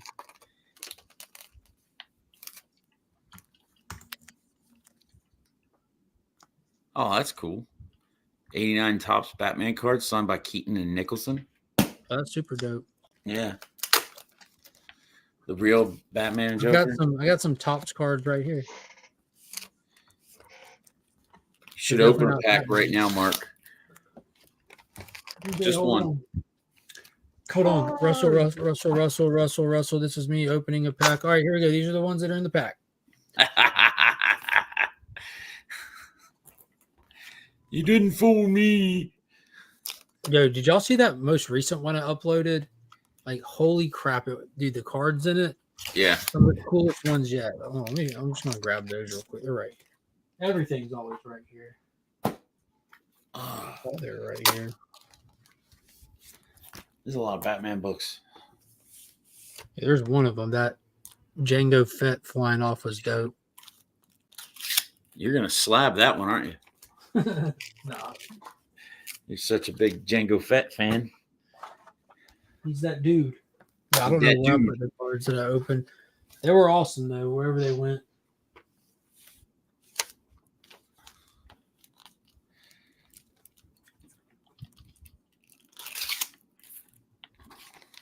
That's crazy. I'm missing like a whole pack of cards. It had like Anakin getting his arm cut off, and a Mace Windu card. Like they do these character cards like this. I got the Mace Windu one, the one with Anakin getting his arm cut off, as well as like another one of these foils. It was super dope. I haven't gotten any of the panoramic fold-out cards yet, but I've caught two of the foil, which are the chase insert kind of things you're after with this set.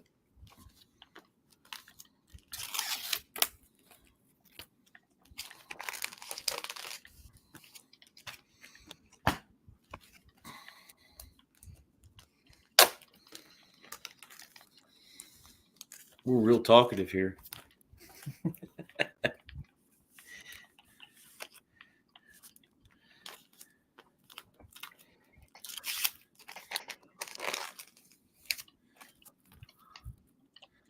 Cicada episode was my favorite. Yeah, that was all right. I don't know why. I don't know. It just seemed like it was going somewhere, and for me, it just didn't really get there. But he kind of pointed that out in the episode that that not everything has this crazy ending. It turned out just to be a lot more boring than it could have been. The mystery of it was fantastic. The reality behind it of like these people didn't have like a bigger plan. Bible code was super cool. Like that's the same thing like numerology, reading things into things. But yeah, that was a fun one. Hey, Mark, so you do one, I'll do one. Ooh. How many of those do you have? Yeah, look at Anakin getting his arm cut off. Yo, they took a still shot of that. Look at that. Where'd you get those, Nick? Did you buy a box or did you just find a bunch? No, I've had these since the movie came out. Oh, don't lie to me. Don't tell me you had the self-control to not open those. No, my mom sent them to me a couple of years back, and I just stuck them in my treasure box and never. What images do you have on it? I seen Jabba, I see Vader. What images do you have? The cannibalistic Ewok. Okay. I get to pick your pack, and you get to pick my pack. No, I was gonna kind of open the shittiest one, but no, you got. Is it different on every single one of them, or they're just repeating a couple of them that repeat? I want to see that Boba Fett. That's So they did those 3 characters over and over.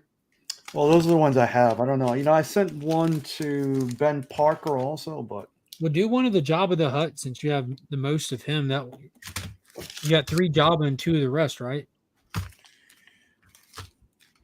all right, I'll do that. Is that your finger? You saved it? That's what That's the gum? that's what the 40 year old gum looks like. Yo. Oh. That's what it started as. All right, Nick, you get to choose. We have 3, and I would argue like 3 of the best characters in Star Wars, period. You can choose from Obi-Wan, aka Hello Jesus there. Christ mode, Hello there. Padawan Anakin. Even the women and children, I killed them. Where's my head? I go middle pack. Anakin. You said middle pack? I said Anakin.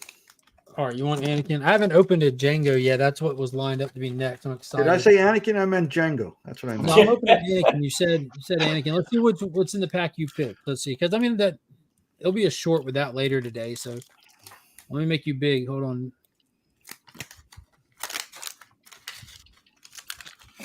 Ryan says those are pretty pricey packs. No, I thought I saw they were $9 a piece, so that's why. Per pack? That is the gum. Jesus, criminy crackers. I Oh. like how they didn't even wrap the gum. No, never. I used to eat that gum. Nick still does. That's why he only has this many packs left. Ooh, Princess Leia smile. Speeder Very Mike. cool. Peter Mike. Yeah, that's a cool shot right there. Oh, snap.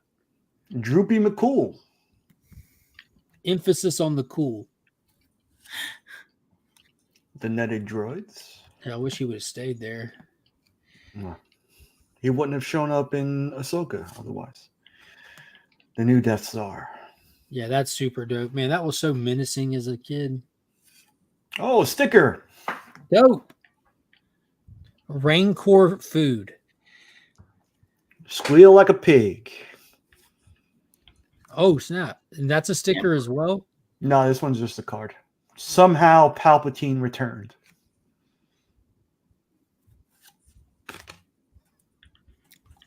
Oh, yeah. This voted Kiss of the Year by Nickelodeon.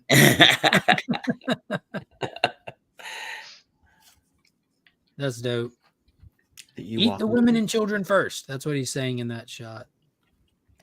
A new challenge.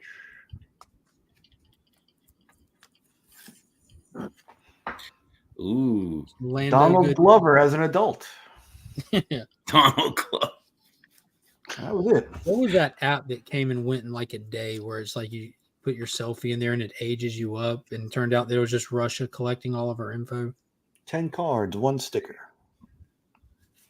That's a decent sized pack. These have 7 movie cards, and you're looking for foil inserts and fold out cards. I've come across 2 of the foils so far. One was an Anakin character card, and one had a mixture of like Anakin, Dooku, and Obi-Wan. Are you going to eat it, Nick? Hell no.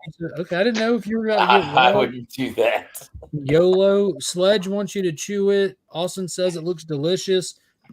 You ain't going to tap it on your tongue, see what's what with the huh? All right. You guys can bid on Donate to who's going C3 to if be you want eating Nick it. to do that. We No need way. to see proof of $100 donation to C3. Not Nick. No. Nick is not Yes. saying anything because Nick is already. Nick's not eating saying it. anything, but he wouldn't not do it if you donated $100 to C3 to see it. I will not be doing anything this All year. right, here we go. What year? Let me see what year these came out. Randomly inserted, no purchase necessary. See back for details. Approximate odds per pack to finding special insert cards. Silver foil are 1 and 2. Prismatic foils are 1 and 6, and the panoramic foldouts are 1 and 12. That sucks. 30 36 packs, so potential of getting 3. These are from 2002, so these are a little bit more recent than Nick's.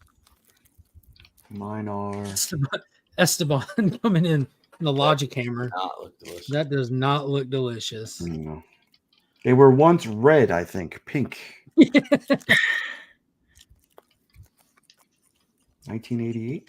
Oh no, 83. All right, here we go. 40 years old.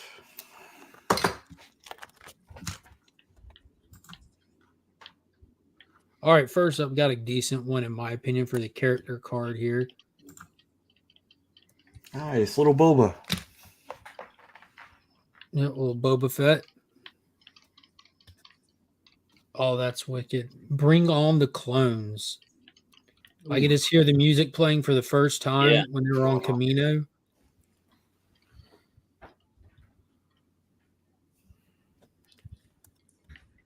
Super dope. Into the industrial sector. They're chasing Zam Wesell in the opening. Well, it's semi-opening. Looking like Fifth Element. Played Boom! by We got a foil. Dude, that is gorgeous. We got the Padme foil. Padme Amidala. the There white it is. the white after Labor Day card. Yeah. That's her Coliseum battle outfit she was rocking in the movie. Wasn't mad at it. Oh, there we go. Darted and deceived. We got the death of Zam right there when they were interrogating her. Oh, this is really cool. Bringing the speeder to life. So it almost looks like these are like intentionally inserted in the way that they are. You know, you have multiple cards with Zam. You have the chase that had to do with them chasing Zam down, the behind the scene card. That's really cool. I'm gonna get And here then and get last some character merch. card, Padme, who was the target of the hit.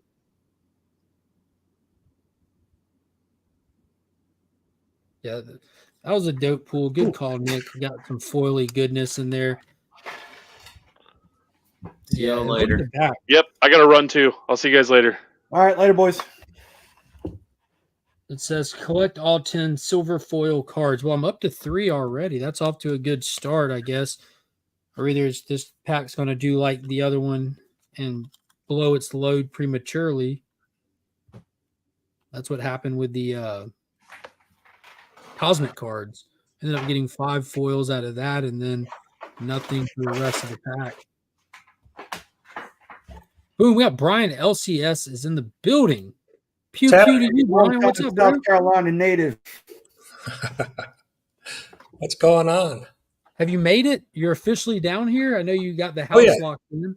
Yeah. No, in the new house, getting the new, getting my computer. We just got internet yesterday, so I've been a little. Well, welcome back to the civilized world. Yes. How close to Columbia are you, Brian? I don't want you to give out your location. I'm like 10 minutes away. Yeah. So you're in driving distance from me now. Yeah. I'm. I don't have a car right now, so I gave my youngest son stayed on Long Island, so I gifted him my car. So I'm buying a car hopefully within the next week. So, What a smooth move. Like, look, I'm moving down south. You got to come visit me. I don't have a car, Dad. Yes, you do. You've got to come visit me. So yeah, as soon as I get a car, I'll be coming down on a Tuesday to hopefully catch up with you and Alan. Yeah. So yeah, a good thing is, you know, you got to be familiar enough with the area if you live down here now. I-20, you just hop on I-20.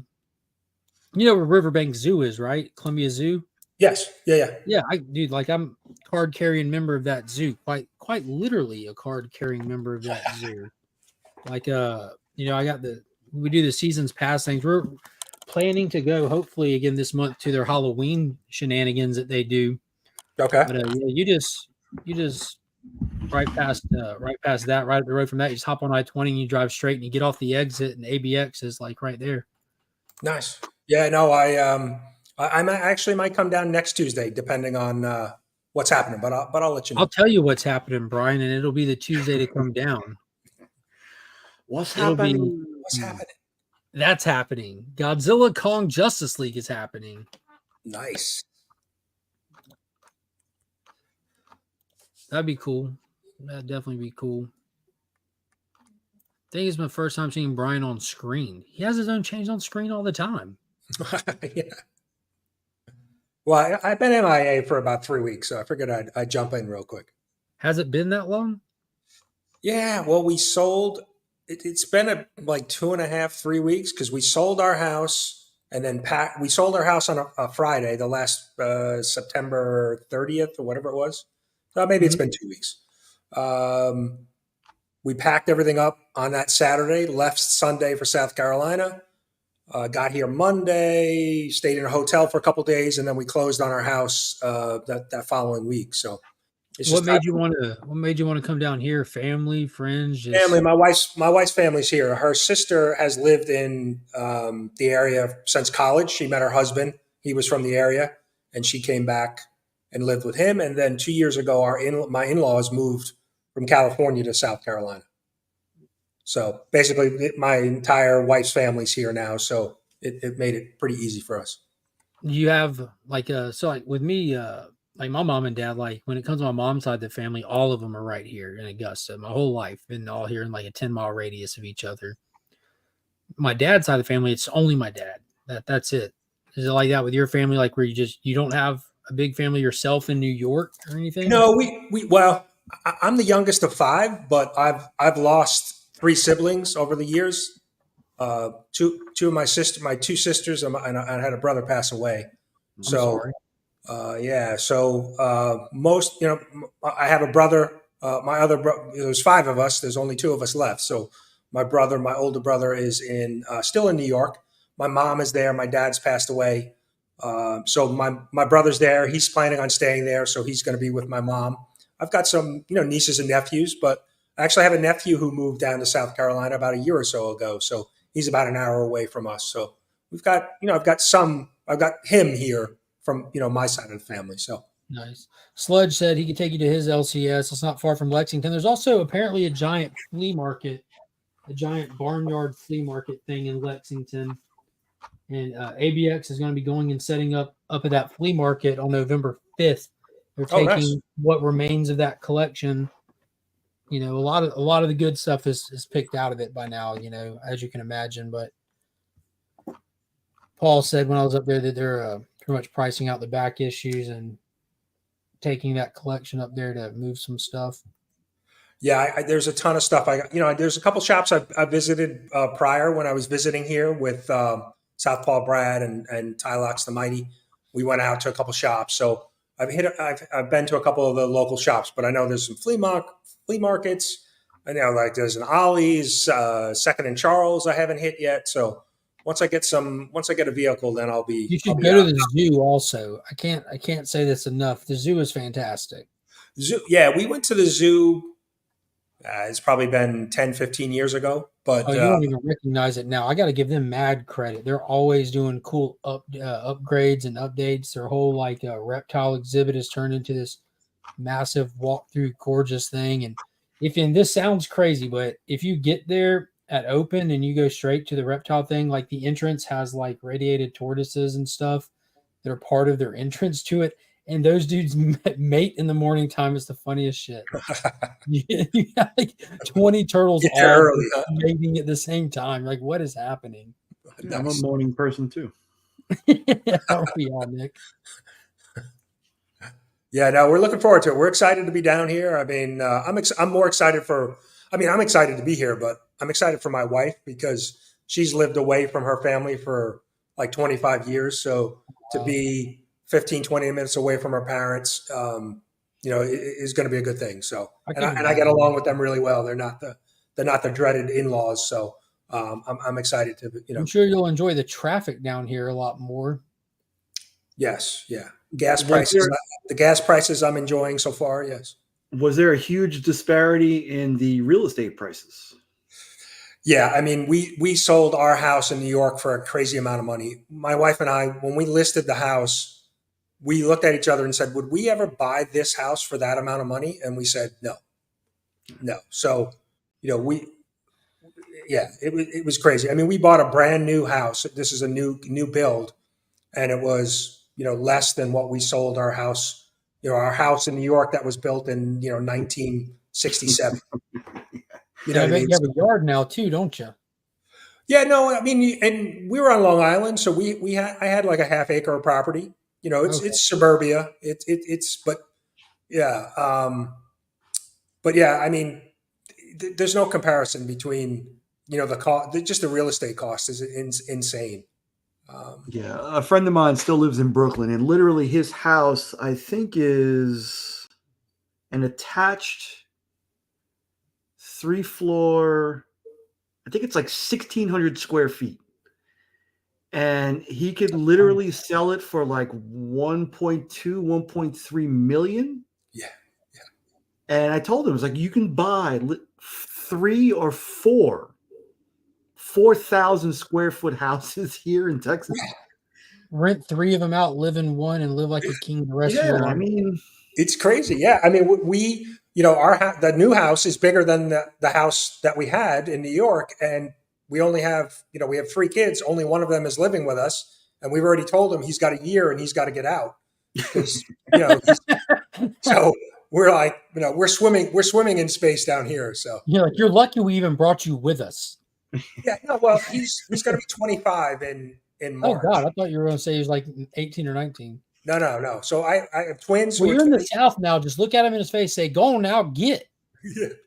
nerd, get out of here, nerd. Get out of here, nerd. He transferred with his job, so he's lined up with a job, and I'm like, look, just start saving your money, and you'll have a down payment for a house down here. So Giuseppe, are you at New York Comic Con today, Giuseppe? Yeah, the Chronic had pictures up yesterday. yeah, he was there yesterday. I know that. Yeah. Yeah, he had the picture of him in the line and stuff, talking about it was a cattle herd. Did anybody actually go on? Did you guys go on Whatnot last night? All of the New York Comic Con exclusives were being sold last night. They always do that. We just had Izzy on this morning, walking around in there with the little, the VIP pass to get you in. Yeah, I saw him. Yeah, I saw it earlier. Yeah. I wanted that foil Joker cover from Kirkham, and I was no way I'm paying Whatnot prices for that. Yeah, Okay, no. good luck. I'm out of New York next year, I hope. Yeah, Joe. I know Joe's looking to. It's not the same. He said he was there yesterday. Yeah, I couldn't imagine. I guess this happens to everybody. Like, you live long enough, you see the world change around you, kind of thing, And ever since I was a kid, I can remember just driving down the road and relatives saying, "Yeah, this used to just be a 2-lane road, or this used to be a dirt road when I was a kid," and legit. And now I'm seeing it happen. Like, the road that Finn's school is on was a 2-lane road my whole life. In the past 2 years, they've been doing road construction on it. There's houses right on it, and they've taken half of their front yards to expand the width of the road and stuff. And but I can imagine a place like California or New York, living there, and the speed at which it changes on you. It's like you don't even have adjustment time. It's just like, to hell with it, I'm out of here. Yeah, and I mean, even here in Texas, it's been 14 years I'm here, and just the way they built up my area, it's unrecognizable now. Yeah, well, I mean, there's definitely when we started looking for a house down here, there are so many new developments, new construction that's going up. I mean, I'm expecting that we're going to see that probably in the next 5 years or so, where they're going to have to start, because there's such an influx of people.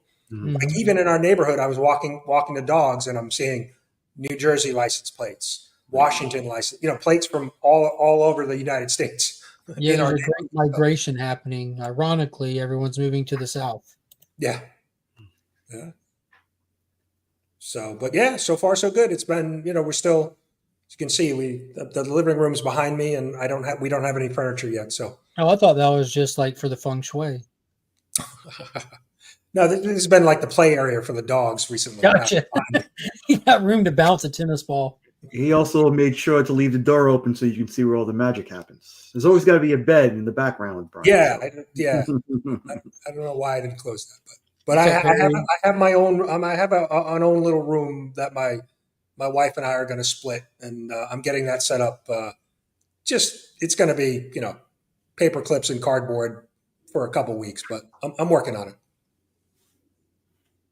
Perry said when he got his house, this was a small country town. Now it's a bombing city. It's wild. We used to race in the back streets. Now we get stuck in traffic. That's how a lot of stuff was for me here. But like the way Augusta is, like it's country that surrounds the city, you know, like, and it used to be like you're in the city and then you go 2 traffic lights, you're in the country. Now you go 10 traffic lights, you know, there's parts of it that, like all the little towns and stuff, like Grovetown is like the next exit up the highway from us.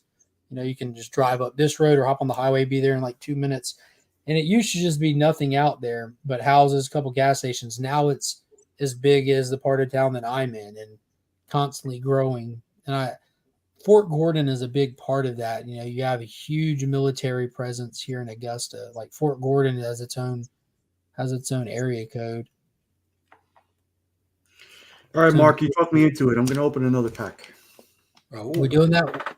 You doing Jabba now? Can I do Django? Yes. Okay. You want to go first? Yeah, I'll go first. I don't have any cards. Sorry. Brian, you just opened a house. That's fine. Yeah. All right, we're going Django. I'm hoping for a Django character card. For those that don't know, Attack of the Clones is my favorite Star Wars movie out of all 6 of the Star Wars episode movies that they made, all 6 of them. All right, boom. First up, we got some Count Dooku goodness. Such a weird name, though. Dooku. Darth Tyrannus, is that better? Much better. Landing on Coruscant. RIP to that ship, it blows up. Spoiler. Snared and Dragged. Again, reason why Django is one of my favorites. He beast moded him. Holy crap, dude. We hit 2 foils in a row, Nick. Obi-Wan Kenobi. Look at that. Look at the light on that one. That one foils different than the other one. Hello there. Definitely a lot. I see what you did there. Definitely a lot different. That's like a junior high photo when you used to get the silhouette in the back. It is, isn't it? Yeah, look how the light hits that. That's Right. wicked. All you need him is a That's- turtleneck looking up at the god. Senator Amidala lives after the attack on her. You get some Jedi Council goodness there. Oh my God, this is awesome. Look at this. Now that's a cool card. I don't know what the deal with that is. I've never seen one. Oh, this is the checklist card, and they actually put an image on it. Oh, sweet. Oh, wow. You got Django them battling, Anakin, some clone troopers. Genosha behind him, it looks like, with the Clone Wars kicking off. And the checklist on the back. Oh my God, the super battle droid. There you go. Nice. Very dope. He's got a little wiener, too. I was going to say it, but I knew you would, so I held off. Okay, we'll see how far card technology has come in the past 40 years. Is there gum in that pack? There is gum. Oh, And if you donate $100 to Comic No. Scaring Cancer, send me and Nick the screenshot, one or the other of us. You will eat the gum. No, $100. I have not said that at all. You guys want to see a No, 50-year-old? Nick never said it, but it will happen.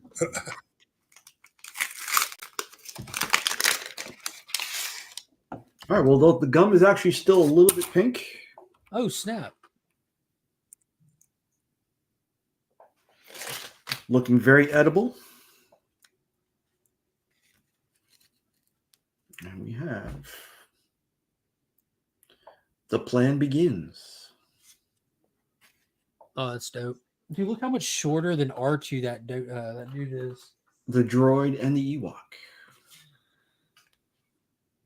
A Newfound Friend. You know, a lot of Little does Ewoks she in this pack. Right. Little does she know that he's looking at her like dinner. Yeah, he's got an erection in that photo. You just can't see it through the hair. Speaking of erections, Princess Leia strikes back in the slave lair.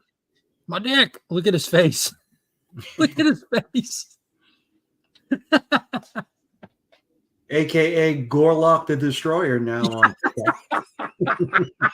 Hell no. Good morning, guard. Squeal like a little piggy. Is that the sticker? That's the sticker. C3PO. This one is a double. Princess Leia's smile of the last pack we had. You can't get enough of those. And that's another double. Another double, blasting a speeder bike. Another double. Droopy McCool. And again, another double. Oh, wow. Another droid. And another double. That's wild. What are the odds of What I that? didn't notice was also in the back of the sticker, There is. Oh, build the poster kind of thing. Yeah, here it is. That's cool that they do that. So after you use the sticker, you can still save the card itself to build that poster out. That's super dope. That's the face of it eating expired gum. For sure.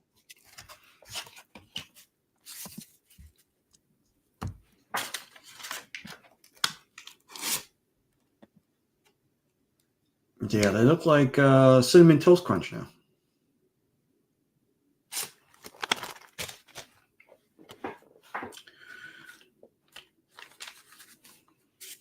So now I'm kind of wanting to get these graded now, just to have.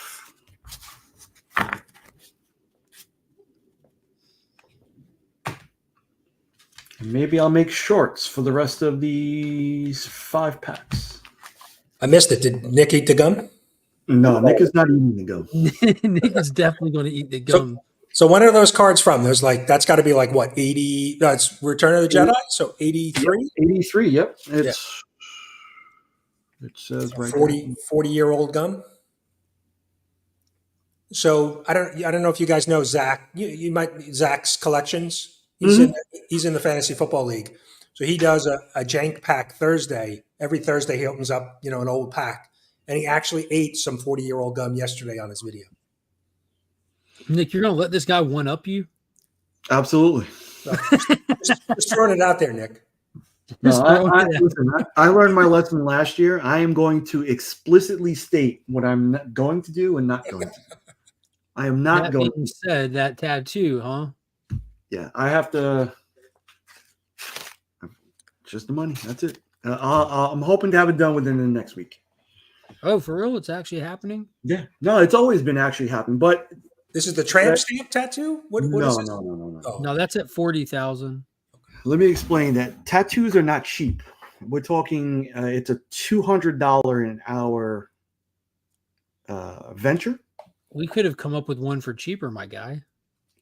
No, well, shops have minimums of $80, and what I had planned is I'm not going to pay $80 for. So it's kind of like a thing where it's got to be worth the money I'm spending, but not too much money. So I have. So it hasn't been revealed. It's going to be revealed after it's done. Yeah. And then everybody's going to say, "Oh, that's it." But I just have to fulfill my part of the bargain. I mean, Mike Tyson's face tattoo is very simple, but it's striking when you see it. Yes, but Mike Tyson at the time was also a multi-millionaire. I think he's on his way to $1 billion now. But I am not in that. Maybe you can lend me some money, Brian, since you're in a. The way my wife's been spending it on all the new stuff in the house, I'm not sure I'm going to have much left. Yeah. So.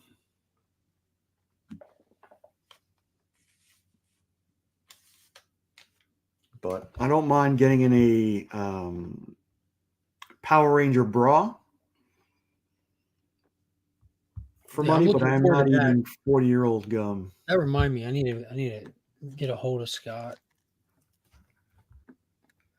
But I'm sure there's going to be some shenanigans next weekend for sure. Yes. But yeah, I'm going to. If Mark's not going to shut it down, I'm going to head off. No, it's already about to be 12. At 12, I'd have to shut it down to go get Monkey. Yeah, I mean, what Mark probably dropped the kids off. He went to the comic shop, came home from the comic shop. Right? It's been a GSD, baby, GSD. Yeah, that dude. When somebody commented on one of my card shorts, they're like, "If this is what adults are doing nowadays, we're doomed." I'm like, actually, I run a business, raise 3 kids, don't miss any of their events, do YouTube for blah blah blah. Like, went down a list, and I'm like, I do be busy. And I ended that response with hashtag GSD because I knew they wouldn't have a clue what it meant because they probably don't get a damn thing done themselves.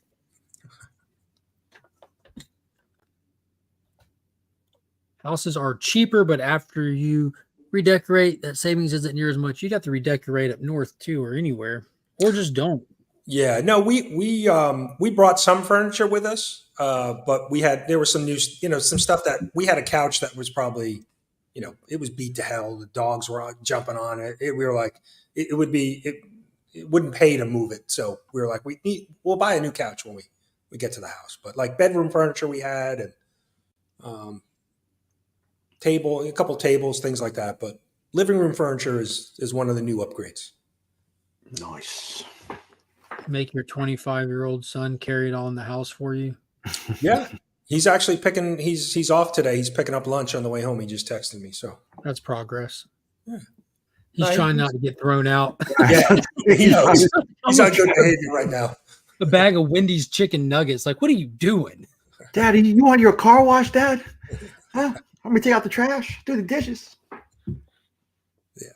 We'll live it up. I appreciate everybody coming to hang out. Be sure to check out the channel. I'm going to get some shorts uploaded today, but of course we got At Weeks In this Sunday at 8:30 p.m. and it's going to be a good time. Got a lot of news to cover. Really, I guess we could thank NYCC for some of that, but it'll be fun. Yeah, I'll be back tomorrow morning. Breakfast with Brian's back tomorrow after a 2-week layoff, but we'll be back. Pancakes. Yeah, I haven't made pancakes in a couple weeks. I gotta get on that. And ironically enough, Nikki I don't think Pancakes. we have flour in the house. I gotta go get some flour. Nikki Pancakes is a French toast guy. Yeah, I appreciate everyone hanging out. We're going to make like a baby and head out. Oh, Nick, why are you laughing? Never ceases to amaze me. Well, this one's for you. And you're welcome to come use one of the 8 easels we have set up for creating art here at the show for consideration for our art auctions on Saturday for our major auction at 8 p.m. at the Westin Ballroom. And the smaller auctions we'll have here on the convention floor on Sunday starting at noon. That's a flash from the past. So any artist that we